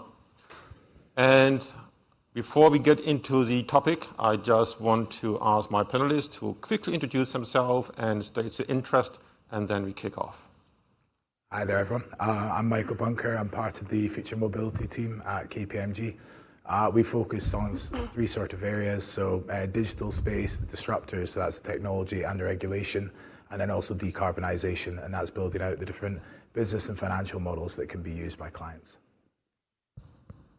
Hi everyone, my name's Alicia Blatiak. I'm founder and CEO of Gridicity. We're a startup we've just come out of Imperial College, London, and I'm building a software that sort of lies in between the CPO and the aggregator, so trying to connect electric vehicles to provide grid services. Hi, I'm Sarah Atkins. I'm the CFO of Fleet. I hadn't thought about charging by the word for our presentations, but I fully approve of that. I've been with Fleet for a number of months now, having previously worked for a range of clean tech startups and scale-ups.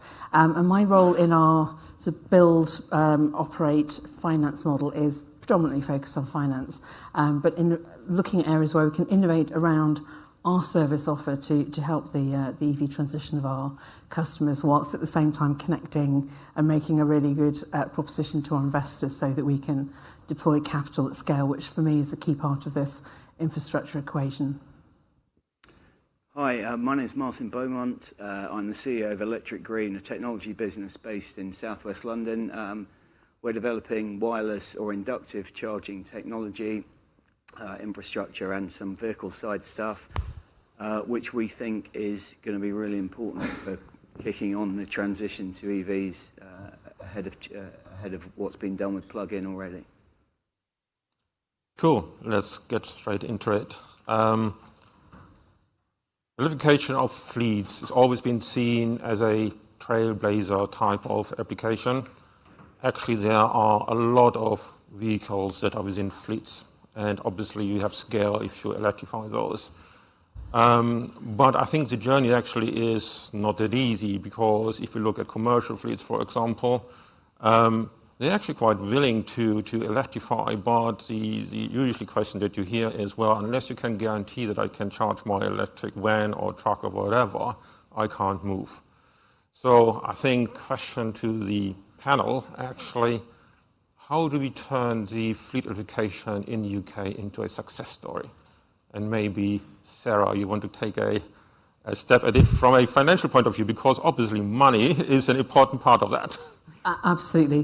When I look at the range of clients that we are talking to, from HGV operators, long distance, to people who are operating LCV fleets, which are closer in range, sectors like the bus sector are actually in a really, really good position, because they have a lot of predictability about their usage.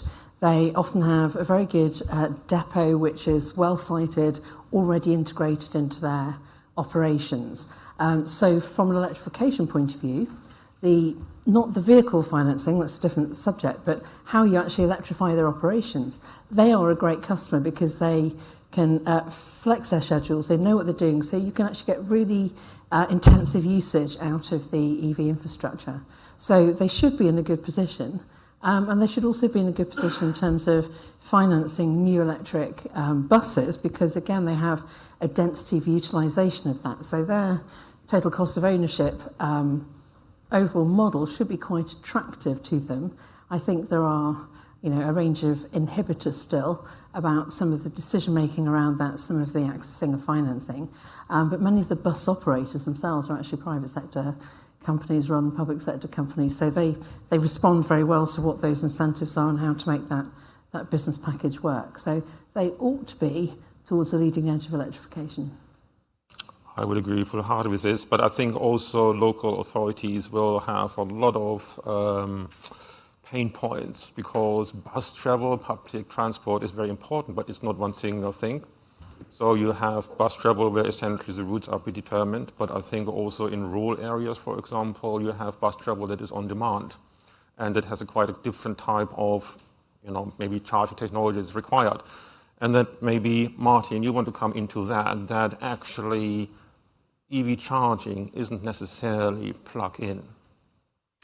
No, I'm glad there's another nice spoon-fed lead in there, Joachim, thanks. So, look, the angle we come at this from is that plug-in is okay, it works, it's got us to where we are, but actually it could just be so much better. Plug-in, the analogy I use is a bit like having a TV without remote control. You've got to get up off the sofa, etc. As soon as somebody comes out with a remote control, it's a game changer.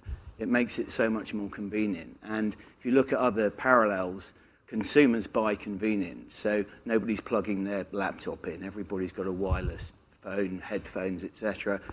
People get into that story quite easily, and we think the same thing will happen with vehicles. In terms of applying that to fleets, it solves an awful lot of. Sorry, the wireless solution solves an awful lot of problems that we've heard about already. You've got the auto trader skeptics. You've got disabled people with physical disabilities finding charging difficult. You've got the lady who wasn't feeling particularly relaxed about charging in the dark. With wireless charging, you don't have to get out of the car. So it ticks a lot of boxes there. In terms of applying that concept to fleets, fleets want kind of guarantees and continuity and safety around the depot. And we're talking to a big last mile supplier of, we're talking to Royal Mail at the moment, it's quite hard to disguise it. And they've got loads of vehicles, they've got loads of depots with a lot of space constraints. And for us, it's about giving them the right technology for their scenario. So we put the charger around the corner, we have a backbone with multiple pads on it, 10 to 20. In this particular fleet example, postmen and women can move around the vehicles safely. They're heavily unionised. If they have plug-in charging to do, they want the spaces to be 3 metres instead of 2.5 metres. Now, immediately, there's a massive vehicle parking problem going to occur if that's what they've got to do. So, there are an awful lot of benefits here that fleets can get out of it, and I'll probably talk later on a little bit about opportunity charging and availability, because for taxis and ambulances, taking time out of your day to plug in is just crazy. We hear a lot about ambulances sitting outside hospitals in long queues. If you then have to take half an hour, 45 minutes to top up your battery, that is just totally inefficient and not good for everybody waiting for the blue light to arrive. So being able to do it at the same time as other things, as well as your normal business operation is a great idea. Yeah. You mentioned depot charging and things like this, but I think the other thing which is quite interesting is that there's a real opportunity in terms of the battery storage that is embedded in these big vehicles. I think terawatt hours worth of storage.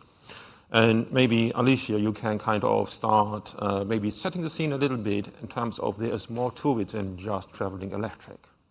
Yeah, sure. There's been quite a lot of discussion about sort of the importance of electrification and using renewable energy. And the imbalance, which was also mentioned. I think coordinating that isn't as easy as it sounds. And so getting those electric vehicles plugged in and handing over control, as it were, but to provide those grid services is going to be really key, not only to support the grid to ensure that there is energy to charge those vehicles and we're not just displacing the emissions and charging, supplying the peak with fossil fuel gas plants. I think it's going to be really important to also, for fleets to be able to see that as a potential revenue stream. So they get rewarded for also balancing the grid. And I think when it comes to costs and it comes to making it financially feasible to have these fleets, I think that saving energy costs on charging at the right time, but also potential revenue streams from providing grid services and lowering emissions because you're charging at the right time when renewables are on the system. I think those benefits are definitely going to help the case for electrifying fleets.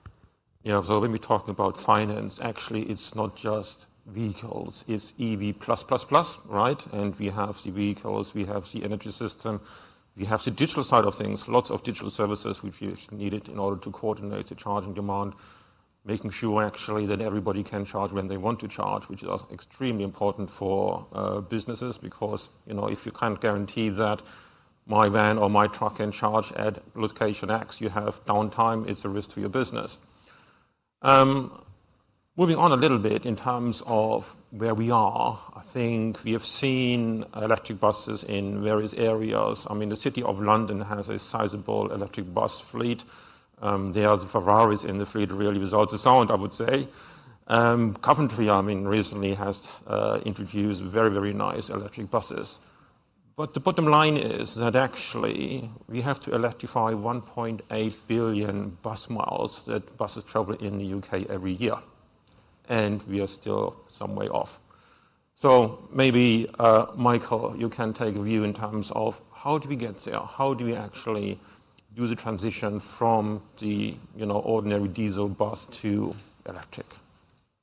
Yeah, it's a good question, and I think it really kind of boils down to, because a lot of these are going to be operated and owned by certain single operators, it's also looking into the kind of local authorities and how they can be built into that as well, and it's just getting into kind of demand aggregation across the board on that point. And it's ensuring that you have the right financial models in place for it, as well as the business models that can be in play. So there are aspects where we've worked with clients in the past where they can actually tie together with local authority funding. You kind of had the Zebra funds included in that as well, and that's also covered into the infrastructure that you can actually have put in place. So it's making sure that when you're looking at the kind of bus operators who are going to be purchasing these new buses, they understand the different funding streams that are open to them, because they're going into buying buses which are 1.5 to 2.5 times more expensive. They need to then know where they can get the funding streams from. And I think a lot of the time that's not actually as open to the market as you think. You don't know what the regulatory policies are for those funding streams. So it's making sure that there's a sort of demand aggregated view as to getting these buses in place, and then also building that into the different infrastructure that could be put into place, leveraging other aspects and other users of that infrastructure as well. Yeah, I think that's a really important point. But actually, I just want to kind of challenge the panel a little bit back, that you're talking about charging buses, you're talking about charging trucks, charging cars, and if everything is different, you need a different solution for every type of vehicle. And maybe coming back to Michael, actually, what does good look like? Do we really need all those siloed approaches, or actually is there commonality in terms of the technology choice, what's in the pipeline in terms of what the automotive industry is going to bring to the table? Is there a better way of doing things? Yeah, I mean, again, it kind of comes to the demand. It comes to the demand aggregation point again, as to understanding and ensuring that, as kind of been mentioned today as well, that if you're going to dig, you dig once and you just dig big, so that you're making sure that you have the sort of grid connection in place. But then when you actually build out the chargers, it's really making sure that you understand the use cases of these vehicles. So when you're looking at local authorities, for example, they have lots of different types of vehicles. You have your kind of gritters, you have your waste disposal vehicles, but nobody really understands the kind of use cases for those vehicles at this point in time, and the different use cycles for that, along with, you know, the kind of bus network and your kind of HGV operators. So it's making sure that you understand the use cases for each of these different vehicles, and when the charging cycles are actually going to need to be in place, to then make sure that you do have one kind of consolidated solution. But I think if you're going to look at it from consolidating all that information, it's just making sure that you have kind of transparency of data across the board as well, because data is going to be so key for this. You need to make sure that, you know, we're not siloing off that kind of information and not making sure that it's not making sure there's public access to it. So it's making sure that everyone's kind of speaking to each other and seeing those information flows to then build that all in together. Yeah, so important here, open data, digital integration, aggregation of demand. But I think I want to look at it from a technical point of view as well. So is there a common denominator in terms of how we can satisfy all those different vehicle groups? So, Martin, maybe you have a view on that one.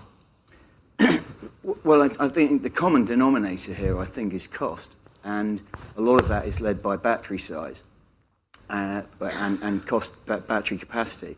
And I think right-sizing your battery, particularly for buses, is totally the way forward. I mean, my local bus does, I'm boring enough to have chatted to the driver, so he does a 12-mile route each way, and he does that 8 times. He does 8 circuits. So actually, he only needs, he stops for half an hour in the middle. So he only needs a 12-hour range. Now, most buses come with a kind of 200-mile range, but it's a complete waste of money from a CapEx perspective. From an OpEx perspective, you're dragging around tons of batteries. Never mind the supply chain issues about producing enough lithium at the moment for those batteries. It's 2 million litres of water per tonne of lithium. Well, you know, you just don't need it. But it's about having the foresight to sell a bus into that application.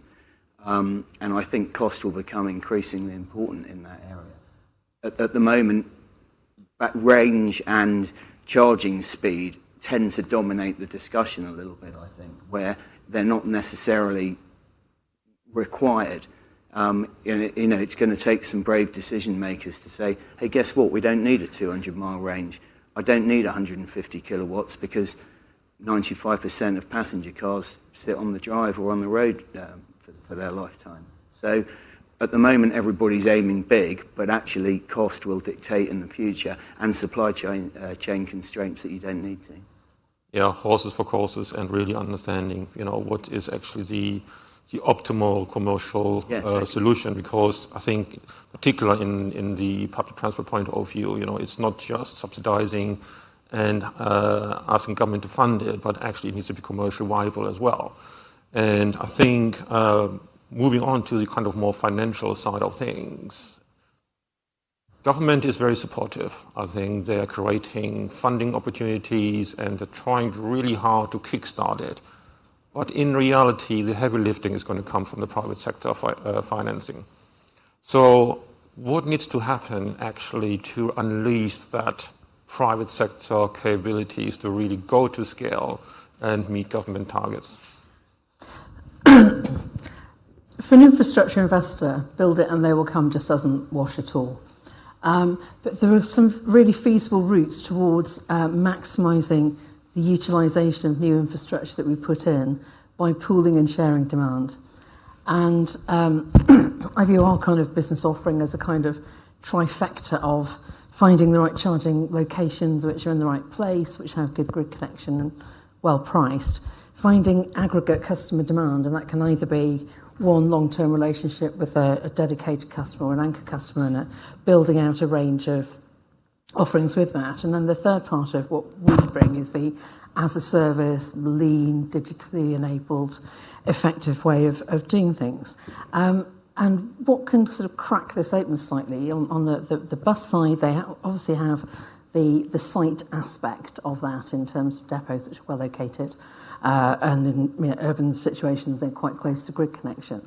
But the real trick to getting this together is the sharing, it's the aggregating of customer demand to make the business case for long-term investments, 20-year plus investments in infrastructure, work, because you can start building up predictability of demand. It's perhaps a bit like building cells in a mobile network. You sort of build them and you hope that people will come, but you actually try and sign people up as actively as you can and then balance the peak demand.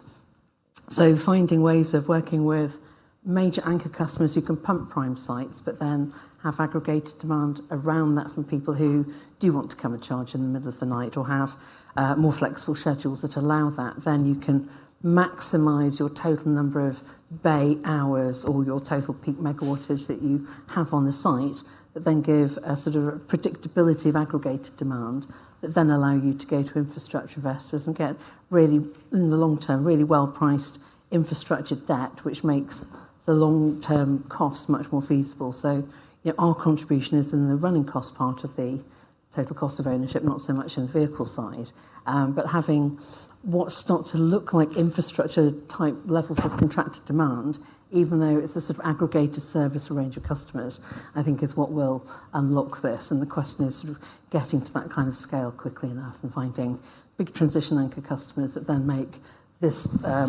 infrastructure quite ubiquitous and well-funded and with the kind of national coverage that we ultimately want, but initially driven by prime sites and prime customers. Yeah, so I guess really it's about creating certainty for the investment. It's really understanding how to drive utilization of the infrastructure and investment thereof. Do you see that actually it is not just for buses, but actually public charging infrastructure could also double up to actually support buses, for example? I'm thinking particular rural area where essentially you may not have big depots and you may have not fixed routes. And actually these type of public services actually rely on public infrastructure that's available. And could they actually provide certainty in terms of, yeah, there are certain charge points we're rolling out and they're definitely going to be used because they are actually servicing public services?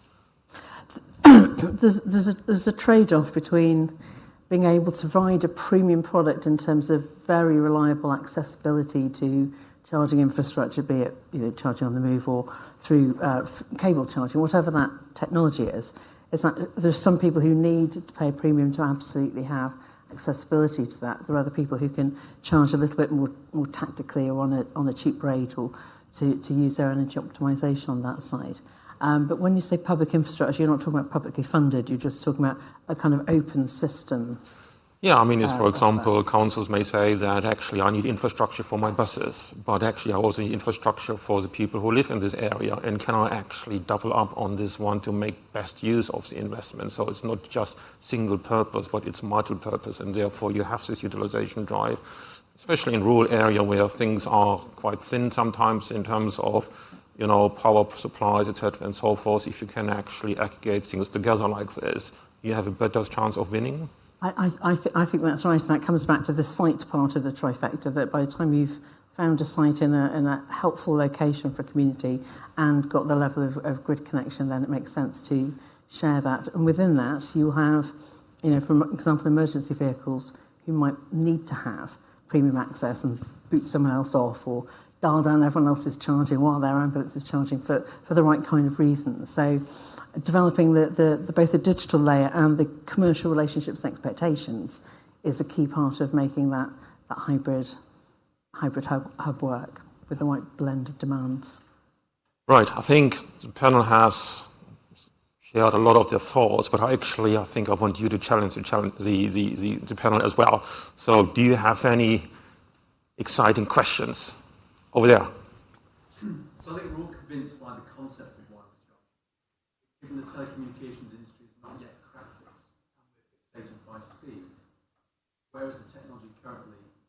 What timeline is that being remotely close to a wired connection? Where's the technology currently? So, well, there's a supply and a demand side here. So on the supply side, the system we're looking at is a multi-pad system at 11 kilowatts. There are trials out there in the States on buses at 200 kilowatts. There's a competitor of ours doing a 40 kilowatt taxi charging project in Oslo. So it is out there working, and you can see it at different charging rates at the moment.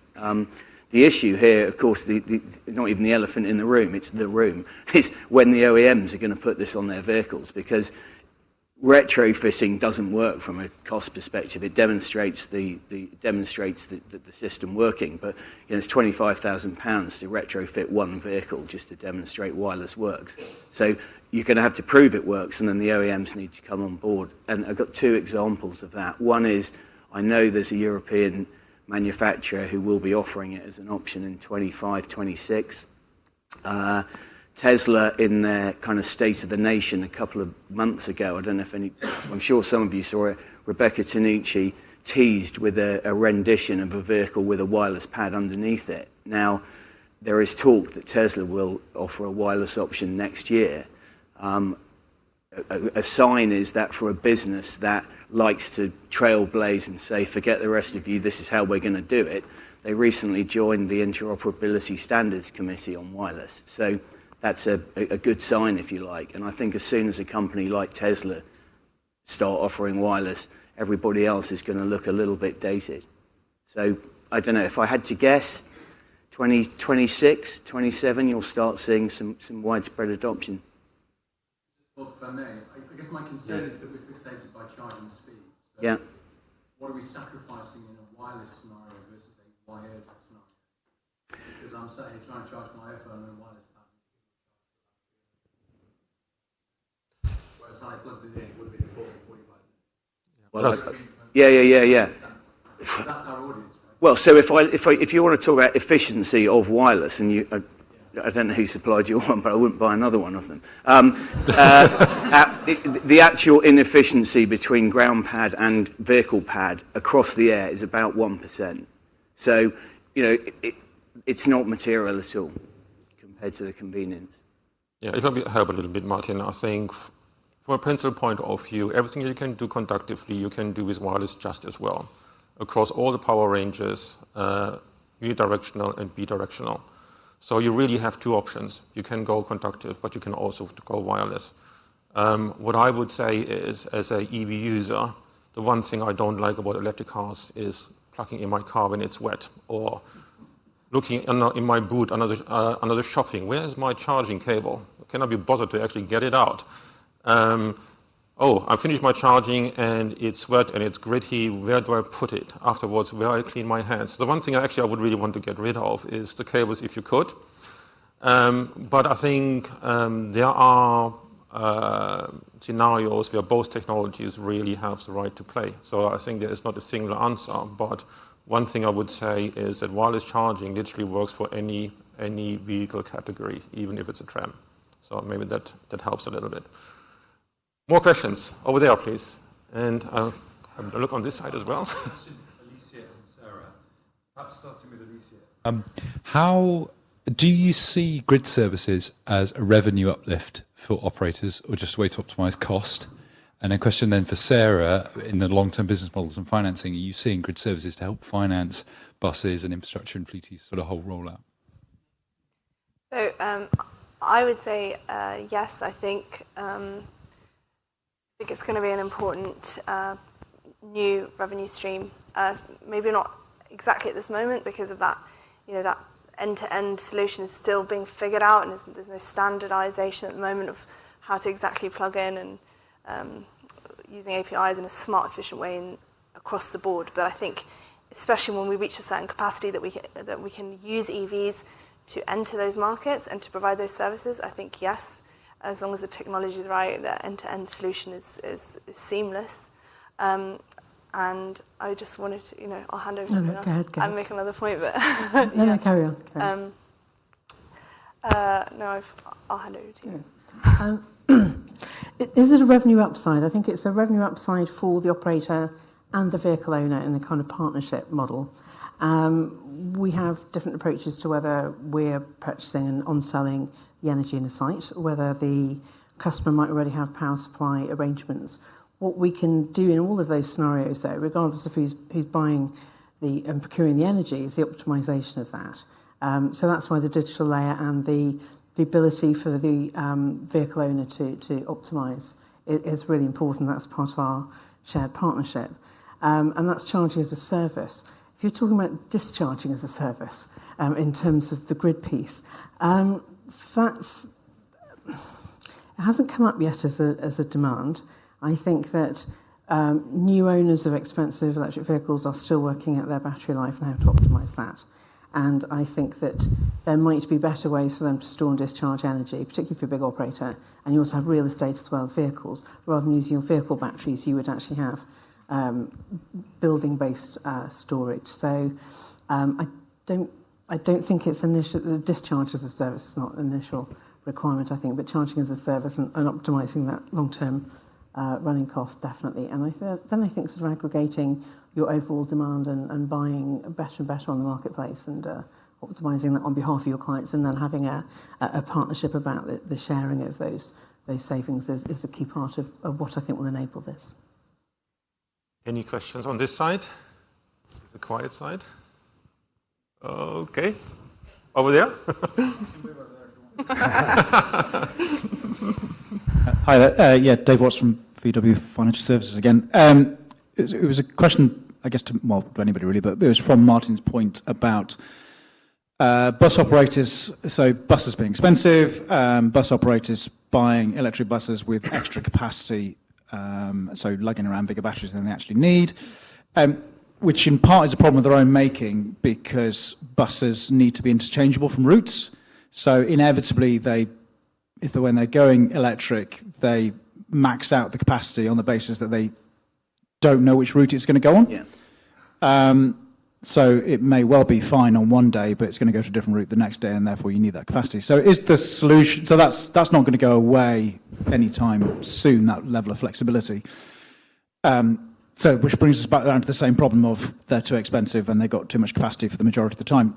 So is the solution to that interchangeable battery packs? So you're not buying one big battery pack, you're buying cassettes of 50 kilowatts, say, and you interchange on the given day, and you're sort of taking them in and out, as it were. Or is it smarter charging solutions?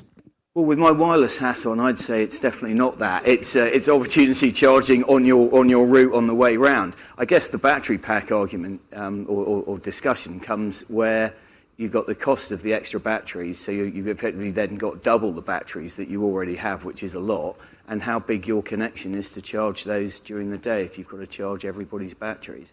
So no, I definitely favour the wireless solution at bus stops. Okay, nevertheless, battery swap, another alternative mentioned. Any more questions? Yes. There's a mic for you there. I think it's very interesting to see the multi-fleet hub. Do you think that those fleets can have anxiety because in the past they have their own depot, their own homes. Now it's shared. It's quite a sea change for their comfort zone. How do you see that? I might ask Dan actually to talk to that piece actually in terms of how the clients see that change. I think we're working with clients as they develop their view of whether they want closed or open depots, whether they want a shared site but a closed structure around their piece because they want vehicle security, they'll want lighting at night, they'll want, some people might want driver services and so on, versus people who want a sort of more flexible, lower cost, on-demand kind of charging. And I think we are working out the optimum ways to segment our sites as to whether it's dedicated, fully shared, partially shared, and that's really is customer driven. So we can configure it in a way that works in a way that's capital optimized for us, but it's really customer driven. I think the depot model will be driven by big operators like buses and municipal vehicles, which are already depot based, to some extent around distribution hubs, which are already depot based. But I think the real growth and the real utility for a lot more users will be semi-urban mixed hubs with an anchor tenant, but making a range of price levels available for people who either want premium dedicated or they want flexible or something in the middle. So that will be customer-led, and I think customers will also feel their way to what's the optimum mix for them as well, and we need to respond to that. One more question, the last question before I ask the panel to sum up with a single sentence as to what they really think in terms of where we are. One more question? Oh, I think we have exhausted the thirst for knowledge here. In this case, to the panel, electrification of buses, financing, tech, lots of things. Where are we? Are we on track to make electrification of buses in the UK a success? Well, I think we're going in the right direction. I can't wait to come back in 10 years' time when you've got an option for a wireless solution on all your vehicles. So, yeah, we're moving in the right direction. My view is that the capital's available as long as we get the capital efficiency equation right. And I think there's some key drivers in terms of the replacement cycles of fossil fuel vehicles which are coming up, plus the regulatory pressure, that I think that we'll suddenly see a big shift and not a gradual shift, and we need to get all the components ready for that. But I think they build it and they come. We might find people are coming quicker than we think because they suddenly are ready to do a movement en masse to VHGVs and they have their confidence level ready. So it might not be 10 years, it might be 5. Good. Yeah, speaking of getting the elements and components ready, I would just say with my sort of academic hat on, let's also keep in mind the energy system, the whole system view, because it's all well and good electrifying all the vehicles, but if we're charging them with fossil fuels at the wrong time at peak altogether, it's going to be a huge problem. Michael, last words of wisdom. Last words. Yeah, I mean, you can see that the bus fleets are actually further ahead than a lot of other heavy-duty vehicles, so I'd say that they are obviously closer in that regard, but it needs to come off an exponentially growing curve, I think, because at this point in time, you're probably not going to hit that 2030 deadline for buses, actually to have that full transformation, because not all the use cases are being filled yet. So you need to make sure that the vehicles are there in place, and then also that the skills are in place within the bus operators, but also the local authorities, because at this point in time, it's probably going to change from people being there with their kind of like a mechanic with his oily rags on and a person actually with a laptop looking at the kind of battery capacities and the different changes that are going to be happening there. So yes, but we need to make sure that we're learning at the rate that is needed. Excellent. And there you have it, ladies and gentlemen. A round of applause for our panelists. Thank you very much, Joaquin. Thank you. Thank you to the panel. Really appreciate that. So I'm going to try and make sure we still keep to time. I'm being clock watched every moment. I'm being scored out of 10. I'm probably a middle merit 7 so far. Anyway, moving on to the next panel. This is one I'm really quite personally interested in. So this is V2X and smart charging technology. As someone who's moved 73% of their own home load to off-peak periods, trying to apply smart tech, I have patchy experience, so I'm personally one that I'm interested in. So the moderator for this session is Clive Southwell. Anybody who knows Clive knows he's been around the block for quite some time in this space. Anybody who could have sold a G-Whiz back in the day really learnt some hard miles. So anyway, Clive Southwell's the sales director for UK and Ireland for Green Flux. He has also spent some time selling Liberty electric vehicles, G-Whiz electric vehicles. He helped set up Allego, NLX in the UK, and he's now at Green Flux. He has the challenge of keeping a very great panel in order for the next little bit of period of time. So, ladies and gentlemen, please put your hands together for Clive Southwell.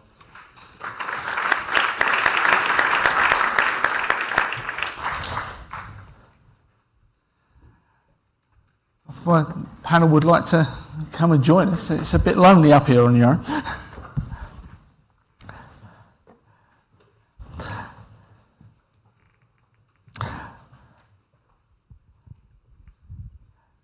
So first, a quick overview of Greenflux for those of you that don't know. Greenflux are a supplier of software as a service for the EV charging industry.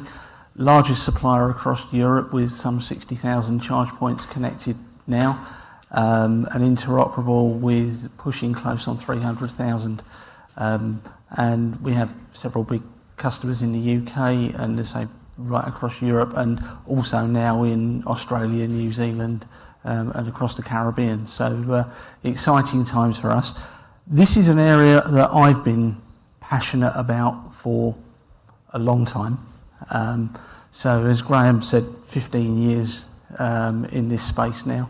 And the onset of vehicle-to-grid, vehicle-to-X, smart charging has been an interoperability has been an area in which I've been pushing for quite a number of years. So I'm going to be interested to listen to my learned colleagues here and their views on some of the questions that we have.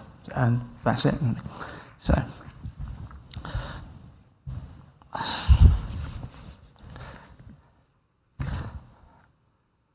So we all know that vehicle-to-grid as such has been around for quite a number of years, sort of since the onset of the Nissan Leaf, has never quite made it across the line into commercialisation.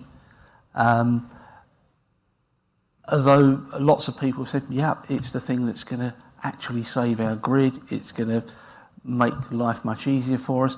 Why do we think that that step's not happened, and what's needed to actually make it happen? Sure. Hi everyone. Russell Fowler from National Grid. If you heard Steve earlier, he gave you a description, but I'll repeat it again. So we own the high voltage electricity system in England and Wales, and the distribution network in the southwest, South Wales, and across the Midlands. I look at transport decarbonisation, so I'm interested in EV, but all forms of transport as well. And I think on that one, you said, why do we not see it everywhere?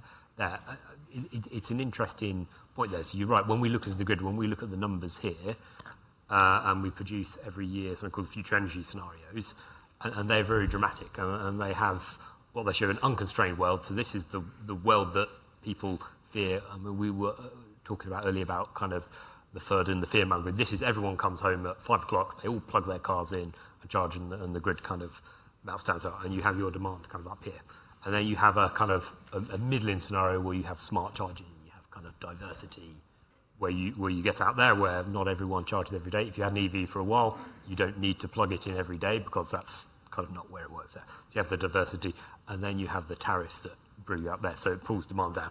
And then you have the vehicle-to-grid, as it is, or vehicle-to-X as we have now, where that actually pulls that peak kind of down actually to lower where it would be. So actually energy supplying back into the system and actually helping back out. So you've got this really large range that you have there. And the caveat that you always have on that is you need the kind of consumer to get in and to buy in and to be able to get that there. So why that hasn't moved in there, I'm not too sure from a grid perspective. You can see actually that there's huge value there. So I kind of wonder in this one whether it's consumer, whether there's the drive for consumers to get it, whether the technology, the tariffs, and everything else is there as well. So maybe defer that question down the line to my colleagues. But different from a grid perspective, there's huge value in having that all the scale right from smart charging right the way down to the other end of kind of vehicle to grid there. So there's huge value there to grid. It just needs to be captured kind of further down or further up the chain, if you like.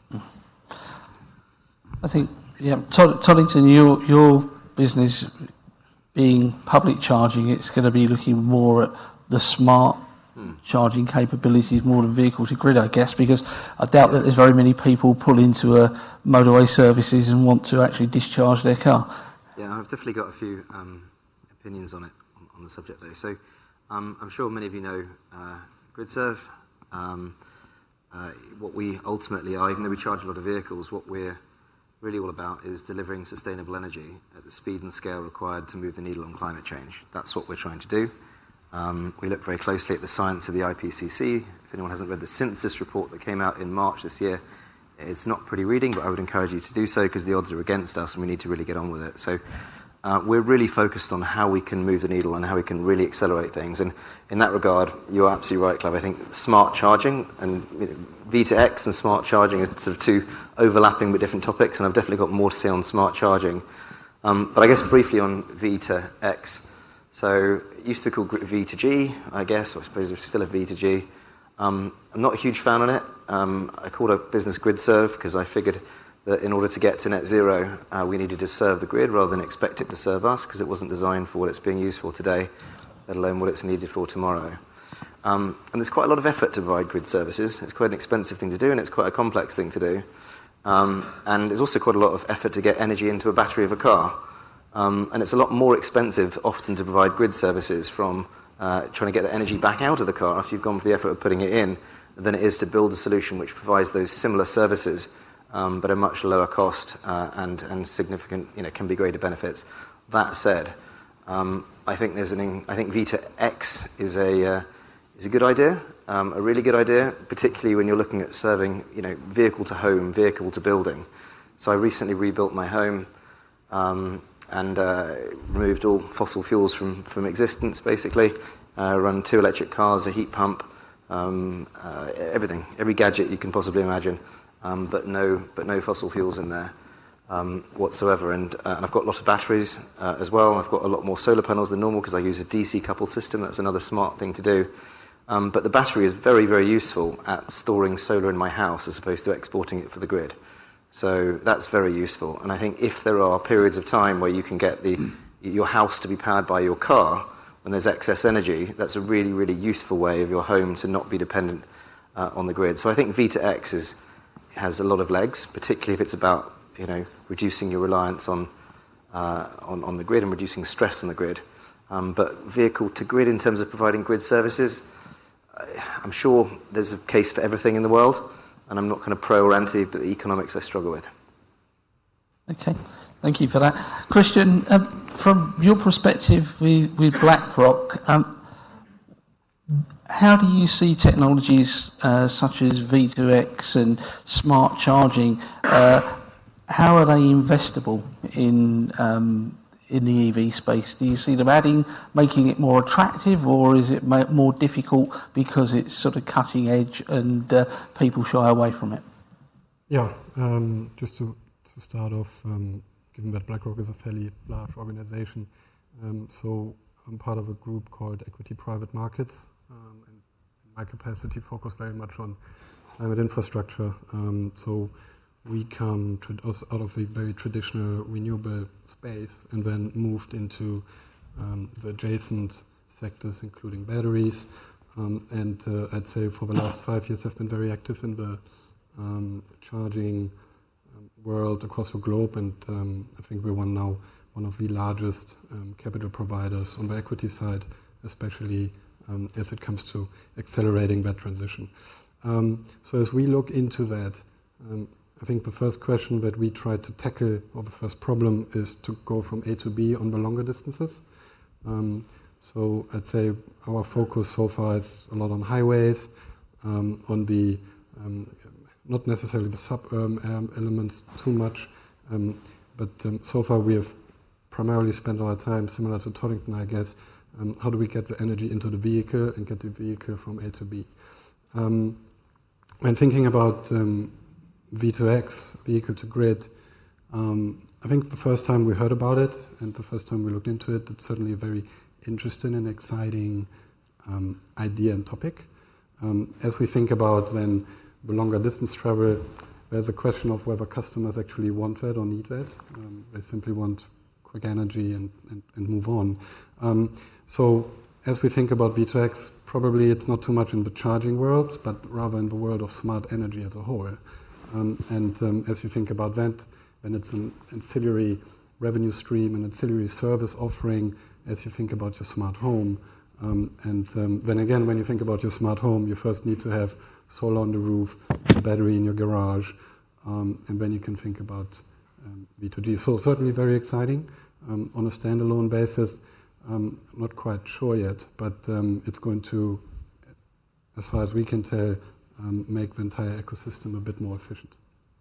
Thanks. Steve, from an RAC Foundation perspective, how would you see the use of V2X or smart charging technologies benefiting all motorists, not just those with off-street parking?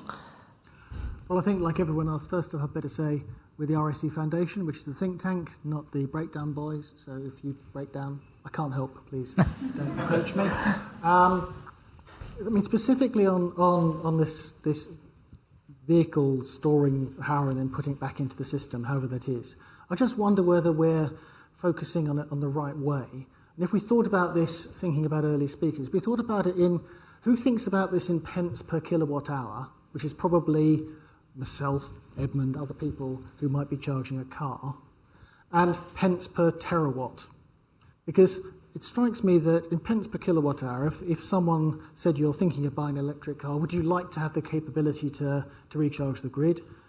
I got confused already, because when I bought a petrol car, no one said, oh, by the way, you'll be wanting a petrol pump in your house, right? So I don't think we should be coming at this as a motorist, a consumer benefit in the first instance. We should be thinking, what if there was a capability that enabled companies to balance demand, not by draining individual car batteries overnight, as some people have told me they fear might be the case, but they're playing with maybe 5%, but of a lot of cars. So it strikes me there's a capability that could be being built into the system that ultimately would benefit me in that pence per kilowatt hour. But don't try to sell it to me on that basis. In fact, when you're trying to sell this concept to me at the moment, what I really want to know is, here's where I get the car, here's where I'm going to charge it, can make that as easy and cost effective as possible. Now, I suspect that many of us see charging as being predominantly something we might do at home if we can balance that up, and if the service Toddington and others like his company offer make that really convenient to do elsewhere, as we've traditionally done at service areas, well, that's fine. But I suspect the business case, if there is one in the first instance, has to rest with the generation distribution world, as I think of it, rather than the individual motorist, and in persuading the supply chain, including the auto companies, to make that transfer possible, rather than trying to make me pay an extra £500 for a vehicle in order to enable it. Yeah, I guess there's various trials around the world where I know the consumer is actually paid by the DNO for making their vehicle available for smart charging. Do you think that that sort of idea would work in the UK? Well, by and large, I'm all for being paid for things, and I suspect most of us are quite. In fact, we're in the building of a major international consultancy. They love being paid for things, so I wouldn't want to turn that down. What I wonder is whether the deal is, we will pay you for this. Well, let's have a conversation about V2X or V2G, as opposed to, we see that you're about to buy an electric car. You probably want to have a contract which gets it recharged. If you sign here, it's going to cost you this much. Oh, by the way, you'll notice in Clause X that in the still hours of the night, we'll be drawing some power down from you, but you'll still, here's the key thing, come the morning, you'll still be fully charged and raring to go. I think this is a key thing to get across to people, because I still hear people, when they're discussing this in the sort of layman's, I put it in the sort of, how could I put it, Rowan Atkinson world, of oh, they're going to drain my battery overnight, so the car's going to be flat in the morning. We're not even at that level of understanding yet, let alone a world where we'd all think this is a good idea. Can I say some further insight into that as well? So I'm neither pro nor anti this stuff. What I am about, which is great, it's a very clear focus of GridServe. How do we move the needle on climate change? How do we deliver solutions? And so if the economics aren't on side, and I can't see it yet, and if anyone's got a cunning plan as to how to make them on side, brilliant, let's go for it, because that will encourage the people to do things quickly. But unless they are, then we're just not going to get stuff done. And V2G for many years has sort of felt a little bit like the hydrogen thing, and I'm quite qualified to talk about that subject because 20 years ago I created a hydrogen fuel cell company, and it was difficult, and it was expensive, and it was complicated, and it was always tomorrow, and not a lot's really changed there, in that respect, in terms of delivering significant scale that's going to move the needle on climate change. So if anyone's got a cunning plan to make V2G work, let's go. Economics have got to work, or it's just a cunning plan, I think. But in the absence of that, personally, we just focus on stuff that we can get on with today, tomorrow, that's going to deliver real impact. We heard a lot today about the necessity for large upgrades in grid supply into charging. So how important do we think, I can start here, how important do we think smart charging will be in the deployment of public charging to enable more chargers to be installed on a lower capacity? Definitely need more grid. I think panels have agreed with that. I suppose the smart just kind of help you to get there. We know there's lead times and there's challenges in deploying infrastructure there, so the smart can help with that as well. In terms of the public charging, I prefer to kind of talk to as well about how much smart can put in there of whether it's a vehicle or whether you have a battery on site to kind of help manage that as well. You've got the kind of local generation, so lots of things that can be done there while the grid's coming in, and while you even take a step back to the larger grid, these huge upgrades we talked about, kind of connecting the kind of offshore wind that we're going to have, that huge amount of resource that's going to come in by 2030 as well. You've got to get all of that in there before it even gets down to the charging. And there's definitely a lot that can be done there. I think from our perspective, that's smart. If that can help while the grid gets kind of built out, then that's only a good thing. But there's a lot can be done kind of after the grid but before the charger, if that makes sense, to be able to help with that. Yeah, I mean, any comments? So I probably talk about smart charging for like the next few hours, and everyone will be very, very bored. But there's a panel, lots of people have got a lot to say. The one thing I would question is, you said, what impact is it going to have? And again, a bit like my previous comment, it's about what impact is it having. So there's a lot of things that we do. We deliver quite quickly. I think people probably appreciated that. We're in construction now of more charging sites on the motorway network than we've built entirely. And next month will probably be double that. And people's like, but how do you do that? How do you get the grid? I'm putting 3 charging sites at Electric Superhubs live this week, and one of them hasn't even got a grid. We're building a microgrid for it as an interim solution until the grid connection turns up. That's pretty smart. There's a site in Cornwall that we've got live 3 years ahead of when we were told by the DNO that it was going to be live, because we needed a grid upgrade. So what we did, and it was great that Liz commented earlier about batteries. So we've, the first site of its type on the strategic road network is live. It's in Cornwall Services. To any customer, it looks like a normal site with 6 high-power chargers. But in fact, behind the scenes, we've only got 100 kilowatts of power.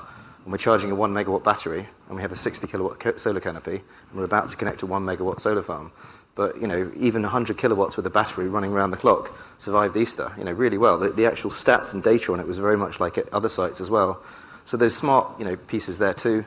As I'm sure you all know, there's smart algorithms that are about to be implemented as well that share power that's available across sites. It's really, really important that people fully understand and appreciate the difference between megawatts and megawatt hours, kilowatts and kilowatt hours. One is a measurement of power, one is a measurement of energy. A kilowatt hour will drive an efficient car, maybe 4 miles. A kilowatt is how quickly you charge or discharge that. And so you don't need a giant grid connection just to provide the peak power. You can store that energy in a battery, for example. You need enough energy 24/7 from what it is that you need. And you also need to know where that energy is going to come from, because getting to net zero, really you want to get to zero. Net zero is just because achieving zero is quite tricky. And so one of the other things that we're doing is building solar. Wonderful statistic. An acre of land in the UK on average allows you to produce enough energy every year to drive more than 1 million miles in an electric car. Isn't that amazing? And if you directly connect it to charging infrastructure, which we're doing, then those are zero carbon miles, not just net zero miles. And if you do that, you can actually provide it cheaper as well. Isn't that great? Electric vehicles and cheaper. That's what's going to accelerate and move the needle on climate change. So there's just a lot to this. And it starts, I think, with really understanding the difference between a kilowatt, and a kilowatt hour. AC, DC. It's really important. If you can stay DC, then renewable energy is generally generated, certainly from solar in DC. Batteries and electric cars are DC. If you use that DC directly, then you don't affect the grid, which is AC. And so that's really important, but you really need to really understand the difference between AC, DC, kilowatt hours of battery capacity, C rating of batteries, charging curves, discharge curves. There's a lot to it. But when you put it all together, it means that we can deliver infrastructure much, much faster, and that's what we're doing. Excuse me.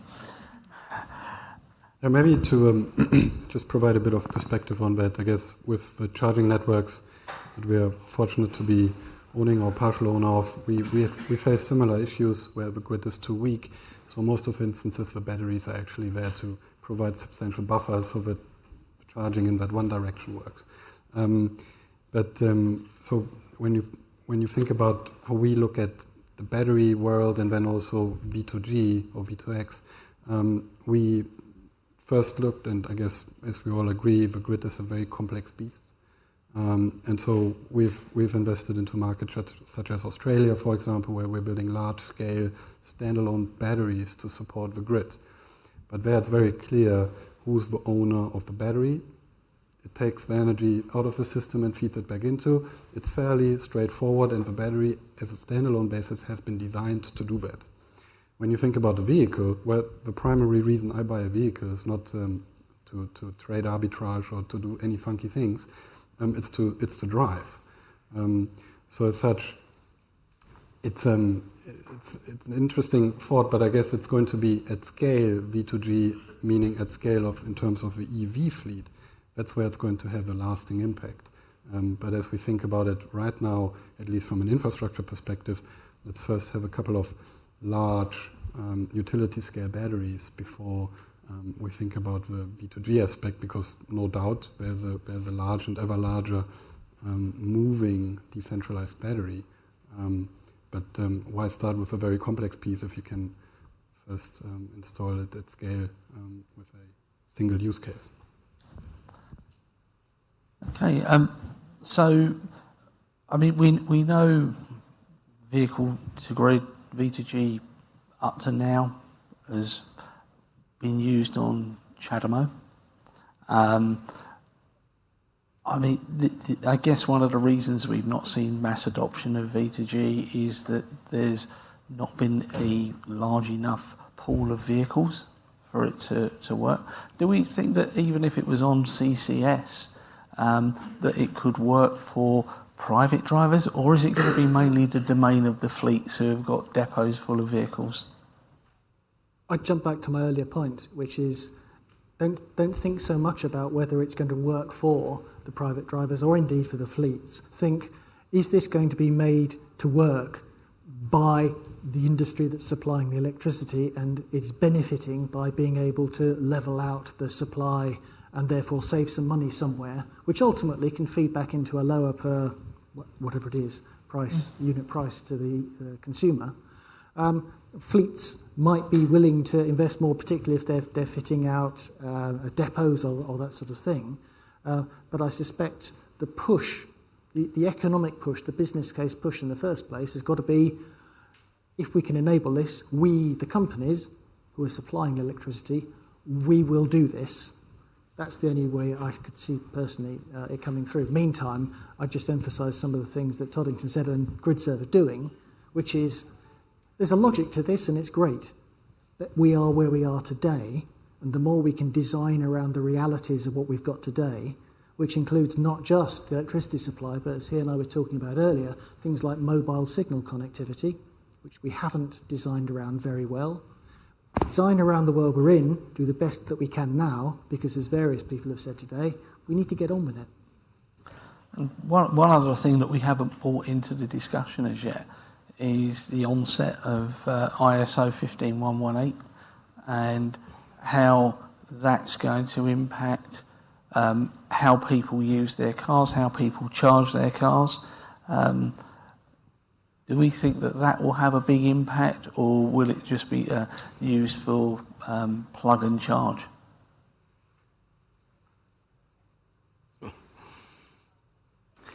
Who's that to?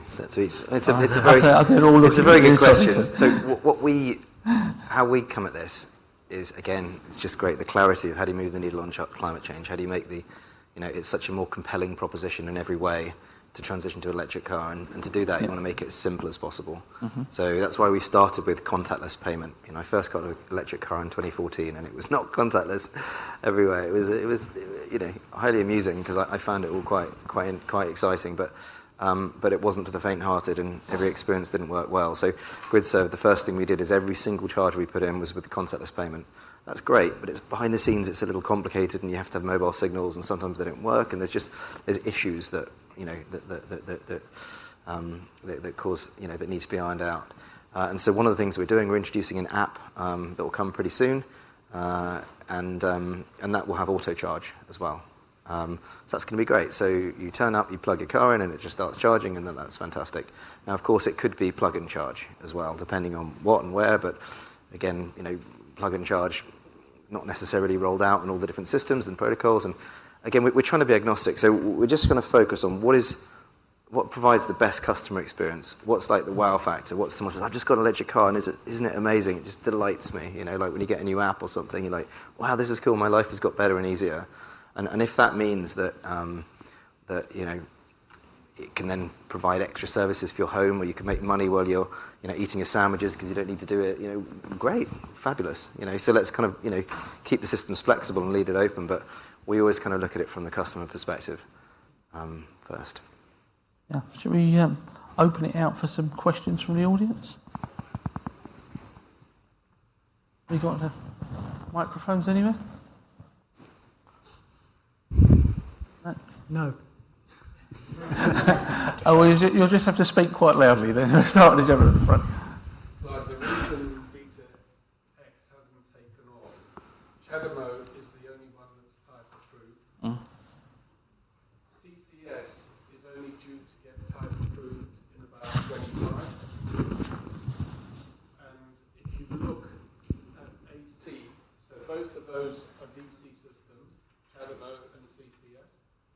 If you look at AC, which is the Mennekes or Type 2 plug, ACER, which is the European Motor Manufacturers Association, have only just started looking at putting a V2G on the car, and that will only be 368 or 16 ounce.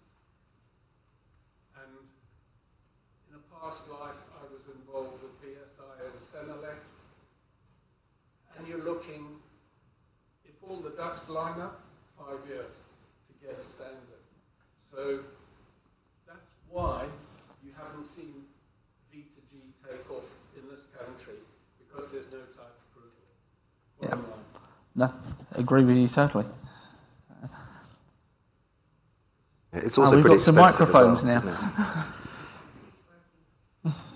Thanks. It's a bit of a two-part question, guys. So first part, if you, in the fleet world, if you assume that fleet operators will want to minimise their peak vehicle requirement, optimise their yields, do you think that really V2G has a case for fleet, or do you think they're going to try and minimise the amount of time the vehicles stay plugged in? First part of the question. Second part of the question, if you then assume it's going to be residential, people with their cars on their driveways, daytime or nighttime, most EV drivers I know don't plug in every day. So how do you then incentivize people to do that? What's that price elasticity that says, right, okay, it's worth me plugging in every day? So two parts, fleet and residential. I'll just start and say that's probably why we changed the title of this panel from V2G to V2X and Smart. Yeah. Great answer. Should I pass on? Yeah, I mean, just quickly, from my perspective, I think the odds are much more in favour of V2G or V2X for fleets as well. you design it in a commercial way, you fund it in a commercial way, you can set it up, you can really invest in the infrastructure to have really good grid connections, because that's important. If you haven't got a big grid connection, which you generally don't at a home, it's quite hard to make money through that grid connection, so you can kind of set it up front, you can get it all going. I'd imagine Daniel is probably violently agreeing with that. So I think there's work to be done. I know people like Sam, who's in the back room. I think you did your first V2G stuff, but it was really V2X, wasn't it? Vehicle to building 10 years ago or something like that. It can be done, but again, getting it to a point and making it commercially viable, again, for all the same reasons that you're talking about there.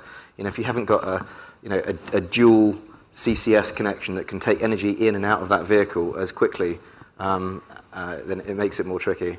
But there are other options. It's not just about getting energy out of your car specifically. You can provide short bursts of energy, provide frequency services. You can provide reactive power. You can provide all sorts of different things. And I think the odds are definitely much more in favour for fleets than homes, personally. Just saying that one, I agree with the fleet. But if you look back, you mentioned the domestic one. When my system operator colleagues over the winter released the demand flexibility service, the price that people required was considerably larger than the market would dictate. But there are people that went to very extreme levels to sit in the dark, to take in fuses out to do that. So there's an extreme of people that will do this. And you think in the V2G, V2X space, there are people there.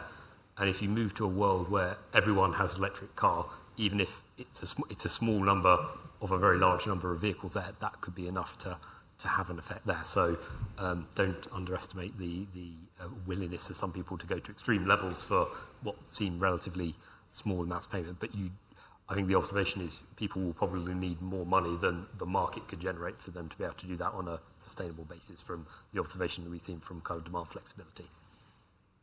I'd just add that I was very, very sceptical of the carrier bag tax. 5 pence, what difference is that going to make? I can't be the only person who's noticed in supermarkets people with armfuls of stuff staggering back to their cars. They would rather risk dropping a £10 bottle of wine than pay 5 pence for a carrier bag. So small sums of money can make a difference. Also, Russell, I think the issue is a V2G charger today is 7.5k installed. You can buy a Powerwall installed for about the same amount of money. The Powerwall's connected 24/7. V2G, like the guy says, if you've got a young family, the car's the kid's taxi, it's only plugged in towards the back end of the night.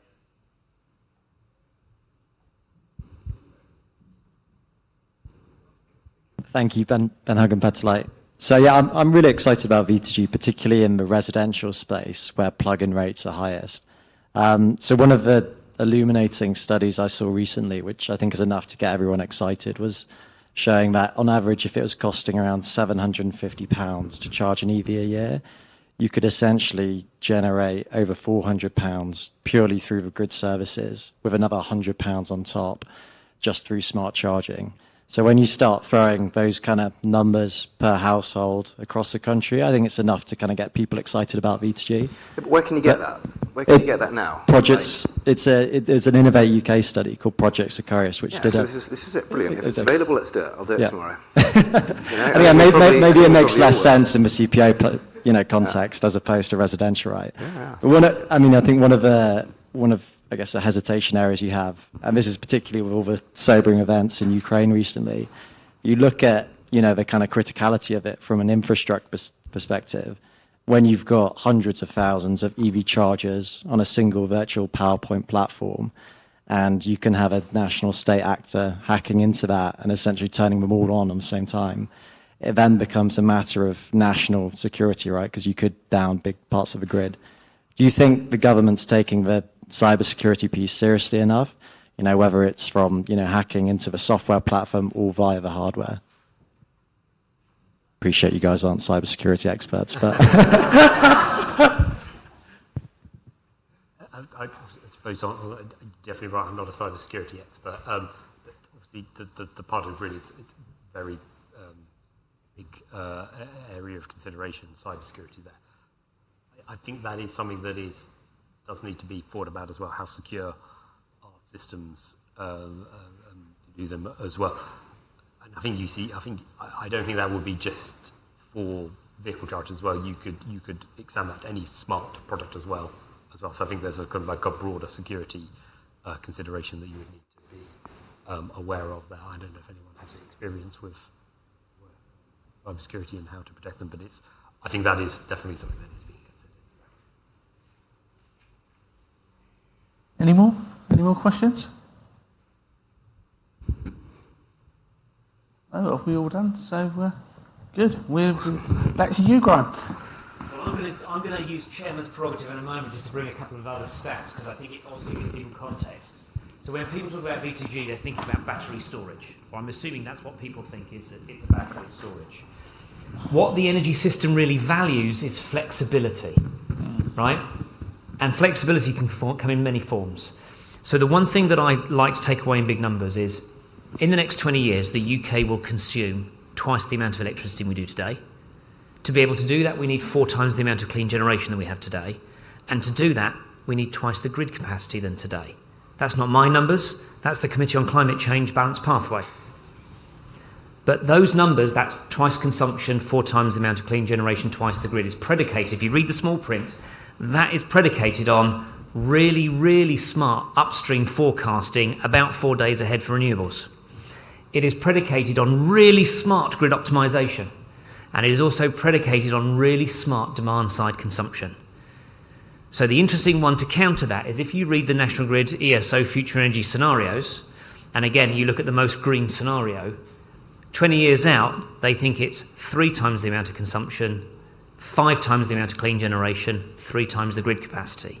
So your delta is the prize. 2 times, 4 times, 2 times versus 3 times, 5 times, 3 times. The difference between those two is the prize. Now, is the prize just smart charging? Again, if you go back to, I think, FES 2021, they said, they modelled and said, we don't need V2G at National Grid until 80% of the vehicle park is electric, because you can get to 80% on smart, just managed charging alone. My final limiting factor, and this was brought home to me in sharp focus last week, I had an electrician test the wiring in my house. And I just did the ask the daft question, because I know big grid stuff, I don't know little grid stuff. And I talked to him about vehicle to grid charging, and he said, well, the biggest problem with that is you're limited in the home by home wiring standards. The single biggest piece of copper in your home can run 32 amps. Right? 32 amps at best will get 7 kilowatts out of a car, and that'll run your fan assisted oven and nothing else, or your electric shower or nothing else. So it is not a solution in and of itself. So I'm probably nearer the Toddington Harper school of thought. I think batteries and smart flexibility in and around the network everywhere, I still find it a little difficult to get excited that it's going to happen in the home. And your point around charging standards, talk to Mike Schooling at Indra. He has got CCS working with a large European manufacturer doing V2G now. They just switch it off as a function in the car. So the only reason they don't do it is because they can't see how to make money from it. So go figure. So I think it probably touches on every point made from everybody in the piece. And to add to that, Graham, as you know, with my time at NL, doing lots of vehicle to grid stuff, we also had V2G on CCS working with a very large French manufacturer who said, actually, it's just too expensive and no one will pay the extra money for it, so we won't fit it. Yes. Oh, I guess, yeah, if you're thinking about cars, actually, the argument, if you listen to a lot of the car OEMs, is they're trying to take cost out of a car. Yeah. Adding vehicle to grid adds weight and complexity. Do you really want... Yeah. Graham, the other thing you've got to realise, the ESQCR regs limit the generation to 16 amps. There's a whole bunch of reasons why they're challenging. I'm a firm believer in challenging standards, right? I mean, if we just accept standards, we'd be still living with candles and oil lamps, right? So it's good to challenge those standards. But yes, I think you need to think about I think somebody earlier talked about the system of systems, but I'm a firm believer in go with the stuff that is doable now. So smart charging does a lot, right? And I would also say that of the 100% growth in demand, only 15 to 20% is electrification of transport. 50 to 60% of that 100% demanding growth is decarbonising heat. So pay heed to smart and flexible and what is being learnt in cars, because if you can apply that to heat, that's where the money's going to be. So anyway, I will ask you all to please thanks the panellists. If I have it right, we are about to hit coffee time, so you can get recharged with caffeine. Can I ask those in the last session, and the last session is an important one, it's Chatham House rules, so anybody can say what the hell they like and not be attributed. So do come back after the coffee break. And those who are in that last session, can they get lapel mic'd up, please? See you back here at 4:20.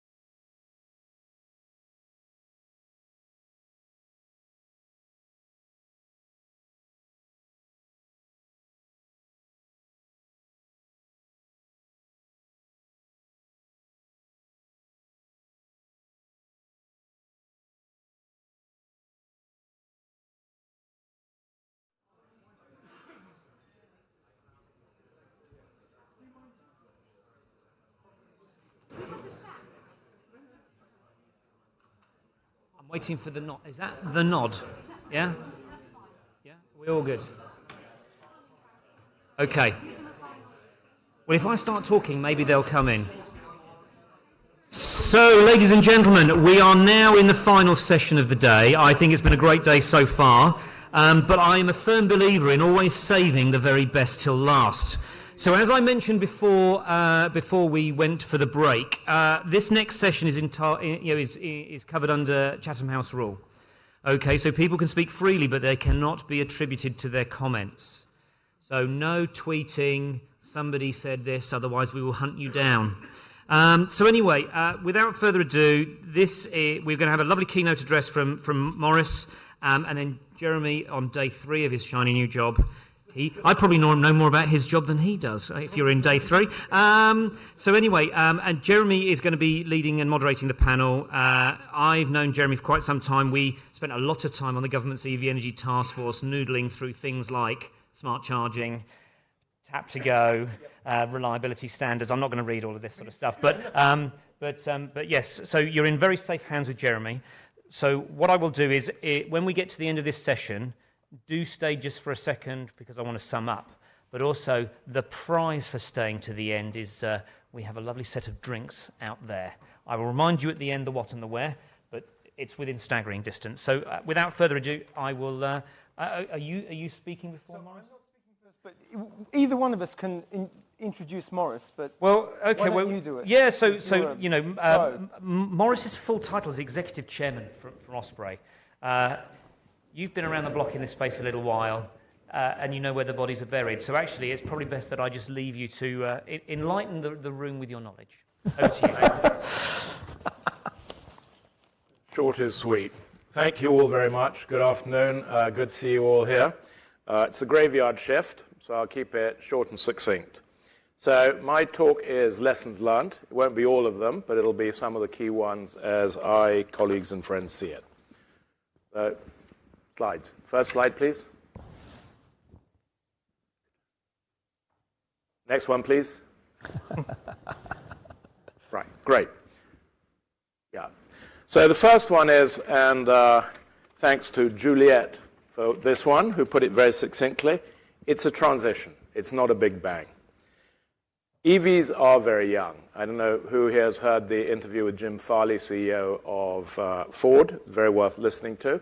He talks now about launching the second generation of EVs. Second generation is not much. Got a picture here of a very, very early stage mobile and early stage PC. Things have clearly moved on. Some of us are old enough to remember early modems, browsers, network signal issues, all things which people sat around and moaned about, but all were taken care of with growth and demand. So that takes us to infrastructure. The UK government, I believe, has called for 300,000 chargers. I have absolutely no idea where that number comes from. I don't know. It's like the EU's commission number. I've asked them. They don't know where it came from. But it's up there like the number 42 circulating in the ethosphere. It's all these numbers will be incorrect. That's the one thing we know for certain. We do need more chargers. We don't need them all now. Yes, there are queues at Christmas for Santa Claus. But that doesn't mean to say there's a national, annual Santa Claus shortage throughout the year. There are occasional shortages. If you go to a service station on a bank holiday weekend, there will be a queue. That doesn't mean to say there are queues everywhere. Cost. One of the biggest barriers to adoption is the cost of vehicles. But with technology, the product improves and cost improves. Phones, computers, everybody's heard of Moore's Law. Things get cheaper and they get better. Vehicles are getting cheaper. And there are recent announcements only this week on dramatic improvements in the cheaper LFP batteries, for example, which we'll see come through over the next few years. But replacement of fleets for, say, for merchants who need to drive into ultra-low or zero-emission zones is expensive. It's a big capital outlay, particularly in a difficult time. And this might be a good area, unlike some of the others under consideration, for government support. Last point on this slide is similar but not the same. EVs are cars, but the energy systems are obviously very different. And this has implications. You don't need as many public charge points as you do fuel pumps because 80% currently, or some 80% of drivers can charge at home. Going forward, as this grows, it'll still be 30 to 40%. That clearly has massive implications. Equally, to give an example, you don't need a motorway service area for fuel. If you're on the motorway, pull off nearby, in all chances, there'll be a retail shopping center or something with good chargers. And here's a picture of one of ours, just off the expressway in Devon. It's not an MSA, but it's just as close. And our peers, the new energy companies, have built equally good-looking ones, equally accessible. Drivers will find these with new ways of sight finding, not massive awnings, but sat-nav and in-car navigation. Next slide, please.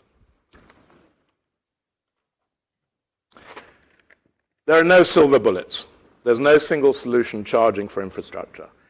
One of the things I find frustrating personally is when we talk, particularly with consultants in the finance community, about rapid charging versus slow charging, destination versus en route. We need it all. There's a different use case for each of it, and it's all necessary. The balance in any given market is dictated by geography. Charging infrastructure are dictated by physical, industrial, and social geography. UK cars average under 6,000 miles a year. US cars over 13,000. France has a density of 119 people per square kilometre, the UK 281. Old UK towns have limited off-street parking and limited grid, but slower curbside charging works because the cars don't move a lot. Lower density developments, those with off-street parking, can have home charging. For those without either, higher power charging while going about everyday life. Shopping, eating can provide power. And for long distances on the wide open road, high power charging. Next, please. Data, data, data. So let's come back to this 300,000 figure and others like it. The rules for where chargers are needed are, in our experience, actually relatively straightforward. They need to be where cars spend time. So home, leisure, work, highways. The power of charger is dictated by the dwell time. If the car's at home or at the workplace, it can be a slow charger. If it's at a sort of intermediate leisure spot, somewhere you spend 2 to 4 hours, maybe it's 11 kW charger. If it's a shopping center where you spend half an hour doing your grocery shopping or 45 minutes in the gym, or about 10 minutes in my case, then you need to have high power charging as you do en route. So, where are the cars? Where do people want to spend time? What are the key long distance routes? This is the data we need to ensure we put the right charging capacity in the right place. Next, please. Fourth key point, it is a consumer business, even for fleet. One has to satisfy drivers and keep them happy. And we know from surveys, one aspect here is we know from surveys that waiting on a charger is a lot less stressful than waiting for a charger. Putting it differently, having a higher number of slower chargers on a site is a better consumer experience, within reason, than a lower number of ultra-fast chargers.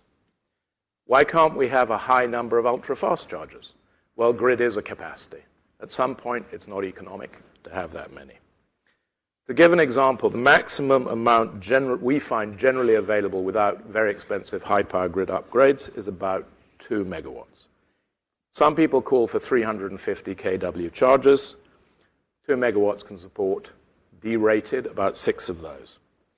However, if you look at the table of the most widely sold cars, EVs here in the UK, you can see that the peak charging rate, none of them come close to 350. And on the average charging rate, which is much more relevant, and that's showing from 20 to 80%, the sweet spot is around 100 kilowatts. So even if you account for growth, changes in technology, et cetera, and you say maybe 125 to 150 kilowatt chargers, you can install 13, 16, 18 chargers instead of 6 350s.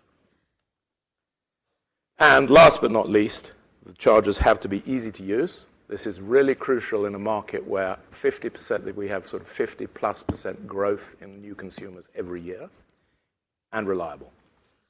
Next slide, please. So, the transition is happening. That's the good news. We can see that although there's a lot of talk and a lot of attention, the truth is there are only about 800,000 battery EVs in the UK. It's still only about 2% of total car fleet. And against that backdrop, the charger investment infrastructure is frequently mentioned as one of the constraints. I think most frequently by people who don't spend a whole lot of time driving an EV or have an interest in not seeing so many EVs, being frank. Then, in spite of that, the charge points is growing in all capacities and all sectors. Slow, rapid, public, private. And some of the recent news that's come out criticizing charger numbers, the data is plain, flat out wrong. So, and then next slide, please. The cars are popular. And this is the most important thing, because consumers drive everything. If it works for the consumer, it'll work. And here we see that some 88% of EV drivers would not go back. Only 1% express a clear desire to go back. Next slide, please. Does that 1% include Rowan Atkinson? I think he is the one. Yeah. It's not called Mr. Bean for nothing. Yeah, I mean, one of the things there he said is that it's ridiculous that these things are leased for 3 years. I think he's forgotten what it means to own a used car. Anyway, so I was told not to talk away from the mic. Good news. I think it's worth a reminder why this is important, and it is climate change and it's pollution. I mean, pollution, the Lancet, various others bring out reports on a regular basis. Some 9 million premature deaths 2 years ago are estimated to be due to air pollution. That's 1 in 6 of all premature deaths. Road transport is a significant contributor to this number. Global warming is clear. That is actually not a picture of somewhere in Africa. That is, I believe, in the southwest of the UK. It's certainly in the UK last summer. But myths and misinformation persist. And the reference point is EVs are not perfect, but they are a massive improvement. So, and above all, not only are they improvement for the environment, for pollution, for consumers, for children, for the elderly, they're also better for consumers because they're cleaner, they're better to drive, and progressively more convenient over time. Thank you.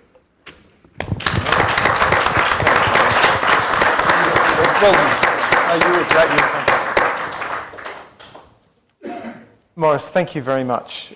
Fantastic set of insights, and I'm going to borrow some of those stats as well. So, great. I'm not going to talk too much about my take on that because I'm the least important person on stage. I'm just here to make sure it runs smoothly. So, we've had the reminder about Chatham House rules. So, we've got that. So when I come to you for questions from the floor later, I'm sure you're a very lovely, interesting person, but I don't need to know who you are or where you're from. This time, we're just going to go with the question. And that's not because it's Chatham House rules, that's because it saves time. So I'm going to start by asking my panel to introduce themselves rather than me take that for them. So if you could just say, here we are, say who you are and where you're from. And that's the least important part. Just give us just a little flavor of what you've done, what you've done, why you're here, what you're interested in, what you care about, and then I'm going to ask you the tricky question about what the future holds. But first, just say who you are. Maurice, do you want to add anything to who you are? Do you want to? Oh. Had enough? Amazing. This is the final session, guys. We're just going to be a bit loose, if that's all right. So it's been. If anybody's interested in more, I can tell them more later. It's been a great day, but it's been a long day. So, Juliet. Oh, brilliant. Thanks, Sharon. Hi, everyone. My name is Juliet Fumang. I'm the Charging Infrastructure Lead at the Green Finance Institute. We care a lot about dialogue between public and private sector. We talk a lot with government, a lot with people financing the transition, installing the transition, integration, understanding what the two do for each other, and importantly, how they can work together. Thanks. Hi everybody, Ian Cameron. I'm the Director of Customer Service and Innovation at UK Power Networks. And I have 3 loves in my life, Jeremy. The first is great customer service. That's why I'm in customer service. Secondly is decarbonisation. And I've been doing this for about 10 years, connected about 5.5 gigawatts of renewables to electricity system because I can't be sitting here talking about electric vehicles if I haven't got a clean grid to connect them to. So that journey is continuing. And I've led UKPN's programs of decarbonisation across EVs, now on heat, for about 10 years. And then the last one is about innovation, bringing those new non-traditional solutions to what some would class as monolithic type of industries like networks. Great, thank you. Luca. I'm Luca Gatto, and I'm sorry, I'm monogamous, but anyway, so I'm a banker and an MD at SMBC. That's my only love. And I am looking after infrastructure, transport, and telecom finance. Amazing. Thanks. Daniel. Yeah, good afternoon, everybody. I'm also a banker for my sins. I'm at Improved Corporate Finance, Managing Director in London. We've looked after some of the largest transactions in EV charging over the last few years in terms of fundraising and M&A. I've been at Improved for about a year. My anniversary is tomorrow, actually. And before that, I was at Shell. I was in the M&A team looking after e-mobility. So I've been on both the buy side and now on the sell side.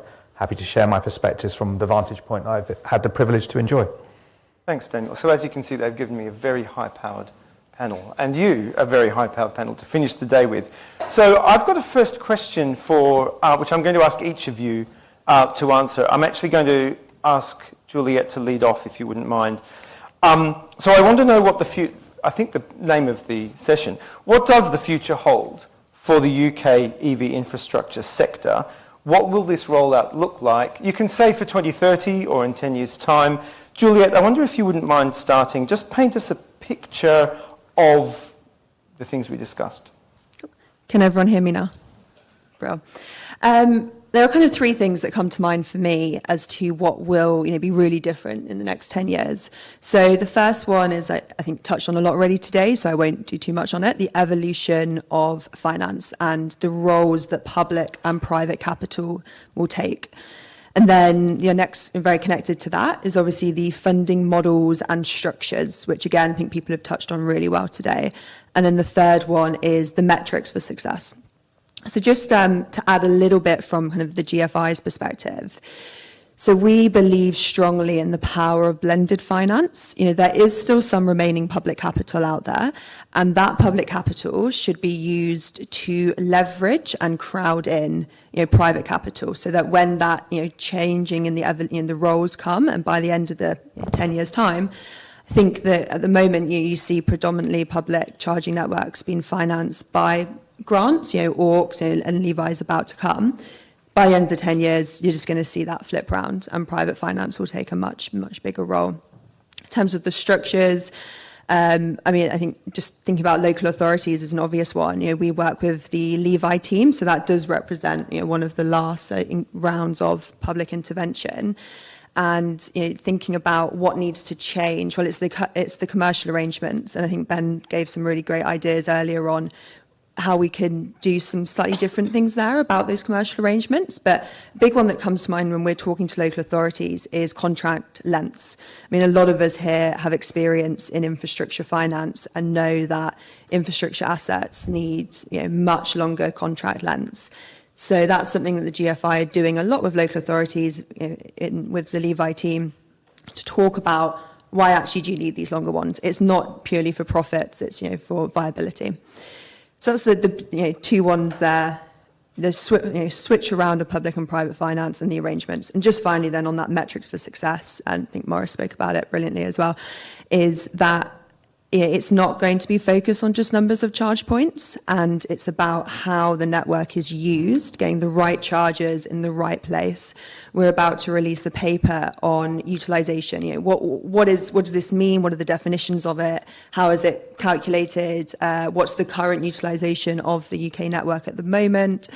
And I think that move away would be, if we can start that move away, and by the 10 years in 2030, it'd be fantastic if we can really focus on that as a metric for success instead of just pure numbers of charge points.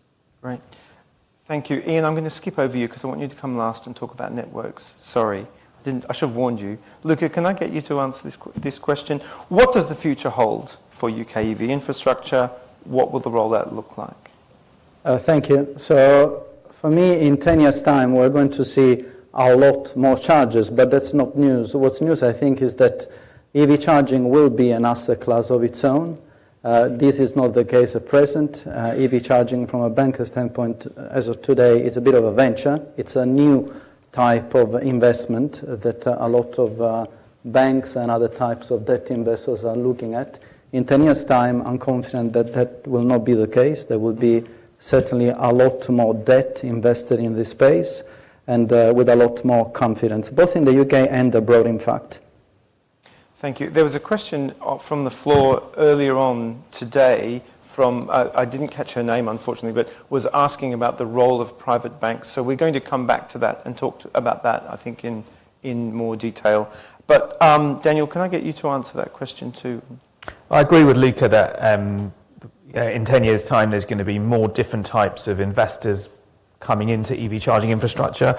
And I agree that right now what we're seeing is particularly infrastructure funds moving into this space, but not with their core infrastructure hat on, typically with their climate tech or ESG or adjacent funds. And it's indeed maybe not the word venture, but it's definitely an adjacent or a new area. I think it's really exciting if you add up all of the announcements that many of the folks in the room, I'm looking around and I can see their faces, have announced in the last year or so about money they've taken on. £600 million here, £400 million there, fantastic numbers, and represents great opportunity for the rollout in the UK. If you add up all of those numbers together, it's still but a drop in the ocean of what's actually going to be required for the UK to hit anywhere near the amount of infrastructure that's going to be needed. Not necessarily 30,000 chargers, Morris, or 300,000 chargers, but just in order to keep up with demand. And so a lot of investors talk to us and they say, well, is the UK starting to get a bit crowded? Is there quite a lot of competition? And our answer is categorically no. There's still huge amounts of white space, and the UK EV charging companies are actively, collectively competing with the legacy infrastructure, and you shouldn't think about it necessarily in that short-termist view. Morris, especially if you want to disagree with something, I'm especially interested in gentle disagreements. I'm really boringly having to agree with my colleagues on the panel. I'm sure the disagreements will come, though. Just talk about public finance, you'll get disagreements. Yeah, that's my next question. I would say everybody has talked about money, structure, and agree with it. I'm talking about it from the provision of charging standpoint and the automotive industry in a different way. I think what the revolution, the technological revolution that is electrification of transport does is it takes a chainsaw to three areas. One, to energy provision for cars and vehicles more widely. So hands up who, well, don't do that, but whoever enjoys spending time at a petrol station. Petrol station has barriers to entry. You've got to put hundreds of thousands of liters under a very toxic liquid underground, usually in a dense urban area, and if not, in a greenfield area. That is not easy, operating that and doing that. The grid, though, is ubiquitous. It's much more universal. It's much easier to put in. It doesn't have to be the primary source of your reason to visit a site. You can be there to do your shopping, do all those other things, and the grid's there. So that's point one. Those defensive walls around petrol stations go. You're no longer a captive client of an MSA. The second area is servicing. I've owned electric cars now for 5 years. My servicing costs so far, excluding tires and windscreen cleaning fluid, 0. So that's the second area. The third area is payments. And all this about whether it's ISO 15118 for those in the room or auto pay, we don't know. It'll all change. It'll be in car, but more widely payments and software. So the big software industries, in software generally you want to be 100 million units a year. The biggest car makers turn out 10 to 11 million units a year. So go figure where the software on cars is going. And I think the Ford-Tesla tie-up is very, very interesting. So I think it's a bit like looking at British Telecom 30 years ago, or the post office 50 years ago. They exist still in some format today because of a residual monopoly, and that's all that's left of them. So I think all of this is going to change more widely than many of us can even imagine today. Okay, so let's pull that focus back a little bit from just the finance. And can you paint us a picture, Ian, of, well, I'd like you to talk about the network, but you can talk about your other loves as well, innovation and Yeah, I'll focus on the network. I suppose to some degree, 10 years ago, I didn't expect to be here. So I think there's a first point there, and there's a lot has happened in 10 years. But let's go forward 10 years. I think the grid will be around about 80, 90% running in a net zero mode. So the grid will be clean, right? I think that's the first premise. We've got to work really hard to get there. That job is not yet done. But if I go around the different charging segments, and I'm going to give you a view from the network view, not a view from a consumer view. And I believe charging at home will be fine if you've got a driveway. It'll be flourishing. It'll be free. You get 100 amps today from a distribution network to go and upgrade your supply. Will be plenty. And it'll be a pleasurable and easy experience because grids will be right behind the front, whoever's fronting that to the customer. I think destination charging will be where it makes sense. I don't think there's a problem there, and they'll be using headroom and existing connections on the grid there. I believe to some degree the workplace charging will be fine, and businesses are doing that already. They're getting on with it now and getting the provision made. It'll be a bit more clunky because you've got building managers having to think about energy a bit, but in 10 years that'll be sorted. I think where the challenges are going to lie in the main are going to be in the public charging arena. And there's two parts to that. One has been those who don't have a drive, and you've got, excluding the lovely experiences like GridServe, but they are going to be it'll be a bit of a postcode lottery, in my view, of some areas will have different solutions that won't be as pleasurable as others. So I think there's a challenge there in 10 years, and that's where we'll be sitting here in 10 years talking about those. But I think en route, MSA work will be done in the main, and hopefully I'll be able to articulate that as I talk on this panel today. It's a high focus right now, and I believe within 10 years, if you think about the progress being made to some degree over the last 12 months, 18 months, the amount of capacity that we've put in at strategic locations, I think in the main that'll be done. Yes, there might be a bit of a residual heavy goods vehicle rework there, but in the main I don't think en route charging will be the barrier it is today. I think that's looking at it from a network provision of energy infrastructure so that charging infrastructure can connect to it. And do you think grid connections will be quicker? And by that I mean the 12 to 24 month wait that people were complaining about in an earlier session. I think as a society we'll be better at planning. Yeah. And I think there will have to be, the grid connections will have to be faster. And I think if some of the solutions you see roaming out there, the non-traditional solutions, in our view, there's nothing you can build anything in 18 months. You can provide the outcome in 18 months at a distribution level. Yeah. I think there are areas that, and flexibility comes in, batteries, there's a well-proven track record there. I think where the challenge is actually some of the higher voltage transmission ones. I think we should get on in those areas now and just start to build them because there's such low risk of the need. But at a distribution level, I'm not sold that we should just go around and start building everywhere until we actually work out what we need to build. So I almost feel like I need a box on the side with a load of options that still deliver the outcome, but that doesn't always mean building a network. Okay. Juliet, we started with you. So one of the benefits of going first is if you had any sort of carriage wit at the end and realised you wanted to come back on any of that, do feel free. All right, I think it'd be great to talk about public capital. And if you don't have anything else to say, then could you please talk about public capital? Absolutely. Look, we're an organisation that obviously works with government. So I'm coming from a position of there's public capital that's been committed already. I think the one that I'll talk about the most is the Levi Fund. That's the one that we're on the working group for. Appreciate that's with local authorities. So at the end, I'll just touch a little bit on outside of local authorities. But we believe in the real power of using this public capital as blended finance. So targeting it at sites. Maybe there's a portfolio that the local authority offers in a tender, but targeting it at sites that Ian was talking about, which are not right now commercially viable and wouldn't have been built by the CPO if they went and picked their own sites themselves. And that's because they're sites where there hasn't already been driver transition. So that short-term utilisation just isn't going to be there, and it will take a little bit of time for that utilisation to pick up.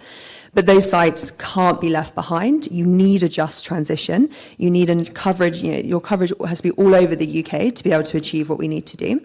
So we strongly believe in the Levi case with local authorities, a portfolio of sites. You pick some of these less commercially viable ones. You obviously also include the ones which are going to be easier to make the money back on, and you blend them together. Now, appreciate there are situations outside of local authorities, but I think the general principle still stands. Find the area of the business case that is the most risky. Where is the viability struggling? Target it there. Is it grid connections? Take motorways or the rapid charging fund. Yeah, is it grid connections? But think about what is the risky part of the business case, and that's where the public capital should be targeted. Keen to obviously hear a response to that one. Yeah, so I want to come back to geographical and locational equity later, because I think that is a separate question. In our discussions preparing this, we did have a conversation, the six of us, about the role of public finance, and clearly that will become less and less. Maurice, do you want to just say anything about whether you want, how desirable is government finance? I'm putting you on the spot because it's my job too.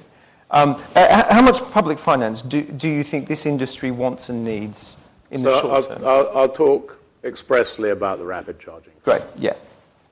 Which has been mooted as a source of capital for the MSAs. Now, as a charge point operator, I am very happy to go head-to-head competition with the MSAs. I have every confidence that we and the other new energy providers will provide a superior service in a cleaner, more welcoming environment. Point one. However, as a taxpayer and a British citizen, the thought of giving money to businesses which are owned by very substantial international and domestic private equity backers, for businesses that have taken over the years very substantial amounts of money out by way of dividends, I find challenging, to be as polite as I can be. You can say problematic. Problematic, yeah.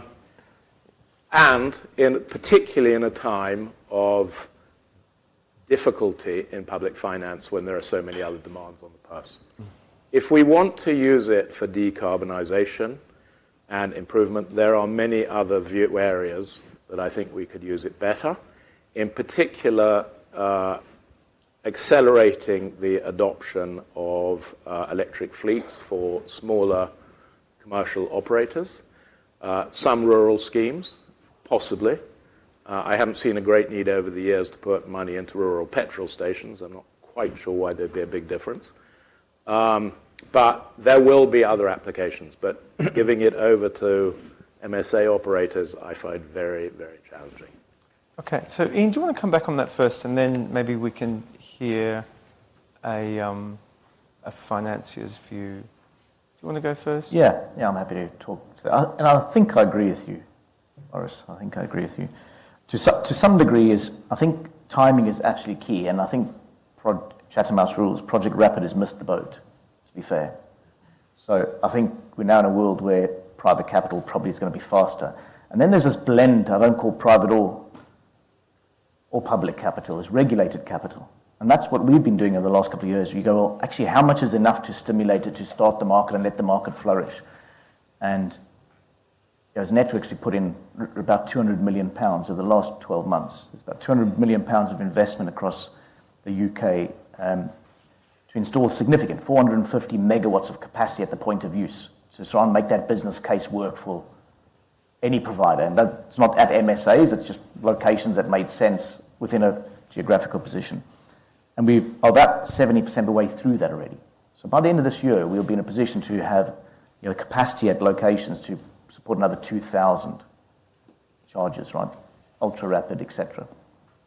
So my argument is, well, is that not enough to start to stimulate the market? In that case, should the market flourish? And do we actually need Project Rapid at this point? So I'm a bit on the fence at the moment. Talk to me 18 months ago, when probably maybe a bit longer now, when Project Rapid started. It was definitely needed because the discussion needs to be made about a single plan of how we attack the problem.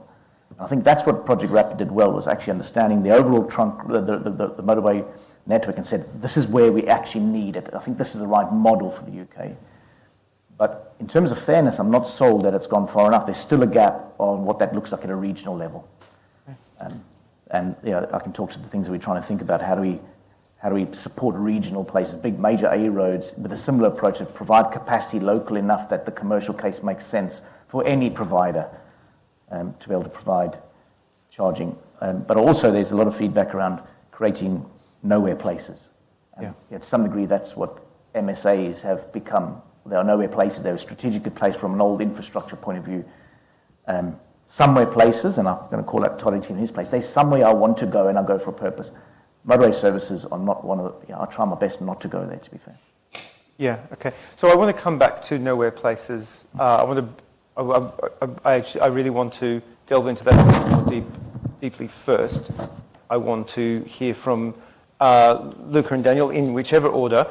Please do answer that initial question, but also if what we are talking about is a transition from there being more public funding to less public funding and more private funding, is that a messy transition or is that a managed transition?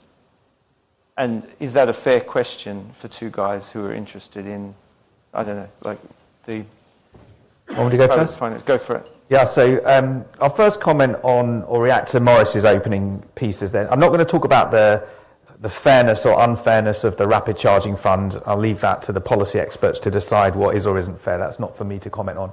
What I will comment on is the second part of your observation, Maurice, which was with regard to problematic taking of money by some of these private equity or institutionally backed funds. And what I will say is that even when I was at Shell and we were looking with some of the folks in the room, my former colleagues, we were looking at the business cases of heavily subsidized public charging. It was still extremely risky. And it went down to the wire. Should we or shouldn't we do it? It wasn't a slam dunk. The subsidy money, which was generous, it wasn't convincing us necessarily to go into it. And so there are some situations and some use cases where subsidy money is essential. It doesn't matter whether it's Goldman Sachs that is the recipient of it. They're the ones that are still taking a risk and still deciding to deploy capital into that specific use case, take the risk and seed the market. One of the titles of this session is Lessons Learned from Other Markets or something like that. And I think you were going to ask me. If not, I'm going to talk about it now anyway. I'm going to ask it. Just following your lead. Some people say when you think about looking at lessons from international markets, if you want to look at what the future looks like, get on a plane and go to China or Norway. I'm not going to say that because they're very different markets and they've got different characteristics, exactly like you said, Maurice, different density, different challenges. I'm going to go backwards and look at the North American market, right? Because they're arguably a year, 2 years, 3 years, depending on which part of the country you're talking about, behind us in terms of EV adoption. And what the government there is doing, some will argue protectionist, again, this is Chatham House, don't quote me, they are channeling trillions of dollars, billions of dollars into the infrastructure economy. A large chunk of that, in the billions, is going towards EV charging infrastructure.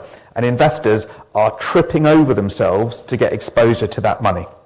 What do investors really care about? We talk to investors all day long, every day. What do investors really care about when it comes to public charging infrastructure? It's just 4 things at the end of the day. And all of you who are in the room successfully have raised money will be able to repeat these off the top of your head anyway. I'm going to write them down. Please do. I'm going to make sure I get it right. No, you can't write it down, Chatham House, it's your rules. Right, so the first thing they care about is returns, obviously. And the biggest determinant of returns is utilization. Is the asset that I'm sticking in the ground going to get used and can I get money from it? The second thing is the economics, the unit economics, the margin, which is really determined by electricity prices and the arbitrage on wholesale versus retail prices. The third thing is scale. If I'm going to give this entrepreneur or this founder or this business, whatever it is, a corporate, £100 million or dollars, I want to make sure that they can deploy it, and I need a pipeline of sites in front of me, and I need a speed at which I can deploy that capital. I'd rather have that capital deployed. And finally, availability and reliability of the infrastructure, which is a technology point. So in the US, they are putting all of this money available, whether it's CapEx, subsidies, rebates, grants that you can claim up to, in some cases 100%, some cases even more than 100%, interestingly, when you stack lots of different rebates. And investors are all pouring over themselves to get access to it. And what's really interesting is they're not specifying that it has to be the best prime choice location, because with that subsidy money, it changes the economic formula around utilization. You're less obsessed about being outside the prime location with the greatest footfall. It can be in a different location. In fact, in many places in America, the bigger the subsidy, the less attractive the location. Or the other way, the less attractive location, the bigger the subsidy. On unit economics, you don't have this bizarre situation that we have in the UK, where you have a different rate of VAT on an electron depending on where you're charging. And the sales tax is low already for electricity in the US, and they just don't have that issue that we have over here. And I'm sure a lot has been said about this already. Capacity and permits we've talked about, and availability of locations, and then the technology. They're doing this Made in America program, which is all about insisting that standards are at a minimum level. It's creating jobs and so forth. So they're doing a huge amount of activity to stimulate the market. Over here, we're ahead. We've got utilization, but every single charging company I've ever met and will ever meet tends to tell investors within the first 5 minutes, guess what? We have a differentiated, unique way of choosing locations.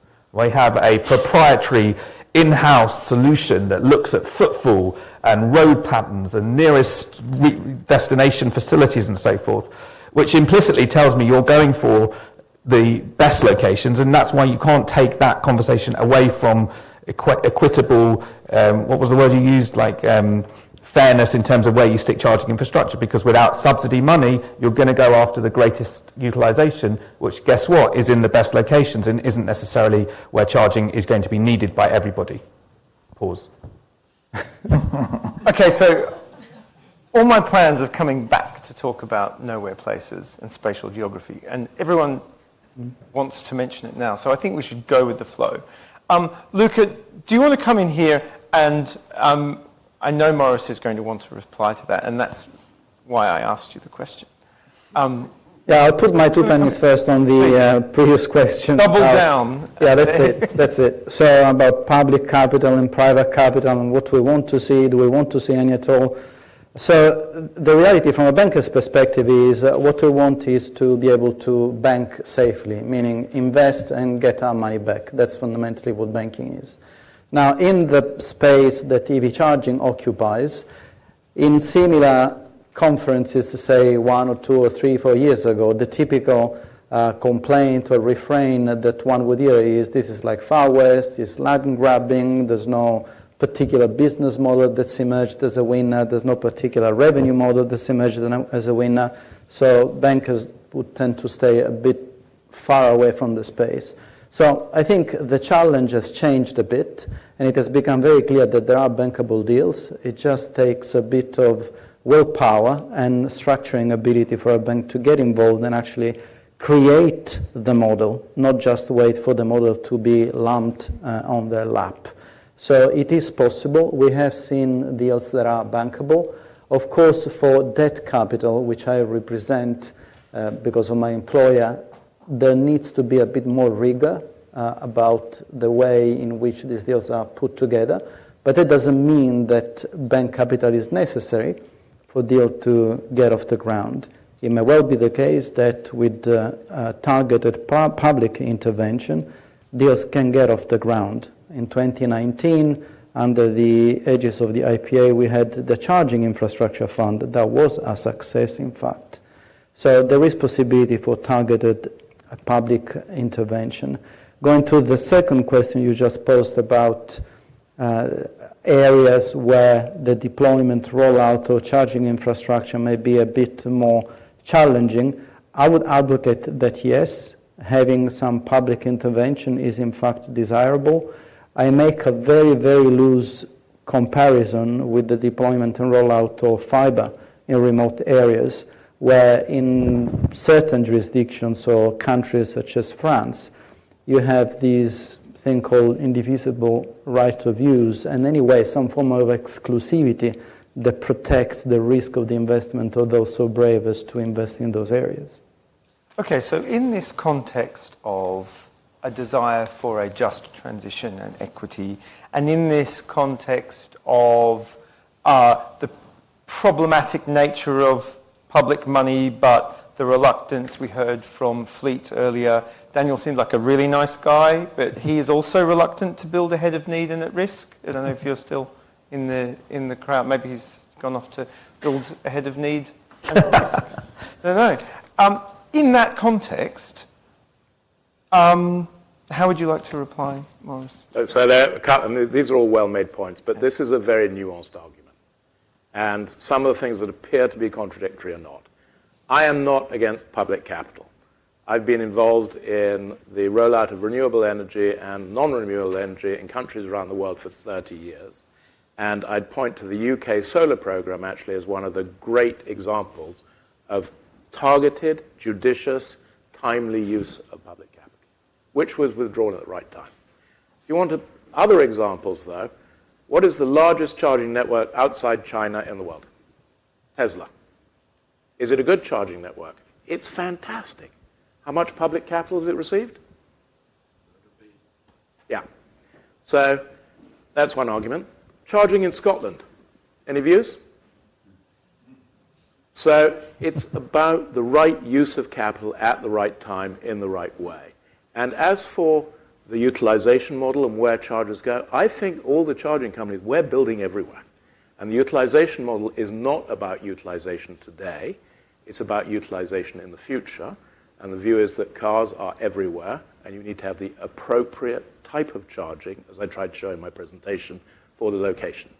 So putting 20 350 kW chargers in the Western Isles is probably not the smartest use of capital. Right? Not least in remote locations, people probably have driveways and off-street parking.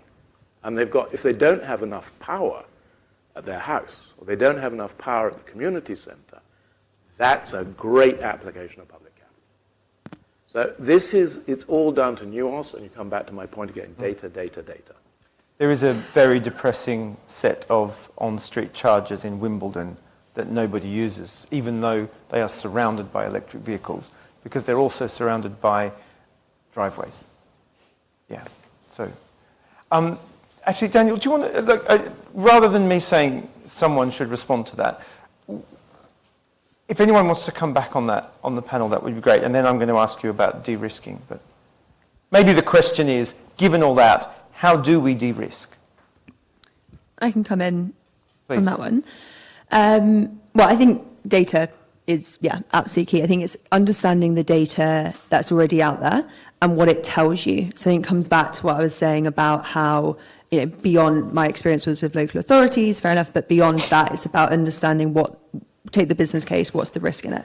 So I think it's more availability of data, transparency of it, but also like education and understanding of it as well. Understanding what the numbers mean, what they therefore imply. And then it's basically like solving for the market failure. So, I mean, we're within more the private sector now, because we work with government, but also think about that relationship on the other side. We're talking with lenders about a utilisation linked loan. It's essentially just debt sculpting, taking some characteristics of student loans. I'm sure most people in the room have them, where the repayments are tied to the utilisation of the charge point, just like your repayments of a student loan are tied to your income.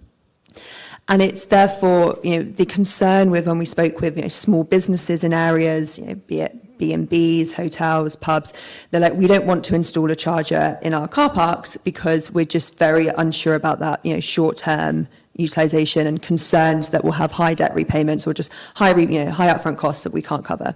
So then spoke to lenders, understood the data that was around there, and try to construct a product that addressed that exact risk. So I think it's data, it's communication, it's understanding what the data is telling you and responding to that exact market failure. Okay. Anyone else?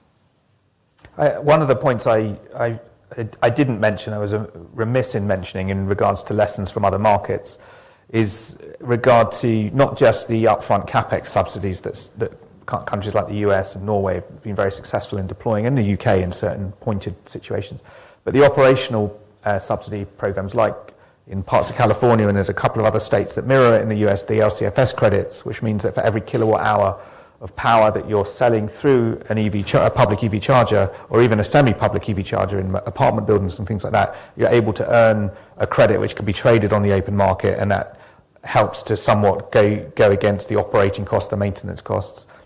You see that in Germany now as well with the GHG quota program, where they've extended that program to include sale of kilowatt hours through EV charging. I'm not saying that there is an equivalent program that is readily available to be switched on here in the UK, but it's just important to understand that those programs are proving to be very effective because it's a reallocation of resources from carbon-intensive businesses to EV charging businesses. So it's a very targeted and also universally levelling subsidy. It's not about the location. It's available for everybody. So as so often, I want a whole workshop now on OPEX as well as CAPEX de-risking, but unfortunately, we're going to run out of time. Maybe we could do that after the drink session. Would that be okay? Okay, so unless anyone wants to come in on that, I'm going to move to questions from the floor because we only have 8 minutes left. I'm going to take 2 at a time, and your question needs to be shorter than the answer. Also, it's Chatham House, so please just ask the question. I'm looking for a little bit of gender diversity in the questions, but Graham had his hand up first, and then you. I've got a supply chain question. Oh, cool. I know the numbers for WPD, National Grid Distribution, so I'd love to know from Ian. So when I read the National Grid Distribution next price control, the current one, ED2, 1.45 million EV charging connections, 600,000 heat pump connections, going from 157 grid connections a day to nearly 2,000 grid connections a day within the next 5 years. How the hell is the supply chain for people, diggers, cable, switchgear, circuit breakers ever going to cope? Okay, I'd love to know the answer. So supply chain capacity, and your question? Ian can't wait. Just application of data for myth busting, and particularly for the financial reps. How do you inform yourselves and getting closer and closer to the actual network performance and utilization, and use your understanding the data that's really underpinning what's actually happening in the real world? Ooh. Okay. Who wants to? Well, Ian, do you want to take a moment? No, I'm ready to go. All right. Just like the grid. Sorry, that was shadier than I meant. It's been Ian and I haven't seen each other in a while, COVID, so on, we're mates. Yeah, so I think there's a couple of parts to Graham's question. So the equivalent numbers for our 3 licenses are 2.6 million EVs, 780,000 heat pumps in the next 6 years. Yeah, we are significantly on the journey, and I'd argue, I was talking to Peter earlier, that we are now seeing what I've been expecting to see for many years. And we go back 2.5 years now, we had about 900 applications to connect something at a domestic level. This month, 9,480. But what's important is actually we knew that was coming, right? And the beauty of knowing it's coming is you just always got to keep in front of it. And we now deliver those at a customer satisfaction rating of 96.7. So I think that's what you've got to watch is how do customers perceive what you're doing. Yes, that's maybe not the same as you go up the voltages. Now we've set a new target, 9 out of 10. If you want any grid connection with the low carbon technology, we will aim to deliver you a 9 out of 10. And we'll do anything that needs to be done to hit that. So I think, yes, there's a challenge on do we have the right supply chain, do we have the right resources, but I don't think there's a direct connection to 2.6 million EVs and twice the network yet. Our network is 60% utilized as we stand today. 60%. That's continuously. So first, let's use the opportunity. And some of the work we've done on distribution system operator is to try and actually utilize that network better, which gives us then time to build up the skills, bring the supply chain along with us. But yeah, I think by 2030, we should have sorted this, right? Because we've been doing this for 10 years. There's no excuse why we shouldn't have. It's probably the answer that I've got to give you. I should also add that we're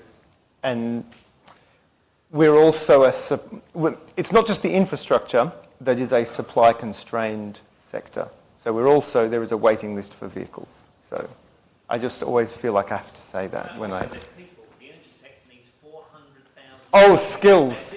Yeah. So this is a people problem as well. This is a huge people problem, yes. You're going to have all the lawyers who are going to be out of a job because of GPT-3. So I can go and lay cables. Okay. Apologies to lawyers. So how do we know we are using the right data in the right ways? How do we know we're even asking the right questions?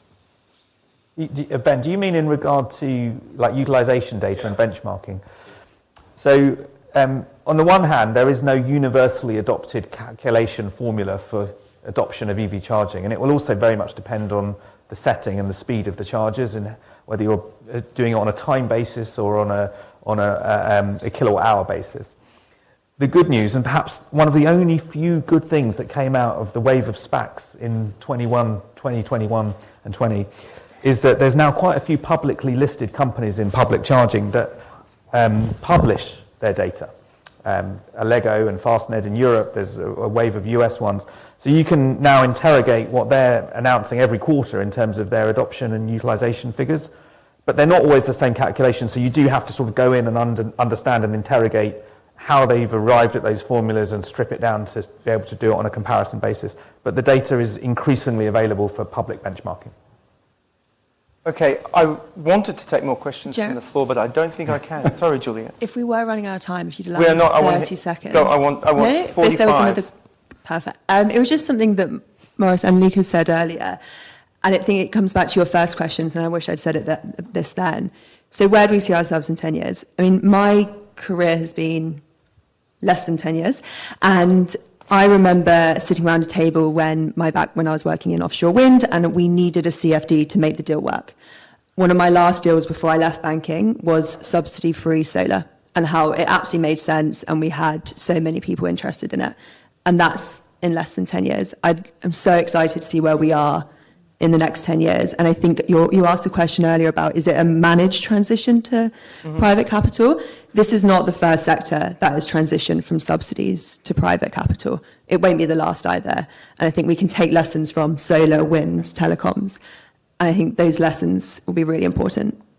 So, thank you. Final question I just want one or two sentences from each of you. We'll go up the track.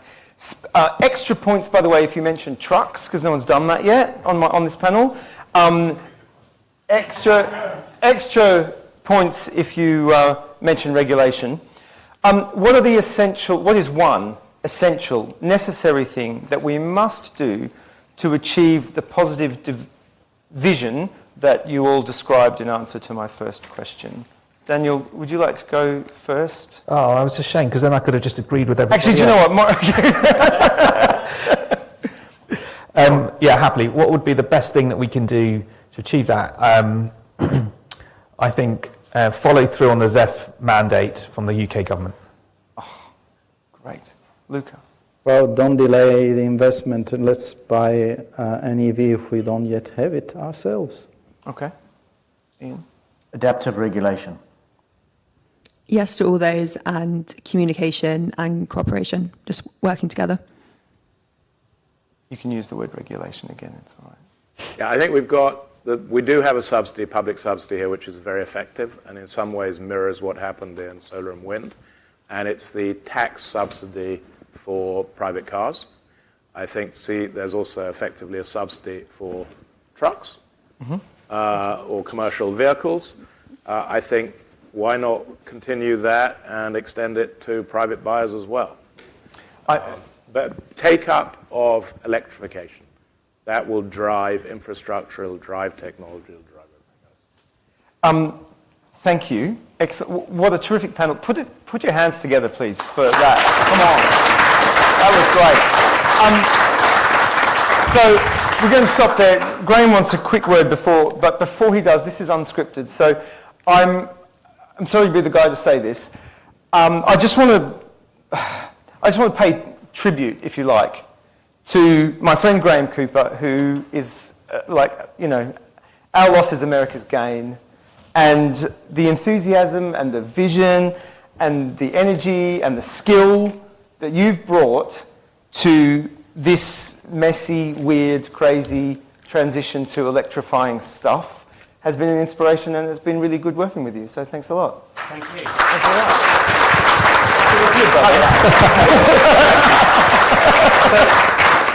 So yeah, thank you. For those who don't know, I'm following the money to the IRA, and I'm off to the US for a couple of years.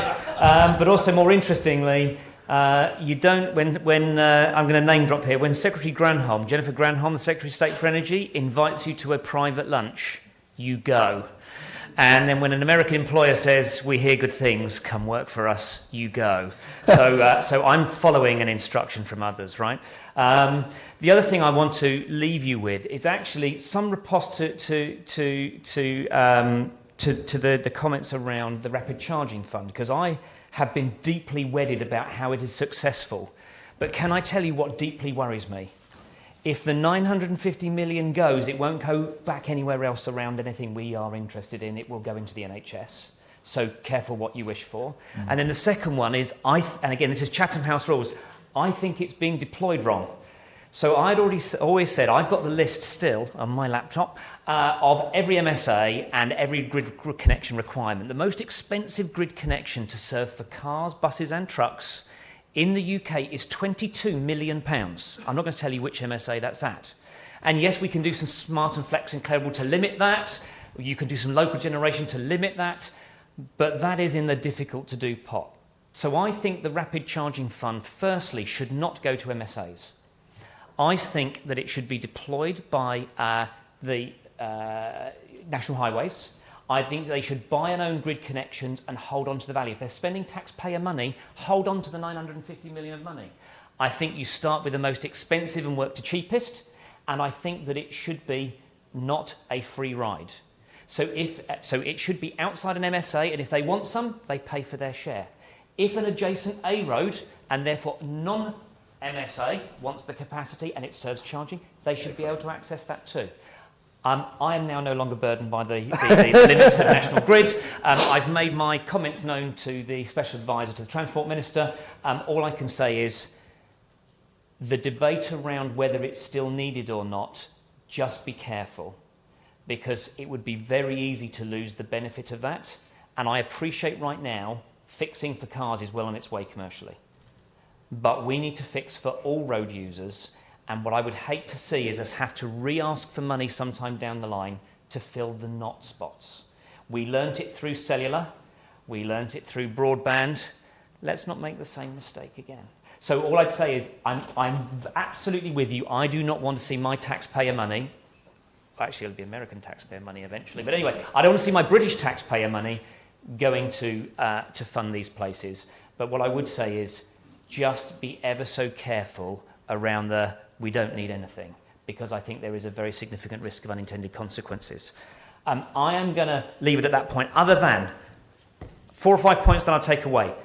If this market is going to be a success, collaboration is critical. We need to network like hell and work together. This is not a you have to lose for me to win. This is we win together. We need innovation everywhere. We need financial innovation, business model innovation. We need technology innovation. You know, I'm delighted by some of the innovation I'm seeing from Toddington and his team. You know, he's busting myths every single day. There are others in the room, Osprey as well. I mean, doing some really amazing stuff. Scale and pace. On the decarbonisation journey, decarbonising transport is the easiest thing of all of the decarbonisation stuff to do. And we're all worried about how damn difficult it is. You think this is difficult? You wait till we get into heat and the more difficult to abate areas. So we'll have a large dose of grown-ups in the room. We need to move at scale and pace. Scale and pace is only backed by confidence and de-risking. There is capital, but capital doesn't like risk, right? So we collectively need to tell the story to de-risk this. And then the final one I'm going to take away is facts fight FUD. The fear, uncertainty and doubt that we see from Rowan Atkinson, we see from others in the marketplace around this can't happen, shouldn't happen, won't happen. Right. Don't fight the trolls. Don't feed the trolls. They are not feeding from the argument. They are feeding on your response, the fact they've wound you up.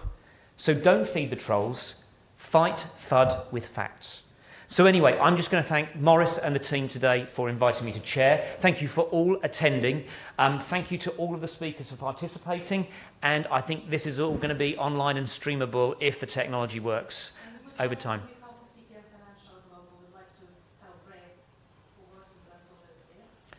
Thank you very much. Thank you very much. And all I can say is drinks are served out there. Please come network, have a drink, have a bag of peanuts and collaborate.